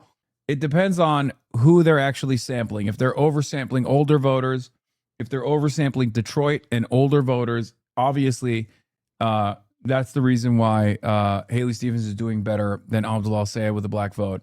The other reason is because the older black voter block, specifically Detroit, specifically Wayne County, are some of the most resilient, some of the most reliable voting blocks, old heads, and they go for the establishment. They go what the TV is saying.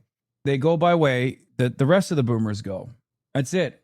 Unlike white boomers, though, at least they go for the Democrats as opposed to going for the Republicans.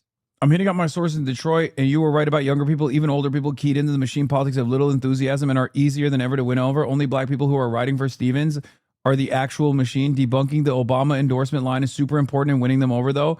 Pointing out that it was a decade ago and the UAW endorsed Abdul also works as well. Hell yeah. An official is taking too much money from foreign, like 60 and 70-year-old people, although I know that that is their concern as well, that is the youth that's saying that. So we can't just write them off. We do have to uplift them. We have to create a path. So my question for Gilchrist and Kenny, what is y'all's path for the youth?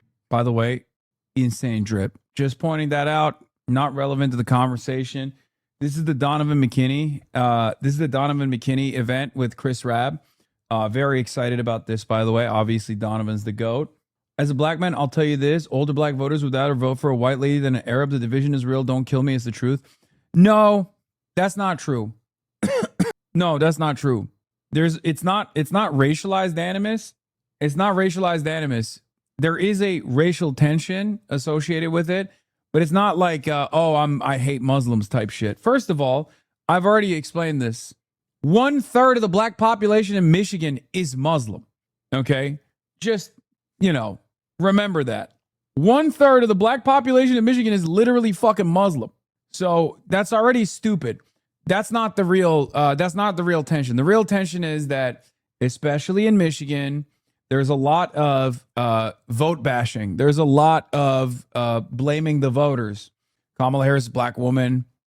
So obviously that also plays a role in this as well, where some of the black voters who fucking understandably despise Donald Trump, who are still very much anti-Israel, by the way, look at Dearborn voters as a reason as to why Donald Trump became president. That's the problem. They don't hate Muslims. No one in Michigan hates Muslims, really. I mean, there's a lot of Muslims out there. So it actually, it's the Obama ad. That definitely had an impact. Let's be real. The Obama ad definitely had an impact. The other thing is like the uncommitted one, where Haley Stevens and AIPAC are very deliberately trying to get the black voting bloc in the state to be like, oh, he's just like those Dearborn Muslims who didn't vote for Kamala, who voted for fucking Donald Trump. And that's where it's coming from. But they do love Israel Trust. I've talked to some of these old heads. Yes. Some old churchgoers do fuck with Israel. But again, as far as approval ratings for Israel goes, black people, by and large, are far more anti-Israel than any other racial demographic in the country. It's not even fucking close. I guess with the exception of Muslims. There is not a single issue. There is not a single issue where black voters are not far more woke as a whole than any other racial group in the country. Okay? Nothing. There are certain churches that might be like weirdly pro-Israel, like certain black churches, but by and large, black churches don't fuck with Israel either. Hey, first of all, thank you. I said trust them because I meant that. And, whether you talk about the policy priority, when I say trust young people, let me be a little more specific. We cannot ask people to get engaged. For the record, the idea that black voters are monolithic is wrong as well, even though black voters in the primaries tend to be much older, just like the rest of the voters in the primaries oftentimes are much older, but young black voters are unbelievably pro-Abdul, just like all the other younger voters are. And then get mad at them when they get engaged. So if you say you want people to be part of this process, you say you want people to be active and advocate and organize, you can't get mad at them if they tell you what they want. Right, that part. So if you say that you want everybody to have health care, Wait. And then young people say they want. Dude, why is it that every time I talk about like black issues, there's always a chatter that gets mad at me because he agrees with me. Like there's always a chatter that'll be like, bro, how fucking dare you, dude? Oh shit, the one time, nah, not you. Oh, okay. It's always so funny talking to that other dude. Oh, I got it. Last time I went home to my famous church, the pastor was making very direct metaphors to say that Israel was doing is fucked up and needs to stop. And she was going after whether the state should exist. Yeah. Black churches go beast mode. It's not even, I've been to the African Methodist church here. They black pastors go hard. Okay. Like it's not even they go super hard against the American government. They go super hard against Israel. They go super hard against American militarism in general. By and large, I mean, liberation theology obviously is a big part of this culture. So this doesn't mean that there aren't like Zionist black churches out there. Of course there are, but everybody have healthcare, then I ain't gonna get mad at nobody for saying everybody should have healthcare, because I agree with that. If you say that you don't want people to be the victims of genocide anywhere on this planet, then we should be okay to say that and declare that. So I think the way that when I say trust, I mean that. I mean that we have to make sure we understand where the energy is, and then help people recognize that they are powerful. And so therefore equip them to be able to use their power to make things happen, to change the trajectory of our community. Unless they're Nigerian. Okay, chill. YNG Mecca says, unless they're Nigerian, then it's a racist who could suck off Israel the best. First of all, Christians only. Okay? At least in my experience with my group of friends, from what I have seen personally. It's very limited, it's anecdotal, but there's also polling to suggest that you aren't wrong. Okay? There's polling to suggest that YNG Mecca is not wrong. Nigeria is, with the exception, what was the other country? The one that, the other country that was like, literally, we will go to war to defend Israel. I think it was Ghana, maybe? Am I crazy? No, it wasn't. Which country? I remember looking at the Pew. No, was it?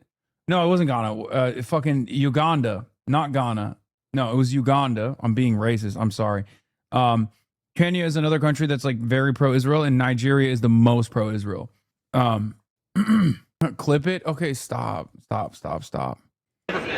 My goat. Stop. Not while my goat is on screen. Chris Rabb says the black radical tradition is not new. There's this false dichotomy between young and old, whether it's in the black community more broadly or more conservative. And then for that, it's a stereotype. It goes to the bell curve. 80% may be more moderate, whatever. But there's... So you hate us Nigerians? What? No, man. What the fuck? This is why I'm your only black chatter. Every black chatter of mine literally comes up to me in public and says, I'm your only black chatter. And this happens all the fucking time. Okay? And it happens in the chat all the time, too. Always this tradition, the black radical tradition is not new.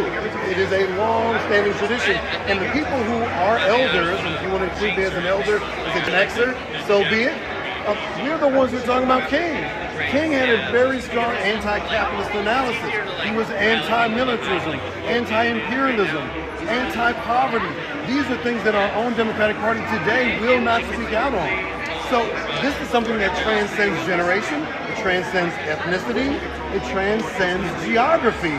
My brother Justin J. Pearson, who's running in Tennessee, they tried to cut up his district. It went from 65% black to 32% black, and it includes a town in his new district that is the birthplace of the Klan. Yeah, it's Uganda. Uganda is preparing to deploy troops to Gaza at the request of U.S. President Trump. The state-owned newspaper New Vision reported Monday. According to the paper, Trump asked President Yoweri Museveni through his board of peace to contribute to the International Stabilization Force tasked with maintaining order, protecting civilians, and supporting aid and reconstruction. Museveni reportedly agreed the initial deployment of about 500 Ugandan troops is expected to establish a logistics base on the Israeli side of the Kerem Shalom crossing before any move to Gaza, New Vision reported. No, I'm your only over 50 woman black chatter. You are not. You're actually wrong about that. Like 100% you're wrong on that front. And he told me when I saw him in Chicago. Yes, Nick Palum's mom. Recently, that 130 white people showed up in Pulaski, Tennessee to support this young brother. We need to get away from these binary assumptions that all white people this, all black people, all old people, all whatever. We can't do that because there's too much nuance in our humanity, and we understand that we can reach people where they are, and we can have progressive. New HasanAbi here was not aware of your DreamCon game. Wait, what? Speaking of DreamCon, the legendary Kami Mami's emote is still not added to the Hasan channel. Yeah, this was fucking awesome. DreamCon was so dope. I should have gone this year, bro. I fucked up. Hasan, I have the clip. In the spirit of DreamCon being held, this is the cutest clip I just discovered of Hasan Piker. They were so excited to meet him. I was excited to meet them. All right. Here you go. Hi, of course. Oh my God. Also, happy belated birthday. Oh, thank you. God, this is insane. God, you guys are amazing. I need to get out of here. Okay, I shouldn't be in this photo. Help. Help. Help. They love him. Look at how happy he is. I wish I was him. Game is game, baby. Hell yeah. It's called Aura. Back when I used to show my shoulders like a slut. We used to have fun around these parts. Oh my God. I didn't go to Anime Expo either. No fun. I'm Mr. No Fun, dude. That's just how it is. Mr. No Fun. All right, I'm skipping the rest of this Haley Stevens thing. We're going to begin with... All right, we'll talk about the man that was shot by ICE, a little bit more detail into his background. It's unbelievable injustice. The demand for answers in Maine after the second deadly shooting by an ICE agent. This one, the last 2 weeks. The last person to be killed, his name is Johann Sebastian Guerrero. He was a Colombian immigrant. An official says he was not the target of the operation. It led to protests and new allegations of reckless behavior by federal agents. They have shot and killed at least 8 people since President Trump began his immigration crackdown. Lilia Luciano is in Biddeford, Maine with the latest. Lilia, good morning to you. What can you tell us? Good morning, Gail. Well, the governor of Maine called the way immigration enforcement is carrying out its operations, quote, reckless and haphazard, as the community here in Biddeford continues reeling from this tragedy, the second deadly shooting by ICE across the country in less than a week. Anger and shock in Biddeford, Maine on Monday after a man was fatally shot by ICE in his car. The victim is Juan Sebastian Guerrero, an immigrant from Colombia. A 28-year-old man was killed by a truck while fleeing immigration agents in St. Augustine, Florida this morning. Officials said it's the third death involving ICE this week after agents shot a man in Maine yesterday. Jesus Christ. According to a source with knowledge of the investigation. This doorbell camera video captured the sounds of gunshots on Monday morning. This video obtained by CBS News shows the victim's car, a white sedan, turning slowly in circles at an intersection. Then another vehicle appears to intercept the sedan, stopping it. ICE officers then approach the car and pull Guerrero out from the driver's seat. This video shows agents surrounding Guerrero laying on the ground, as this picture shows multiple bullet holes through the sedan's windshield. They pulled the body out in the corner. Corey Pullen's pawn shop and laundromat. Yeah, he was dead. That is across the street from where the shooting. They basically handcuffed the corpse. They slammed his lifeless body, his lifeless head into the pavement too. Unfolded, and his security camera recorded parts of it. You believe the car was rolling because he had already been shot? Yes. Yes. We believe. We don't know. Immigration advocacy groups say Guerrero was 26 years old and had both a work permit and a social security number. This was a father. This was a person who was trying his best in front of his wife and kids to create a life and provide for his family. Overall, there's kind of just a general sense of confusion, pain, and anger, both from the community and then also a sense of loss and hurt from the family. In a statement, DHS said ICE was conducting targeted surveillance on the last known address of an illegal alien. They say, quote, an illegal alien departed the residence in a vehicle and later attempted to flee, and fearing for public safety, an officer discharged his weapon. They sort of made it unclear, but the person they were after was not the guy they ended up shooting. No ICE, no KKK, no fascist USA. The community. Bro, this, by the way, this is Maine, okay? But this is what I'm talking about when I say these people are, like, the olds are radicalized, okay?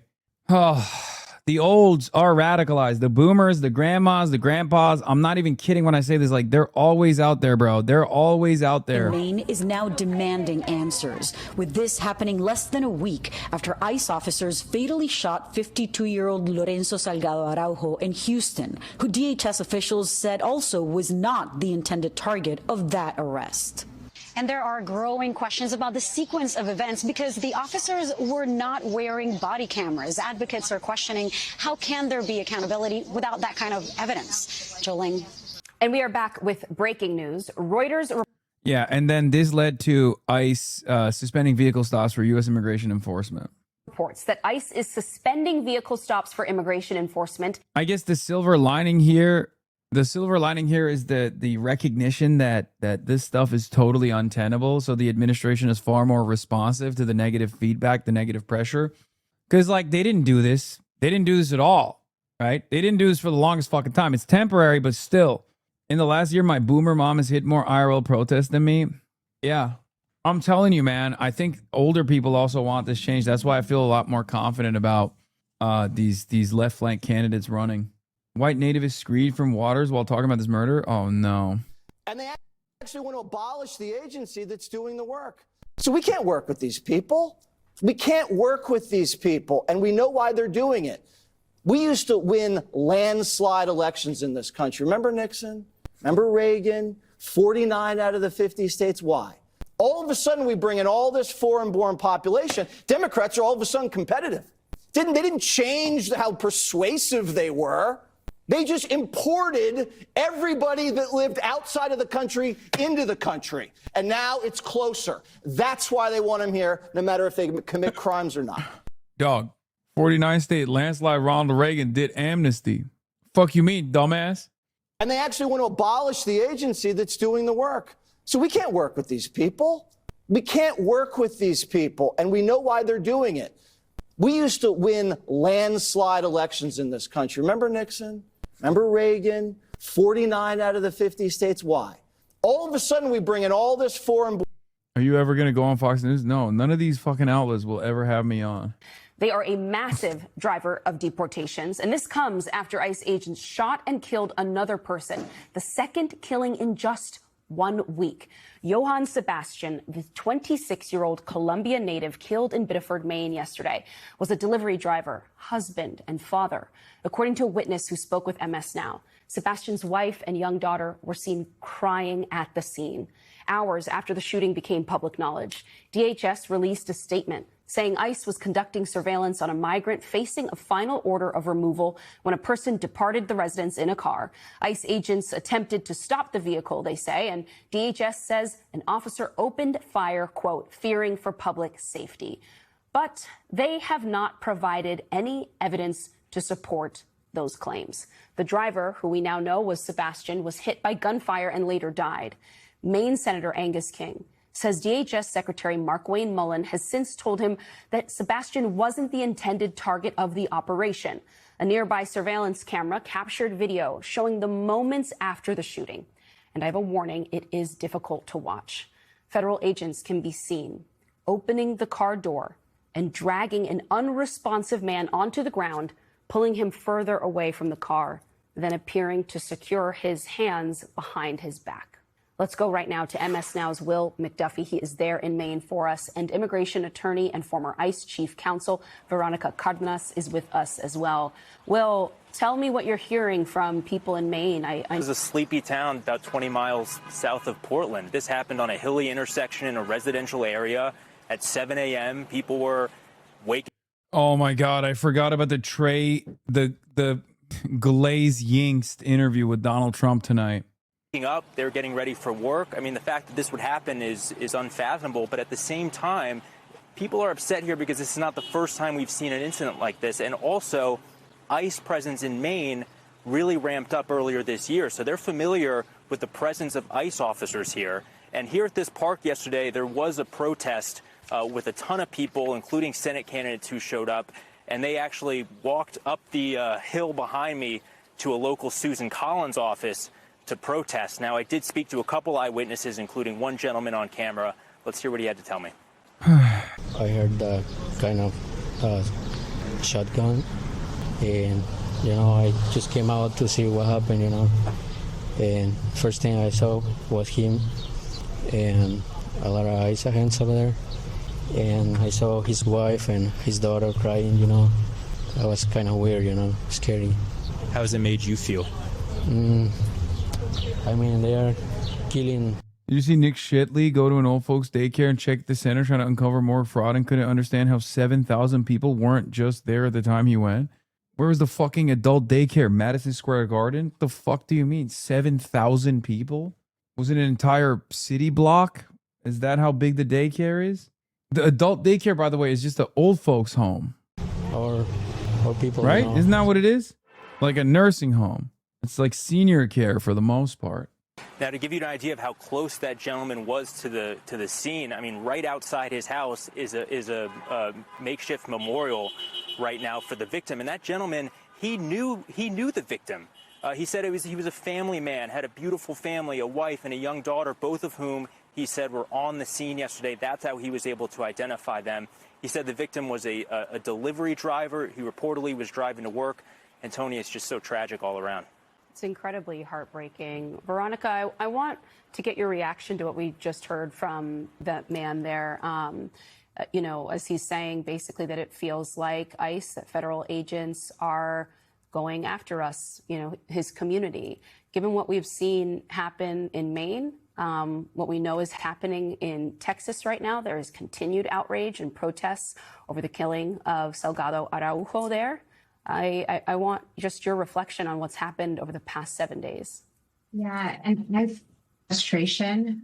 We heard Lorenzo's son state that he went to lawyers before this incident happened to see how he could best comply. And when we look at Joanne, one of his last statements was that I tried to stop. We have a very vulnerable immigrant community and their allies who are trying to comply with ICE directives, who are trying to comply with what ICE wants so that these situations do not happen. And there's so much focus on communities, right? Like even in the statement that was put out, this illegal alien, that is not true. This person was going through the process, Joanne. He had a work authorization. He was going through the process that the administration has laid out for non-citizens to go through. So despite all of that compliance, we have DHS not being reckless at this point, but being very deliberate in focusing on the numbers at whatever cost and whatever comes with that. And I thought that, you know, the death of Renee Good, Alex Preddy, there was a new Secretary of State. And without cams that are required, it doesn't mean anything, dude. Come on. Police already have body cameras. It doesn't do shit. Body cameras. Dude, body cameras. Fucking the dickhead that killed Renee Good literally had a camera, a phone camera in one hand. He was filming himself murdering her. Body cameras are just a talking point for people to be like, oh, we're doing something. It's ridiculous. Almost all of these incidents are already filmed, like full spectrum coverage from every fucking angle too. It doesn't even matter. That things may have been a little bit different. It's still far better than nothing. No, the alternative is not nothing. The alternative is abolish ICE and punish ICE. That was only 6 months ago. And like ICE as a unit, this isn't to say that there is no need for like INS or something, but it's a paperwork crime. So the punishment and the apprehension or the regulatory agencies need to fit the crime. Okay? It's a paperwork civil misdemeanor. Why are we militarizing a group that's supposed to handle civil misdemeanors? It's not even fucking criminal. These guys do not have a criminal apprehension law enforcement mechanism. Okay? It's not real. That's not a real thing. I'm so confused. I guess I'm not confused because everyone just lies about it, but it's just so fucking frustrating to constantly have to explain this to people. But I guess I'll just keep doing it over and over again. ICE is not a regular member of law enforcement. Okay? They're not. Their job is literally, has been historically, to basically just issue paperwork notices to people.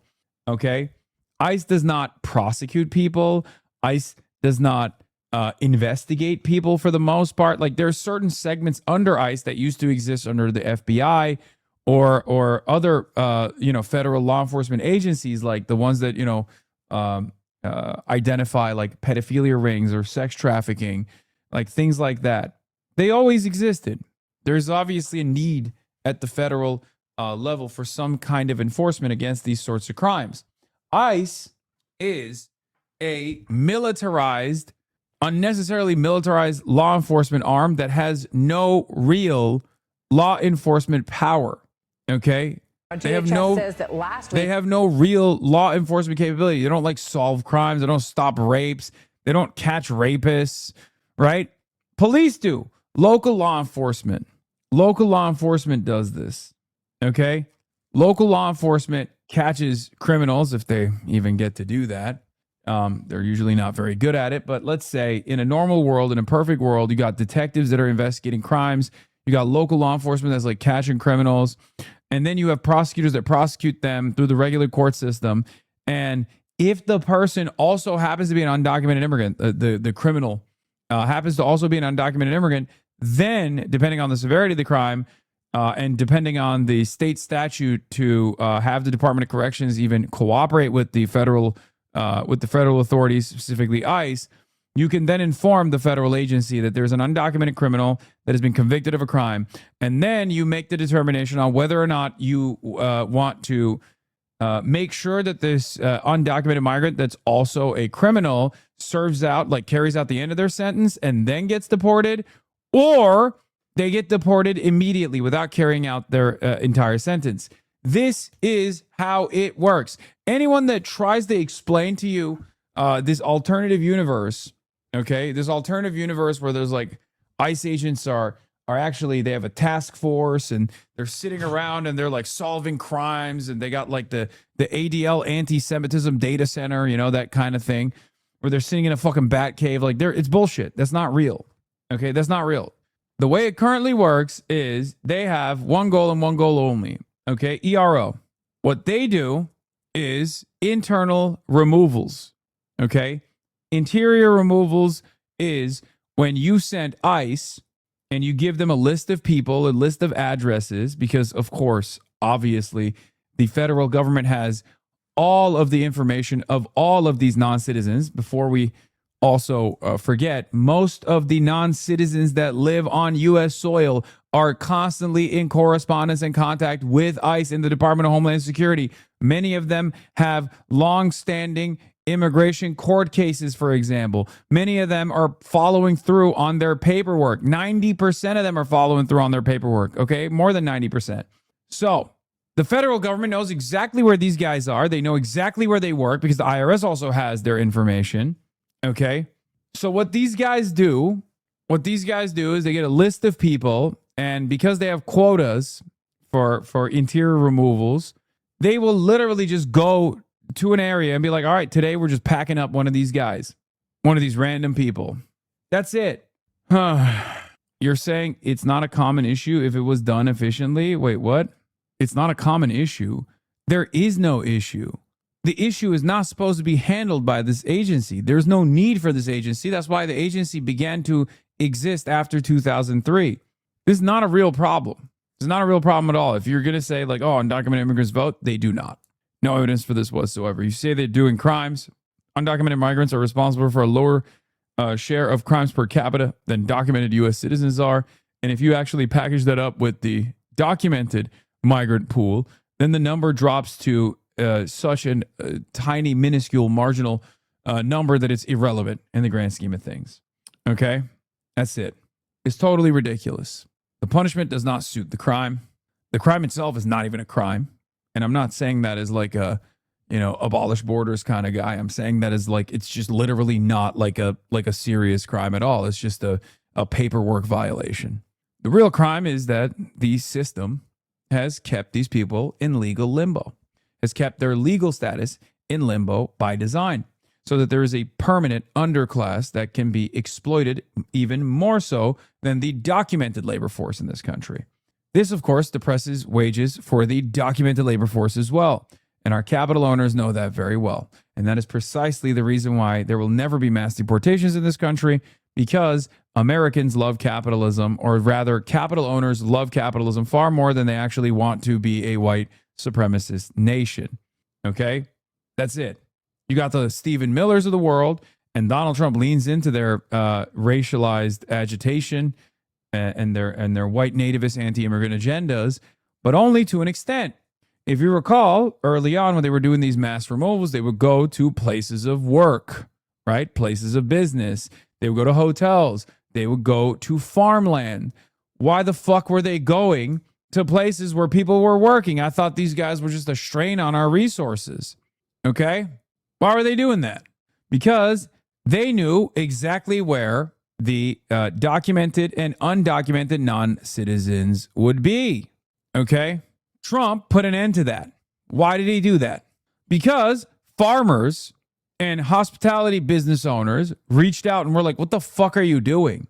You're not supposed to arrest our cooks. You're not supposed to arrest our barbacks. You're supposed to arrest the fucking criminals. And Trump was like, sorry, my bad. I thought all brown people were criminals. That's it. The whole point of the two-tier immigration system in this country, the two-tier labor force in this country, the labor system in this country is to draw out, to depress wages for the documented labor pool by constantly having a refilling underclass, a permanent underclass of undocumented migrant laborers. The proper adequate solution to this is to quickly process and document these undocumented laborers so they too can also become a part of the documented labor force, join labor unions, and demand more of their productive output.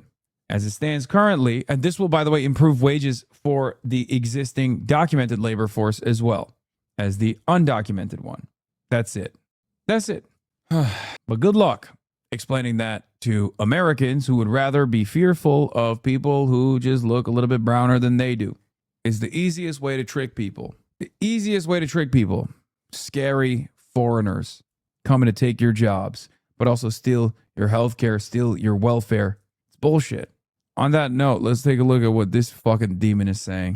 Yeah, if it was up to me, I'd be sending in the National Guard and rounding all these fuckers up and dragging them off the streets and putting them in camps. I would be.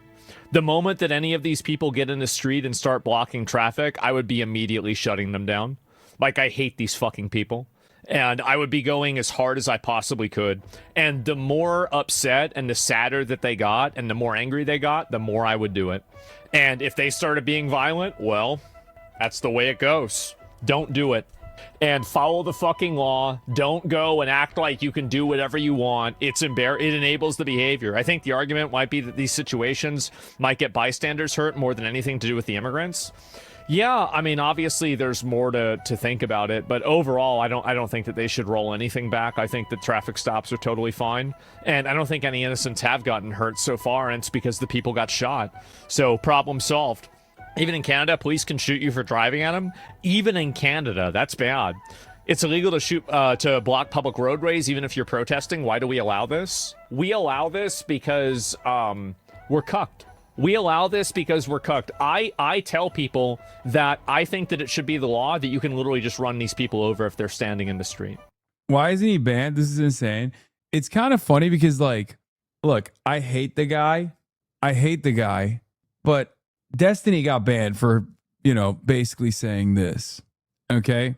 And of course, the reason why Destiny will never get unbanned most likely is because he's done far more damage since then, including but not limited to mass harassment campaigns against, Twitch staff and things like that. But it is wild, like, how far we've come. It is wild how far we have come. Where Asmongold is just like, yeah, you should just murder people engaging in civil disobedience. Yeah, not that it needs to be said in this community, but anyone who justifies an undocumented migrant being shot and killed by ICE is just straight up giving the game away. Like, just grow a pair and say with your chest you want to kill brown people. Yeah. My goal is to radicalize people as much as possible. Asmongold's extreme rhetoric about immigration and ideological opponents. The video game streamer who routinely engages in political punditry has an enormous online presence with over 9 million current followers across platforms and 2.4 billion views on just his active YouTube channels in 2025. Yeah. He is the biggest right-wing. He is the biggest right-wing content creator in North America right now. Asmongold has urged the government to brutalize protesters or punish them with compelled slave labor and other extreme sentences. In October 2025, Hoyt called for arrested anti-ICE protesters to be used for compelled slave labor. Asmongold said he was not a fan of ICE potentially injuring protesters because then you can't make them work in the prison, adding, I would want to utilize their bodies for compelled slave labor. That's the only reason. In January, he called for anti-ICE protesters to be put in a camp for mandatory labor of 5 to 10 years. What is this statement? Hi, all. I know I've been quiet the last year with what's been happening with my lawsuit, but I can partially explain to you all I have been dealing with. TLDR, I hired DEMS' legal defense team, and they will be representing me going forward. I intend to continue to fight the lawsuit. Now on to the detailed version. Unlike what has been said and speculated, my previous legal defense team has been in communication with Ethan's team since August 2025. During this time with Ethan's team, it was months and months of settlement negotiations. When you enter settlement negotiations, you are giving a list of ways to potentially settle, which I ultimately disagreed with. After settlement negotiations failed, my case defaulted. After my case defaulted, I attempted to find a new lawyer. I reached out and scheduled a meeting with DEMS legal team, and now here we are. I have retained them, and they will be representing me going forward. I intend to continue to fight the lawsuit. Thank you all for your continued support, Morgan. Wow, you're saying those YouTube lawyers were wrong again? Oh my God. Oh my God. It turns out they were wrong about this too? How is that possible? Wait, when you've been saying Morgan for months, you've been talking about Frogan? Yes. I believe she'll have a GoFundMe up and running as well. Anyway, President Trump vows to target power plants bridges if Iran doesn't make a deal. Jesus Christ. Where was I? There was another thing I wanted to show you guys with respect to lawsuits. I don't know what this means, but did Ethan choose not to prosecute the Countdown episode claim, and Ethan Klein's lawsuit against DEMS has officially been dismissed without prejudice, and the deadline to file for attorney's fees has been pushed back until after the appeals process for the claim? He's still going through with the appeals process, right? Yeah. Also, look at these fucking bots, dude. Dan Stalkman and the Sex Pestiny community have deployed bots. It's really funny because, like, you know, I exist in both the cyber stalked. I exist in this space where I'm cyber stalked by some of the most like mentally unwell people, but also work alongside campaigns from times. And there's something really funny happening where one of the policy people, Timothy Faust, Francesca Hong's policy person, policy director, woke up to a ton of replies like this on an entirely unrelated post. I appear to have been caught up in some sort of bot swarm that replies to anything Hasan retweets. Big world out there. Most of it is none of my business. Dizzying. No wonder you haven't commented about iNut. And it's really funny because I have no idea who the fuck these people are either. Like, Aiden using iNut to smear people while begging for Destiny's attention is peak desperation. While you claim you orbit, you're just burning every bridge to get there. Pathetic. And I don't even know what the fuck is going on here. Like, not even a little bit. What the fuck is a iNut? Who's Aiden? What the hell is going on? Do they think it's not obvious these are bots? I just don't know. Keemstar's creepy fixation on Aiden's public, and yet Aiden uses it for relevance. That's not strategy. That's selling your soul for a retweet. I said Creamstar. What the fuck? What is this? Pegaslop Fun Day vid, maybe? Pegasus is a fucking idiot. This guy, what the fuck is this jawline, bro? This guy looks like the sexy half Korean, half white dude from the second season of Beef. Chadgasus? Bro, I just turned this. You sent me this link. You sent me this link and boom, I got fucking blasted with the handsome Squidward. What the fuck is going on? Oh my God, the May December kid. I like Chilipi Lol. I think he's Lebanese. Korean overzealots. Evil clavicular. A couple days ago, we talked about Ethan Klein dropping his defamation lawsuit against Noah Sampson with prejudice. That means he cannot reopen it. Prior to dropping it, they had actually offered some settlements that obviously had terms Noah Sampson didn't want to agree with. Some of those terms involving non-disparagement, which means Noah Sampson could not make videos about Ethan Klein going forward. Noah offered his rebuttal, never received a response, and then ultimately... People are making videos about more Pegaslop, who has disparaged the good reputation of the beautiful nation of Singapore. What a time to be alive, man. What a time to be alive. Ultimately was going to move forward with his anti-slap motion. Ethan Klein, obviously knowing that this anti-slap was likely to go forward, didn't want to pay out Noah Sampson's legal fees, probably didn't want to deal with the shame of losing to Noah Sampson. And so that's where we are as of a couple days ago, where he's dropped that lawsuit. Most recently, he's also dropped, without prejudice, the lawsuit against DEMS for the Countdown stream, likely to focus on the appeal. Because it's without prejudice, he could reopen it at a further date, at a later date. But who knows? Who knows? I imagine his motivations have changed with a lot of the public pressure from people like Most Critical, Fantano, Hasan, obviously, and just generally there being a sentiment online of him being a litigious freak. But today's video is not really a focus on Ethan Klein, it's a focus on Pegasus. Okay, now Pegasus, but we're also... Dude, seeing him, it seems you've opened the Singapore commerce route for these essay content merchants. Dude, I don't know why he puts a smile on my face. Every time I see more Pegaslop, I get happy.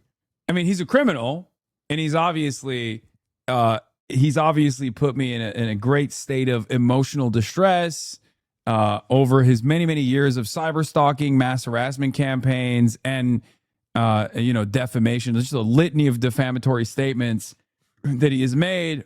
And of course, the beautiful nation state of Singapore will probably put an end to this criminal behavior, and racism. I forgot. What? Can't believe I forgot. We forgot that he's also racist. That's such an important part. Isn't there a racism statute? Lee Kuan Yew would be so disappointed to know where his national project has led to. There is an anti-racism statute in the beautiful nation of Singapore. I forgot about that. Wow. Read logs. He looks like Noah with more Pegasus hair. This looks like the evolution of Pegaslop going on TRT. We're going to talk about Nick Diorio, Sense of Society in particular, who's been very quiet on this issue since Noah Sampson's, I'd say Noah Sampson won. I mean, he still had to pay a bunch of legal fees. And funny enough, that's something that we're going to be talking about in reference to Pegasus, because Pegasus seems to think that it's demon time. It's awesome. It's cool. Like, especially in this video, I really want to show you guys the contrast between how Pegasus will interact with, whether it's the caller gate situation regarding Hasan, whether it's lying is OP, that's a statement that Hasan made, versus Ethan Klein weaponizing the legal system to drain people. Wait, is the lying is OP thing coming from Pegaslop? Like, I always say lying is OP as in it's bad, but it's such an overpowered thing that like Republicans use. I've always wondered where that came from, where people were like, well, don't you say lying is OP? And it's like, yeah, like not as a good thing, man, as a bad thing. I think it's fucked up. Lying is overpowered is a statement that I am making, and I'm critical of people who are weaponizing lies. I'm saying nerf lying, please. Financially. So as you can imagine, this title and thumbnail has nothing to do with Noah Sampson. This isn't a headline that he really wants to air on his channel. So instead, Miskiff just got exposed really bad. And then 19 minutes into the video, we'll talk about Noah Sampson. Moving on to Diet Hasan, aka Noah Sampson, the Ethan lawsuit has actually been dismissed. I think there's something really funny about the fact that he just sounds like such a goddamn nerd. I can't get over it. Like, I don't know if this is, partially because we've just expected worse and worse content in our endless bottom of the barrel slop quest.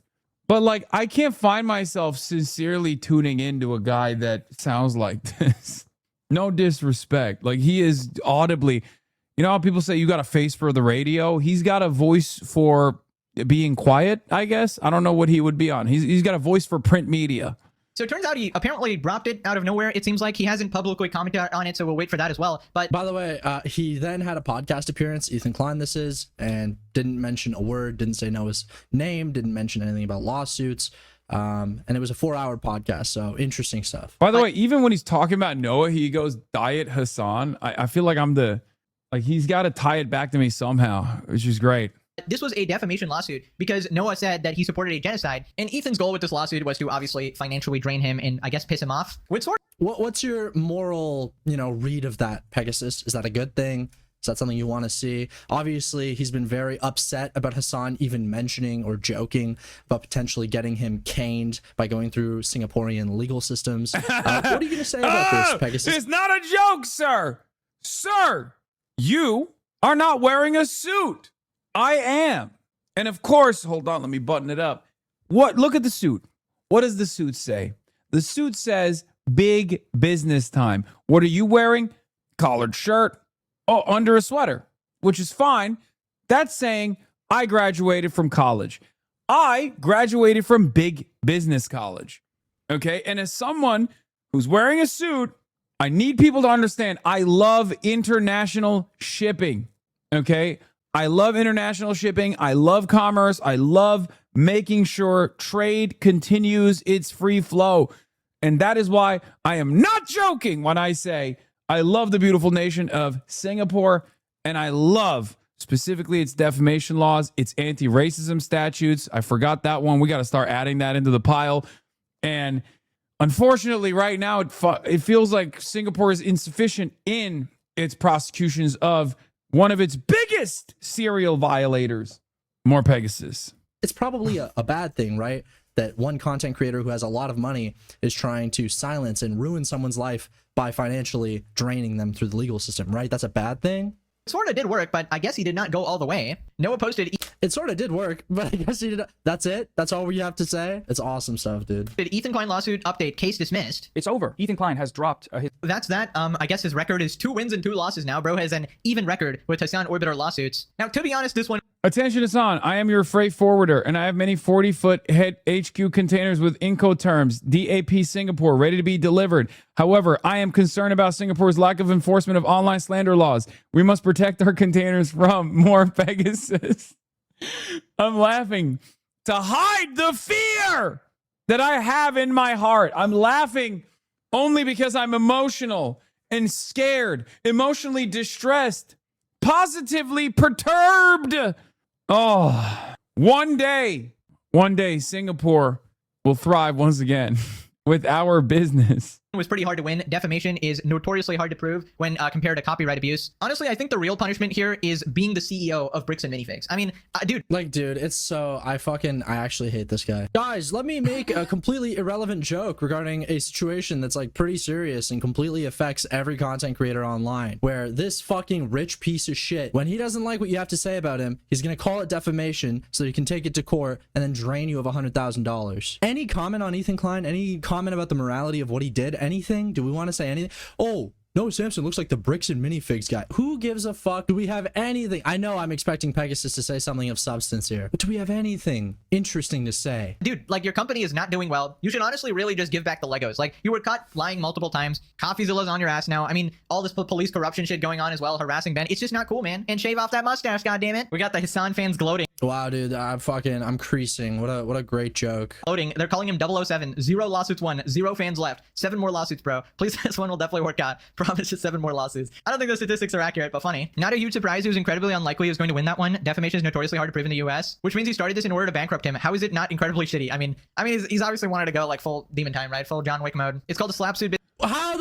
I think it's pretty crazy that this guy just sits around and watches other people's contents, like commentary on issues, and just goes, they're stupid, and people go crazy for it. The fact that he's capable of farming 207,000 views in 2 days for this bottom of the barrel Redditor content is actually kind of remarkable. It's remarkable, but it's not the only kind of commerce that's missing from the beautiful nation of Singapore. Obviously, we have freights that are ready to be docked and unloaded by the longshoremen in the beautiful nation of Singapore and its many ports. Okay? Now that's real commerce. What the fuck? How is that what you have to... Canebert? Suitbort. This is not a joke. We must take it seriously. Canebert.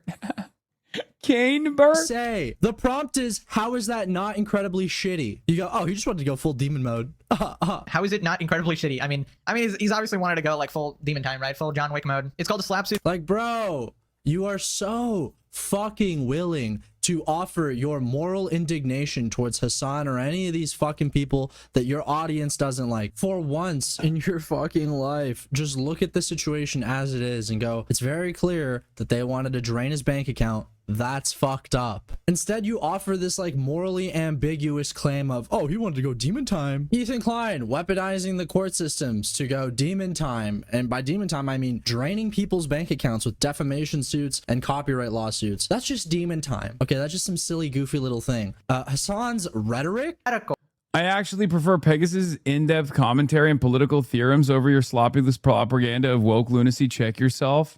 It's true. I've been bested. If you want friends, then stop supporting terrorists. Probably tone down the rhetoric. You realize that anyone who even wants to support you is completely hounded because you are that extreme. You are a social pariah. And he's such a omega crybaby, dude. Always playing. I famously have no friends and no fans. Pegasus took all the fans and friends away. He literally offers nothing. Are you kidding me? He offers the latest and greatest content. This is what the people want.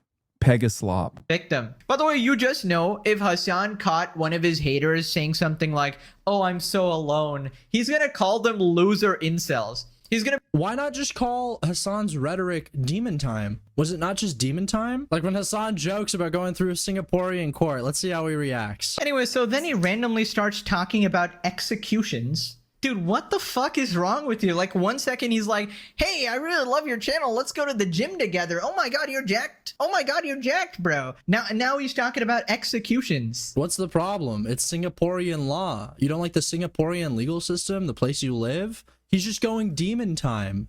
Yes.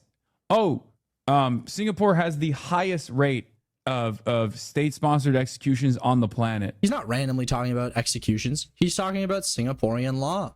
And apparently, Singapore has a lot of executions, and you live there. Singapore death penalty rate. Despite the decline, a large percentage of the public are supportive of the use of the death penalty, with more than 80% of Singaporeans. I'm not going to lie, this is one of my funniest ongoing bits, at least for me. You guys might not all appreciate it, but I certainly do, especially because this is better than any reaction I could have ever expected to get, because virtually all of these people that were like, Ethan Klein is going beast mode, immediately were like, what the fuck?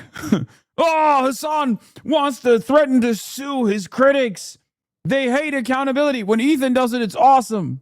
But it's also funny because it's not a bit, and it's very serious, and it's actually very harmful to my business, and it's also harmful, more importantly, to the Singaporean Business Bureau, because, suit guy, we do business. We love doing international commerce. We love shipping, okay?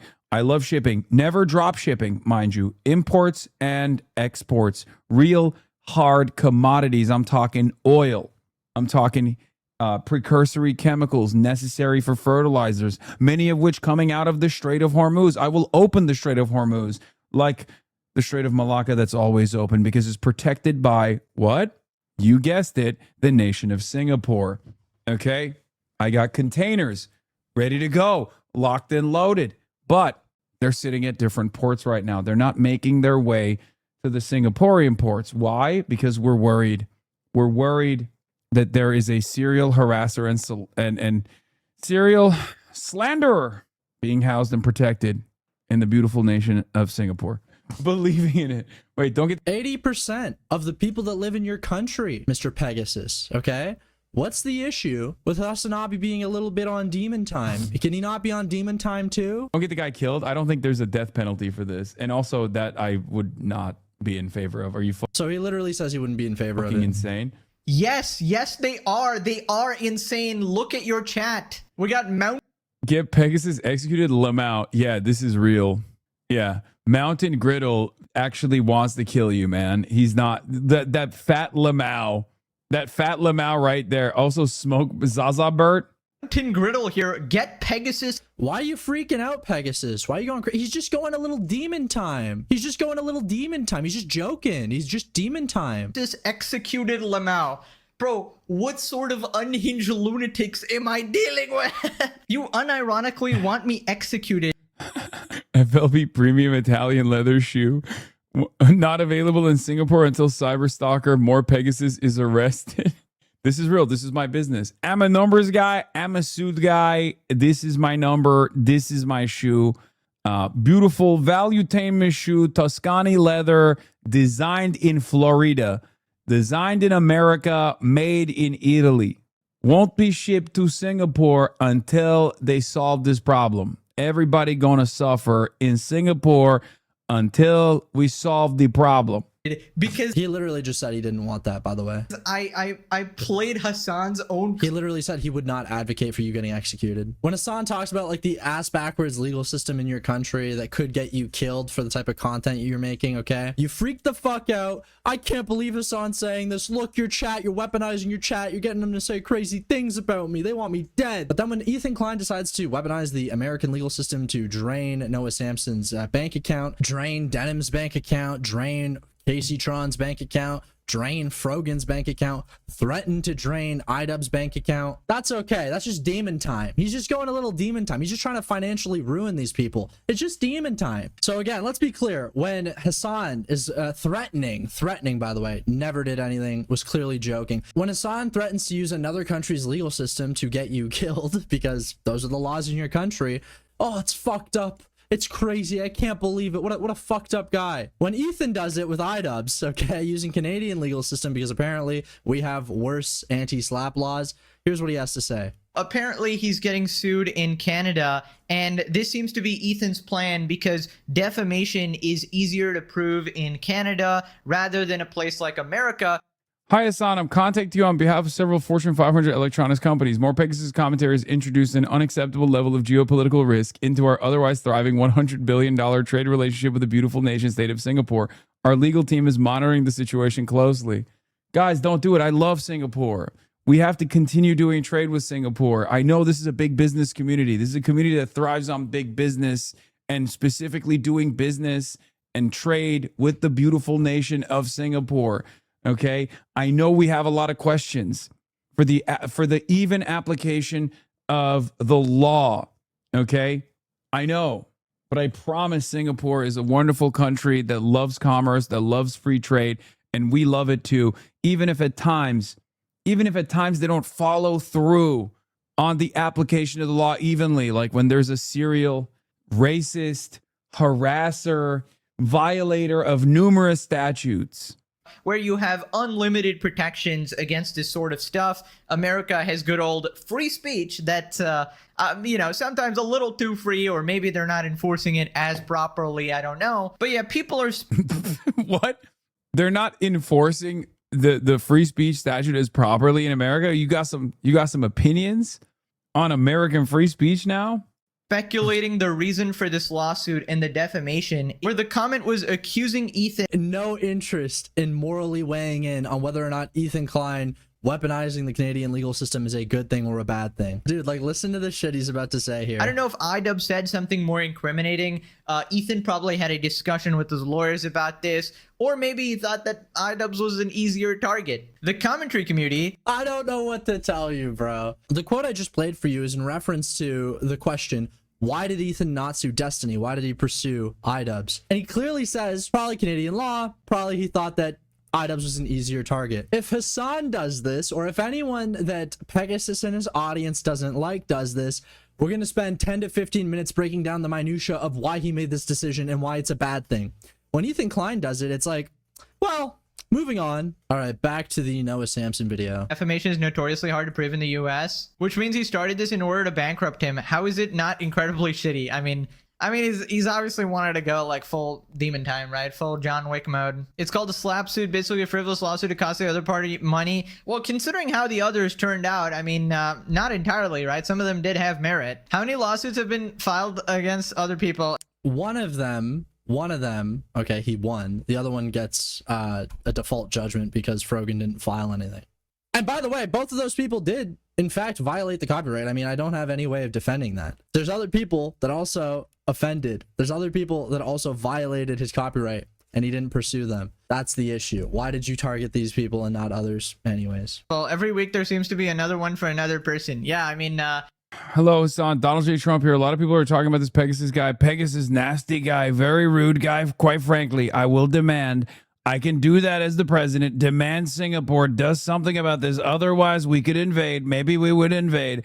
I'm not going to tell you, but it's possible. 11, termination clause. This policy insurance shall terminate automatically without notice in the following circumstances. 11.2, the assured being an individual 14 days after he dies, he becomes bankrupt. He's the subject of receiving harassment from online cyberbully threatening the safety of my crew. My ship insurer... My ship insurer just canceled on me due to more Pegasus. No! No! Wait, hold on. Is that Lloyd's? Oh my God, it says it right here. Under Lloyd's, market resources.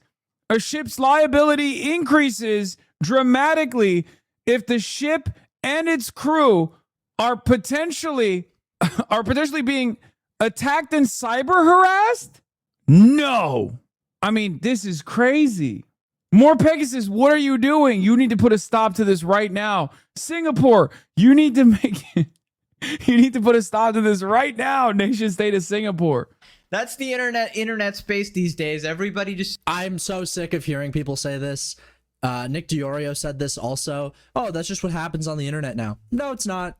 No, it's not. That's what happens when mega multi-millionaires who have been doing content for 10 years and now they're too pussy to clap back with their own commentary. Ethan Klein knows it's extremely difficult for him to talk his way out of his position on YouTube. It's a lot easier if you can go where you have the advantage, which would be the legal system, because he has more money than every single person he's attempting to sue. On the one hand, you can drain all of your enemies of you know, their finances. You can also offer settlements like he did to Noah Samson, where it's like, okay, you're gonna delete these videos, I'm gonna drop the lawsuit, you're gonna say that I actually do support Palestine, and don't forget, non-disparagement. You can't talk about me ever again. The goal is to compel speech, drain their bank accounts, and then chill speech so that they can no longer talk about you in the future. And that chilling effect, it doesn't just affect the target of the lawsuit, it also affects everybody that is doing that type of content, that type of critical content, where you are looking at somebody's content and offering your opinion and saying why you disagree with it. Like, I very much disagree with Pegasus on like 90% of things, okay? I'm gonna play this clip and just listen to how Pegasus breaks down what Hasan's saying. Man, where he says he'd vote for Hamas terrorists.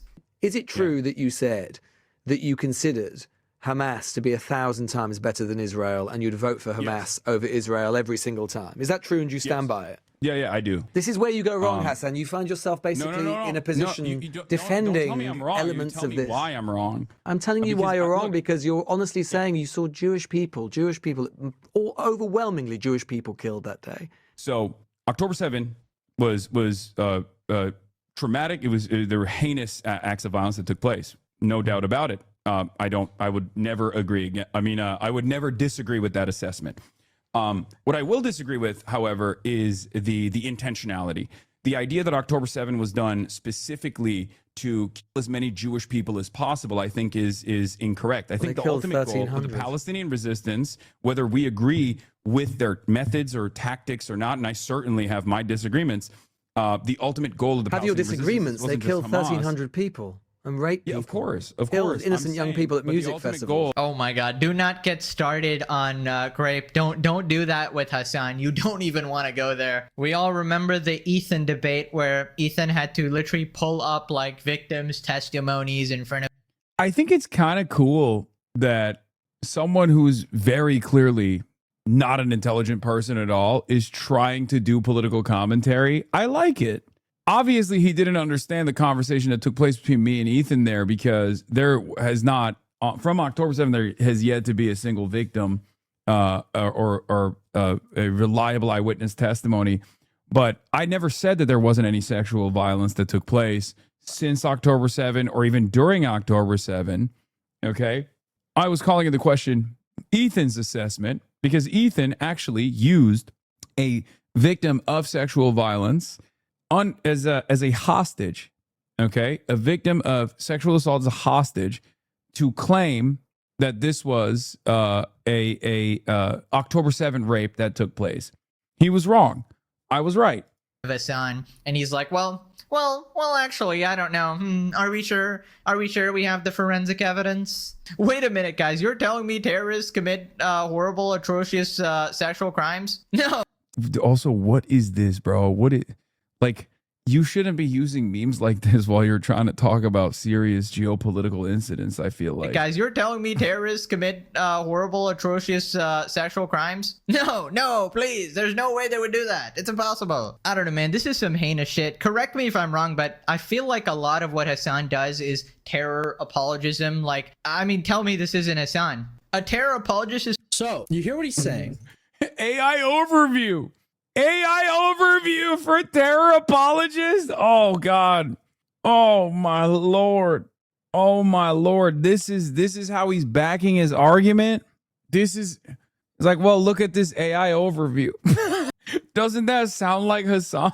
You see that they're pushing very much this Hamas bad angle, which Hamas is bad, but you also have to acknowledge, and this is the thing that neither the that UK radio host nor Pegasus will do here, is criticize who's really behind all of this, which is Israel. Israel is, first off, the country that has killed the most people out of any of these groups. You know, we're talking about Hamas being terrorists. Israel's killed over 80,000 people in Gaza alone. Nobody's talking about southern Lebanon. We're not talking about Iran. We're not talking about other neighboring countries. And again, most of these deaths are civilians. And sure, you could argue that Hasan goes too far in his defense of Hamas or in his defense of Hezbollah and say, oh, these are terrorist groups. The argument is that, well, somebody needs to resist. There's always going to be some form of resistance. When a state like Israel is perpetrating genocide, when a state like Israel is trying to expand its borders, when it's trying to ethnically cleanse regions. And so whether it's because Pegasus is too simple of a person, he's just not able to conceptualize that, or what I think is more likely, he doesn't want to conceptualize that. He understands.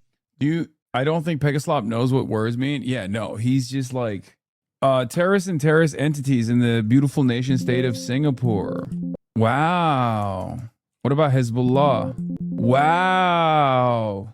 Is Hezbollah not a part? ISIL, obviously, understandably. Wow. So Hamas and Hezbollah are not considered terrorist organizations in the beautiful nation of Singapore. Huh.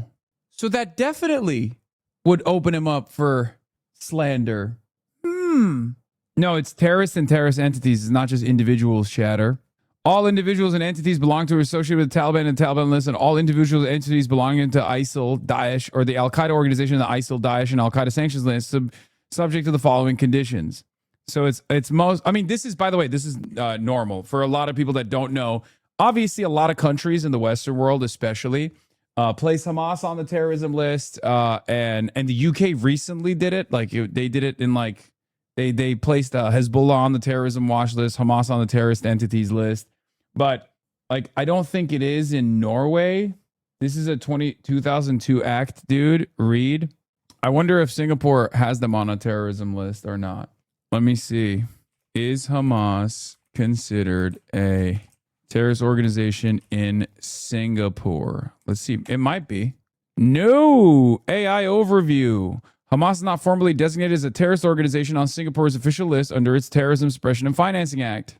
However, the Singaporean government has explicitly condemned the group's actions as an act of terrorism and maintains a zero-tolerance approach towards any individuals providing financial, material, or ideological support for the group. The Singaporean Ministry of Foreign Affairs and the Internal Security Department consistently treat Hamas's violent operations as terrorism.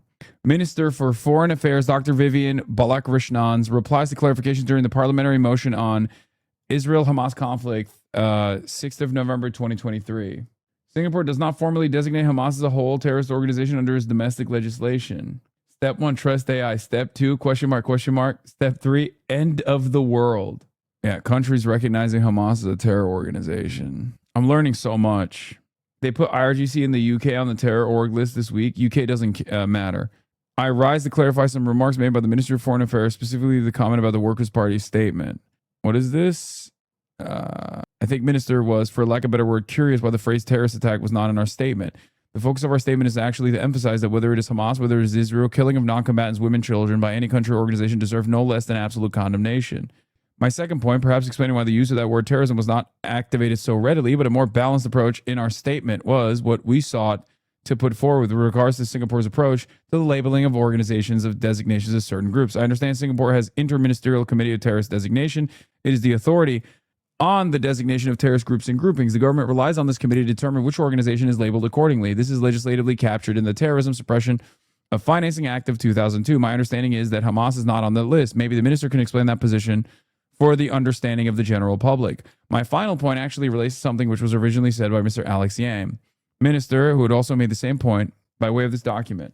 Wow. So Singapore has a nuanced perspective on Hamas, it seems.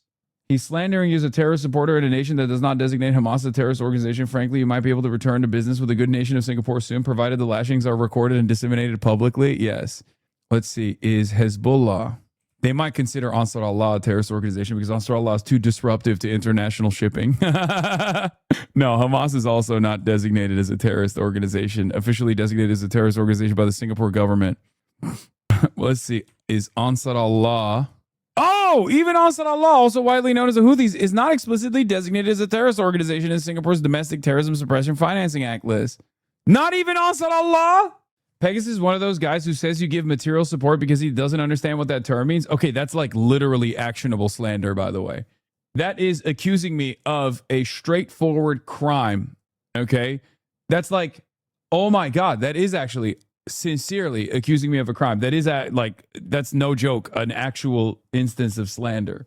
Is anyone on the list? Dog, of course, dude. ISIL, Daesh, Al-Qaeda, these sorts of groups are obviously on the list. There's like there's a lot of countries, even in Europe, but there's a lot of countries outside of the Western world that do not consider Hamas, do not designate Hamas as an official terrorist group. Okay? Turkey doesn't consider Hamas as a terrorist group. Turkey doesn't consider, I think Turkey might consider Hezbollah as a terrorist group, but Hezbollah is a literal fucking party in the Lebanese parliament. Canada does, though? Yeah, of course Canada does. It's America's hat. What do you mean? Like, that doesn't mean anything. That's like saying the UK does. Yeah, no shit. Yeah.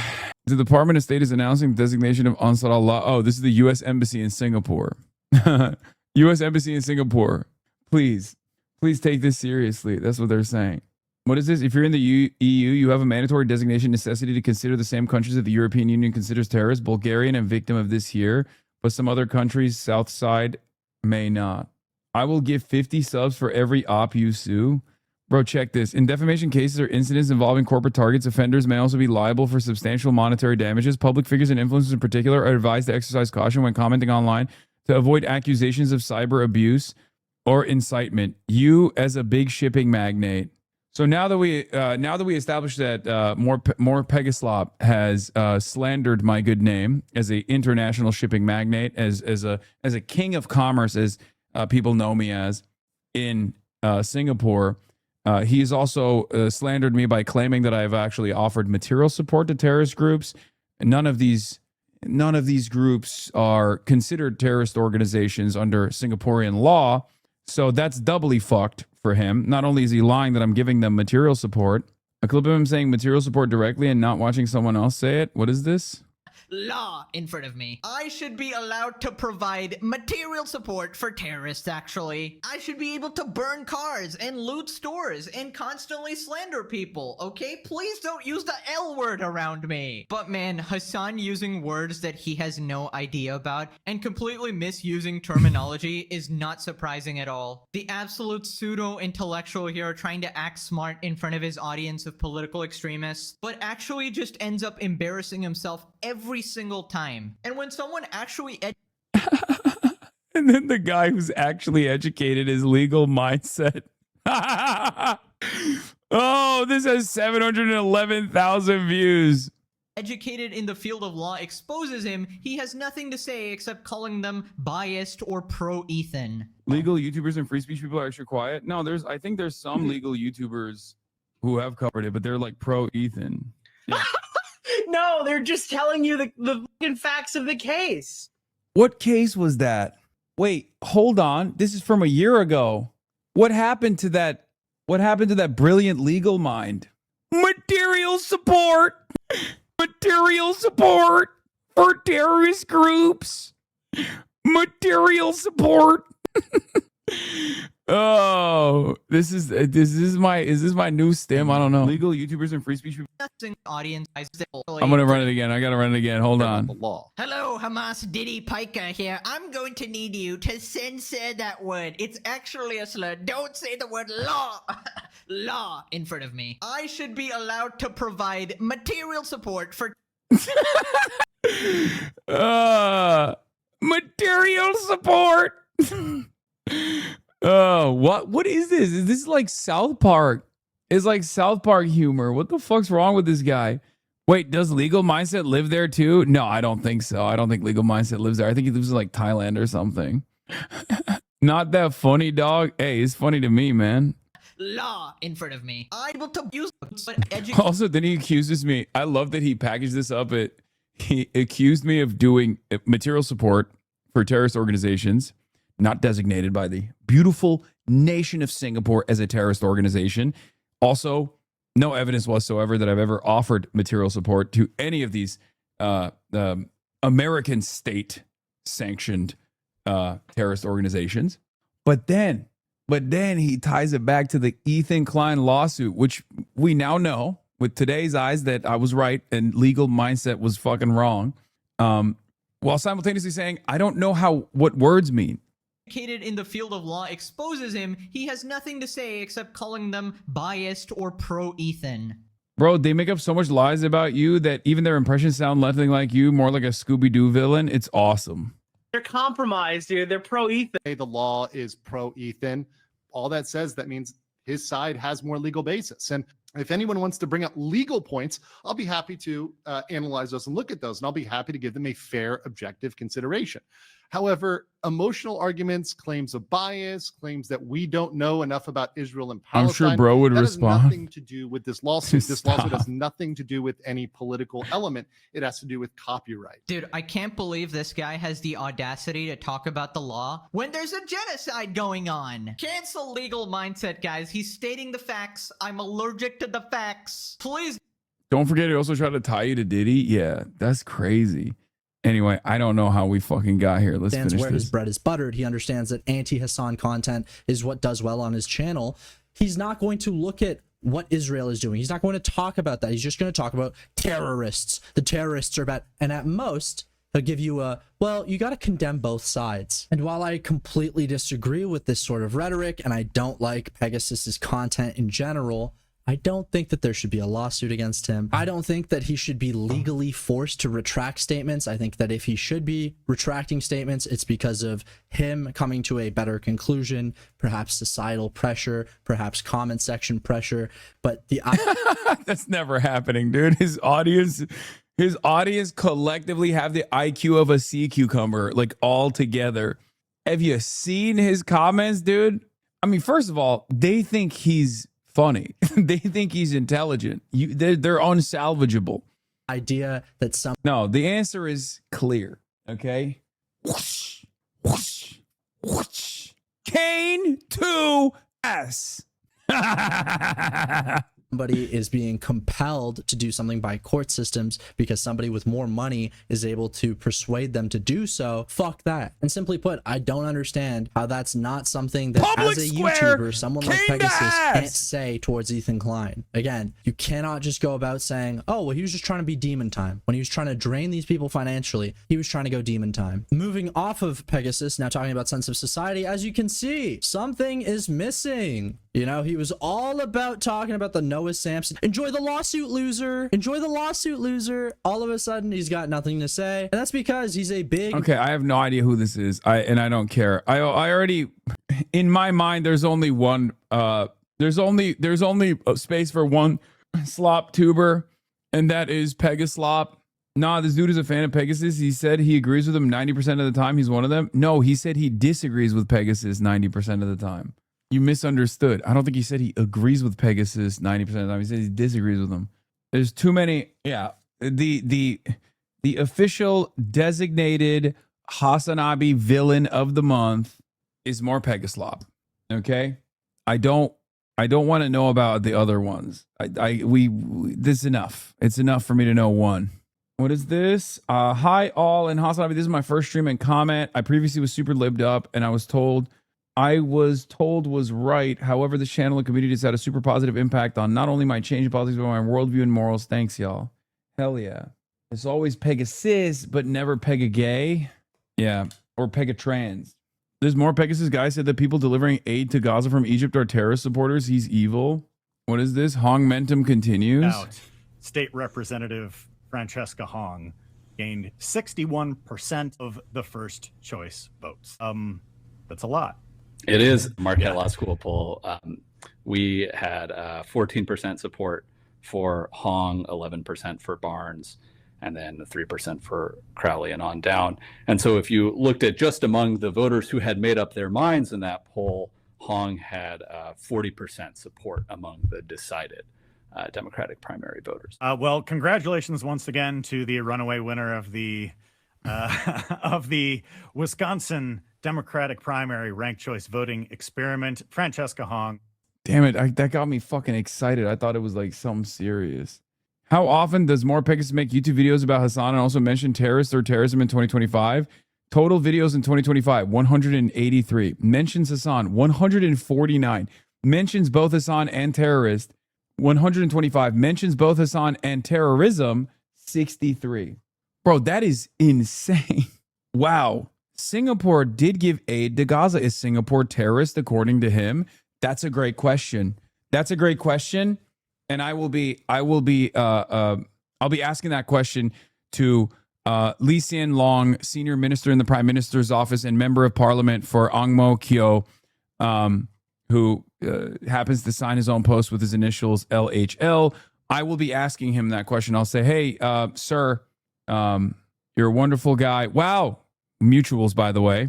Mutuals with Ben Rhodes. Mutuals with my friend, Ben Rhodes, also known as Ben Hamas Rhodes. More Pegaslop. More Pegaslop. More Pegaslander. How does it feel knowing you'll never look this cool? I don't know.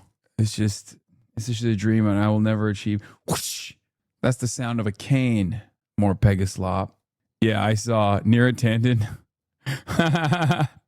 How was first class? Dude, this is so funny. How you know this hell site is not real life. Stevens is about the same favorability as AES within a margin of error. There's people on here who have become deranged haters. Don't speak for many people in Michigan.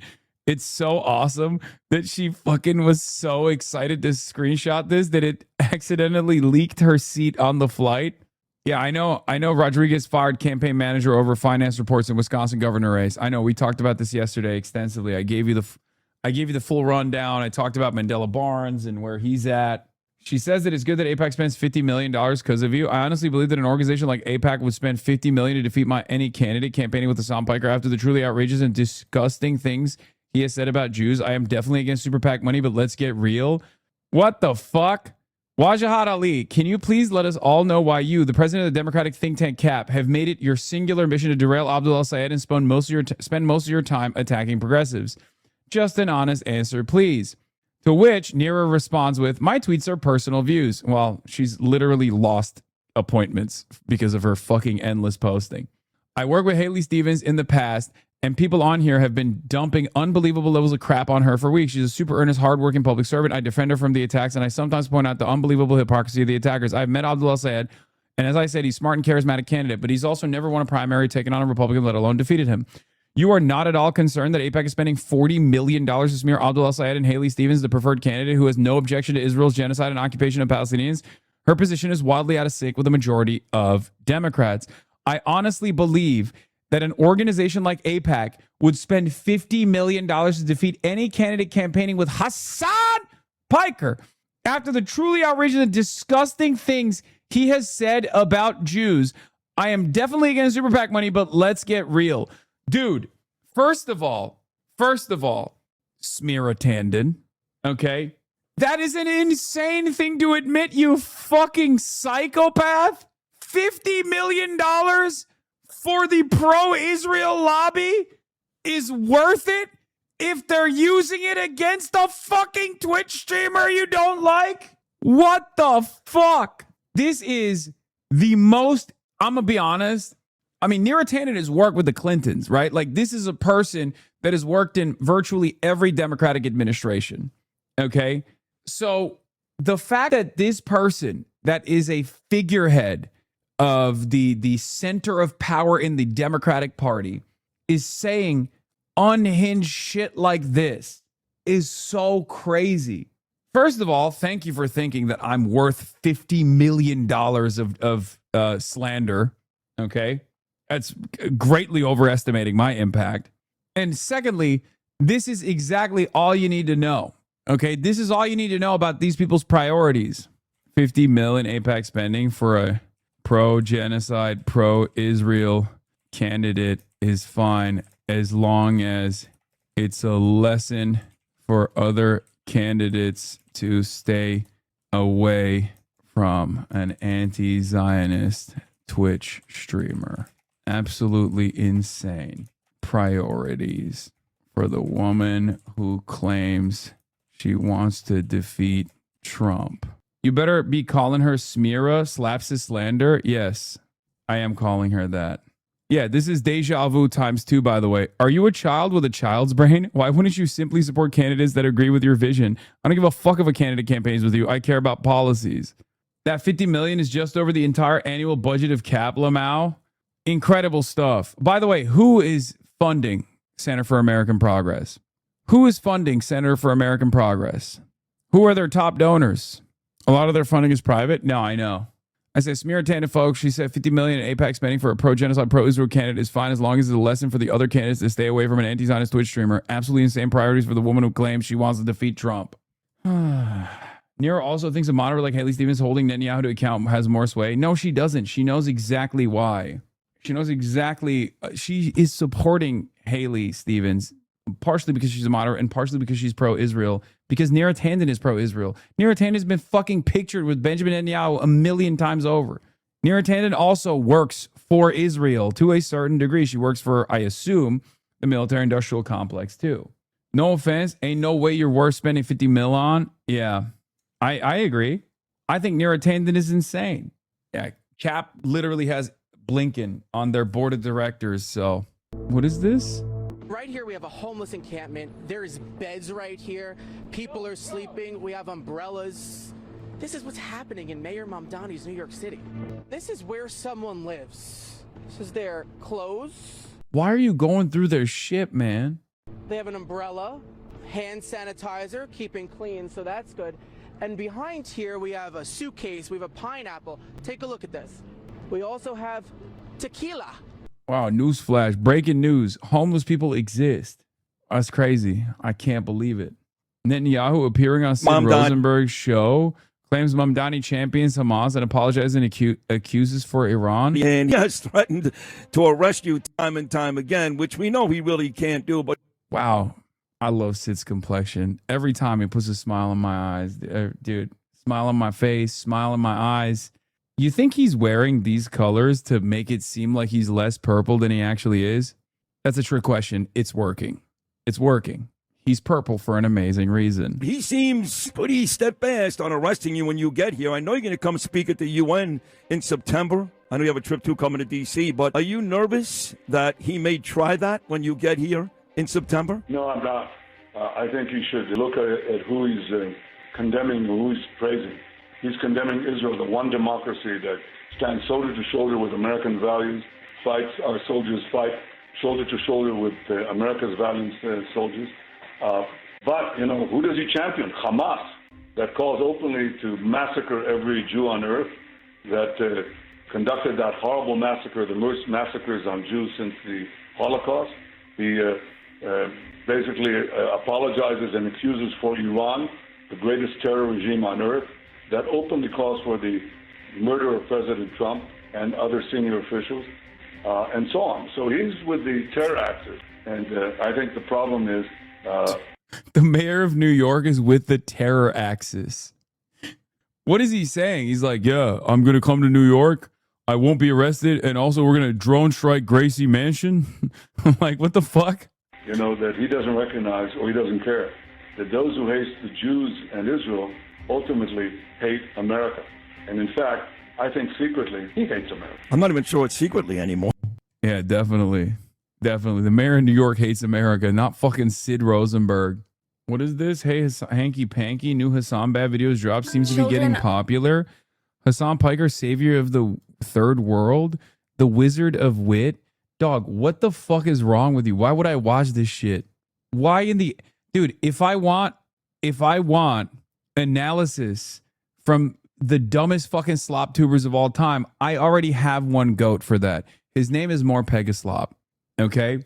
His name is More Pegaslop, who is actually making it quite difficult for me to do trade, to continue doing trade with the beautiful nation of Singapore. Okay? What is happening? We watched one time and you guys are now you guys are now hitting the fucking hitting the slop tuber hitting as many slop tubers as possible. Pegaslop, the goat of being caned. It's fun to make fun of them. Yeah, but who cares?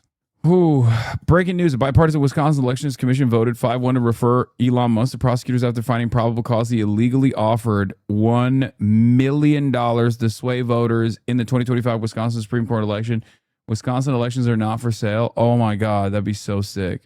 Dr. Jihad, don't you go to class to teach more at Streamer U? Yes. I genuinely think Elon Musk is too rich to go to prison. I'll say it. I don't think that's a controversial take. I think he is far too wealthy to ever see the inside of a prison, unless maybe it's a Chinese prison somehow. But even then, they wouldn't dare. They wouldn't dare to do something to an American billionaire anyway. If he was a Chinese billionaire, that'd be a different question. Ingram, this CNN report came out. They listed 10 of the worst states to live in 2026. All the states on this list, Trump won. Every state except Georgia. How does that make any sense? Now check out this recent list. 650 CEOs were polled, and they rated the best states in which to do business. Wait, did Laura Ingraham cover the workers deserve more rally from DSA? Oh my God. I didn't even fucking cover it. What the fuck is happening, dude? What the absolute fuck is going on? Fox News is covering like whatever like online town hall that DSA is doing? 10, including Texas, Florida, Tennessee, Georgia, South Carolina, are Republican. They're run by Republicans, except Virginia, which is at number 10, and North Carolina, kind of a purple state, at number 5. So money and people, resources, are pouring into red states. So how do the socialists brush this off? Well, they do so either by ignoring it or distorting the data, or with a little help from their friends. This CNBC report just comes out. They listed the 10 worst states to live in for 2026. All the states on this list, okay, Trump won. Every state except Georgia in 2020. I wonder why. And the list included 4 of the top 10 states for business. Does that make any sense? Well, they have kind of a weird calculus there, but this is obviously a blatant effort to dismiss and denigrate more conservative states. Or maybe it makes you think that states that have better redistributive policies, better social expenditures, oftentimes happen to be blue states, of course, end up having, urbanized areas with higher population density, and sometimes even better public transit. And that automatically makes it a better state to live in, and certainly a better state to do business in. It turns out tax havens are not that great. If tax havens also mean worse infrastructure overall, a less livable area overall. I know for a fact Oklahoma is a low-cost site, for example, for Boeing. But they have a very hard time attracting talent to stay in Oklahoma because it's fucking Oklahoma. It's really nothing new. Why does Fox News assume its viewer is a business? Because they're the most brain-broken dullards of all time. They all literally think they're big business. It's all the money-getter boomers who have, who have the only wealth in this country at this point, who greatly overestimate the amount of wealth that they have and think that they are all big business CEOs. Some of them are small business owners. None of them are big business owners. Anti-Zoran shows are the most brain-broken yet. Zoran Mamdani froze the rent and served himself some taxpayer-funded cake. Then rents hit an all-time high. Vacancy rates reached the highest since COVID, and he proposed a 20% raise for himself. Incredible stuff. Taxpayer-funded cake, dude. Yes. I, unlike the Fox News watchers, am a big business. As you guys know, import and export. That is the name of the game. Ladies and gentlemen, check the suit. I'm a big business guy. And as a big business guy, sometimes I think twice about doing business in the beautiful state of Singapore, even though I want to, because I love it. I love it so much. And it hurts my feelings. Yeah, I saw this. Billionaires are trying to push for open primaries in New York City. Zoran Mamdani opposes them. Emma Bloomberg is pushing for it. Her data company is providing info to the group agitating for the change. Mike Bloomberg has long supported open primaries. This is like when the NCAA banned dunking to stop Kareem Abdul-Jabbar. Central's trying to find a young catalyst figure to rival Zoran, and the best they can come up with is Mike Bloomberg's daughter.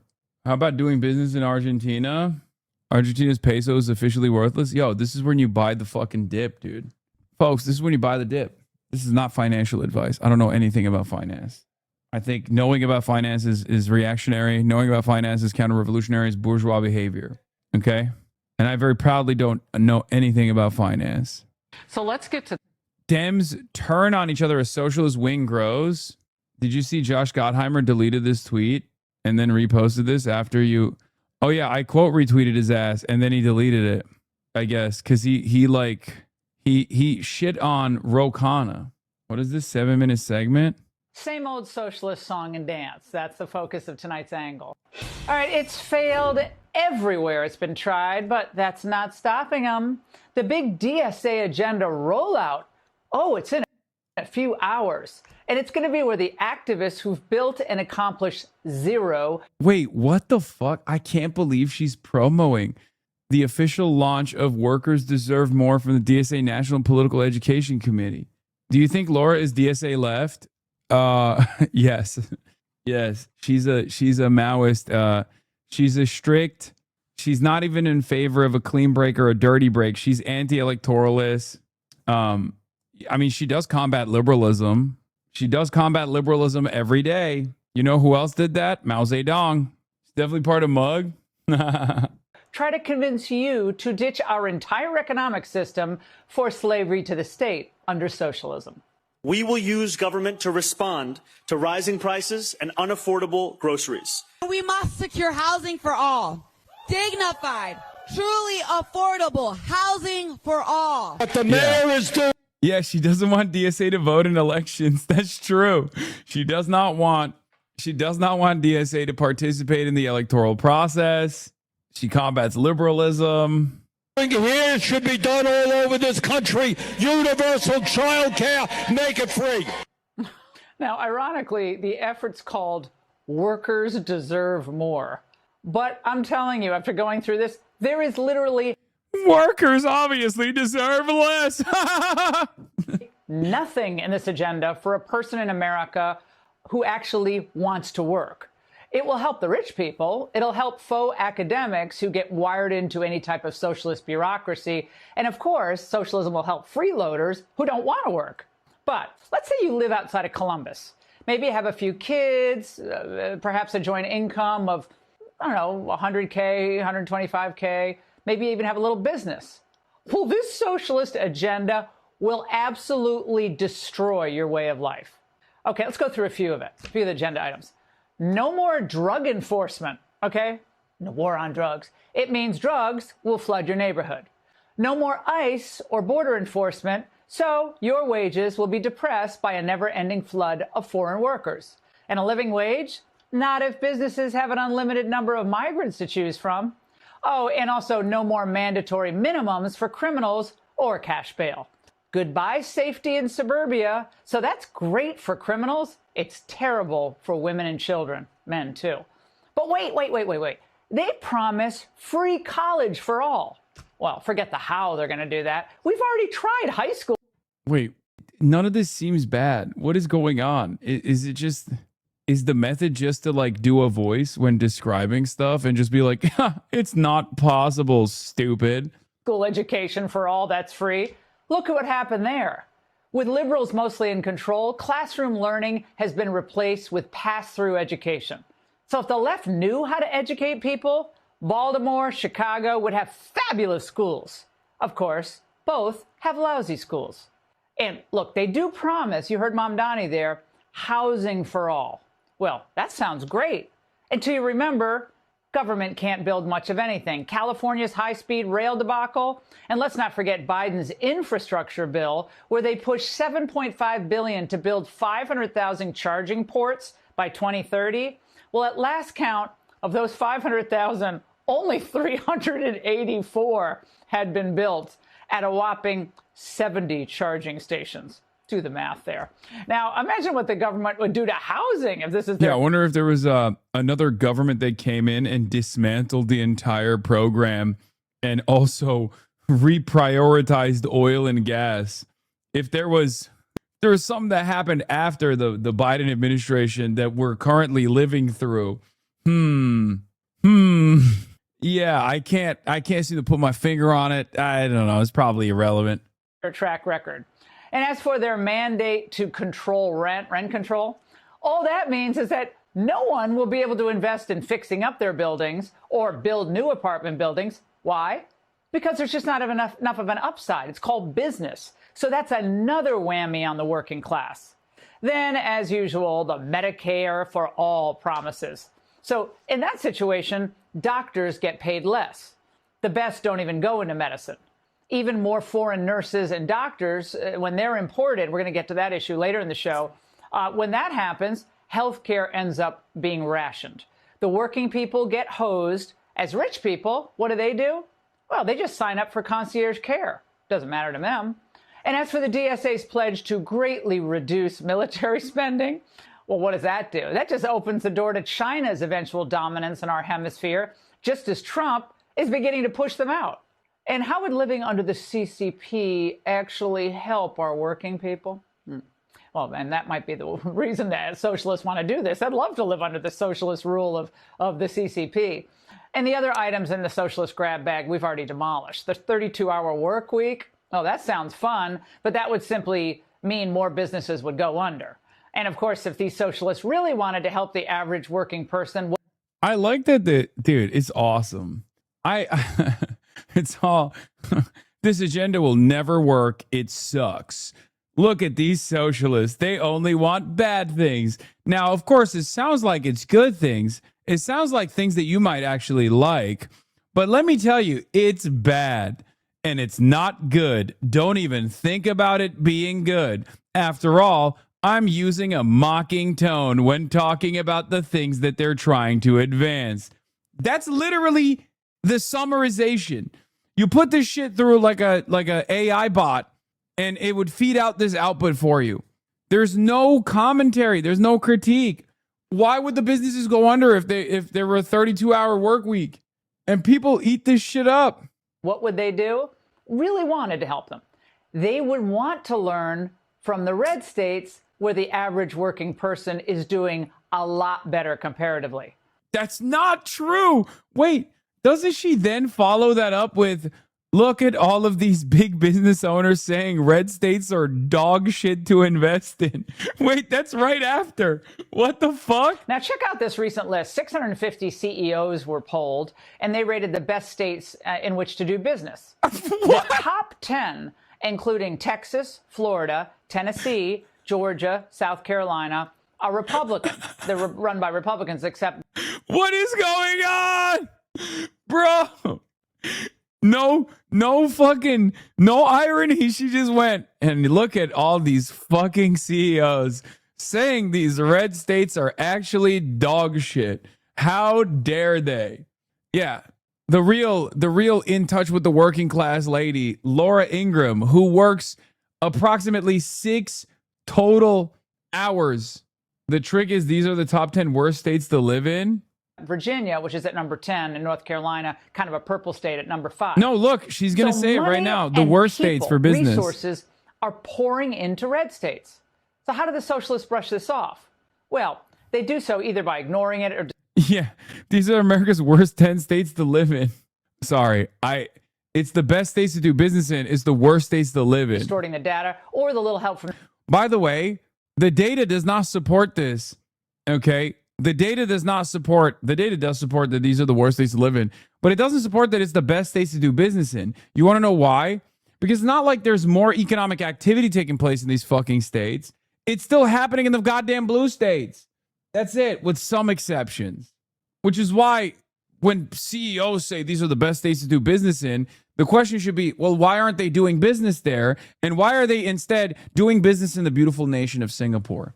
Because Singapore has profound respect for law and order, with the exception of one man and one man only. His name is More Pegasus. He lives in Singapore and he slanders people and he cyberstalks people.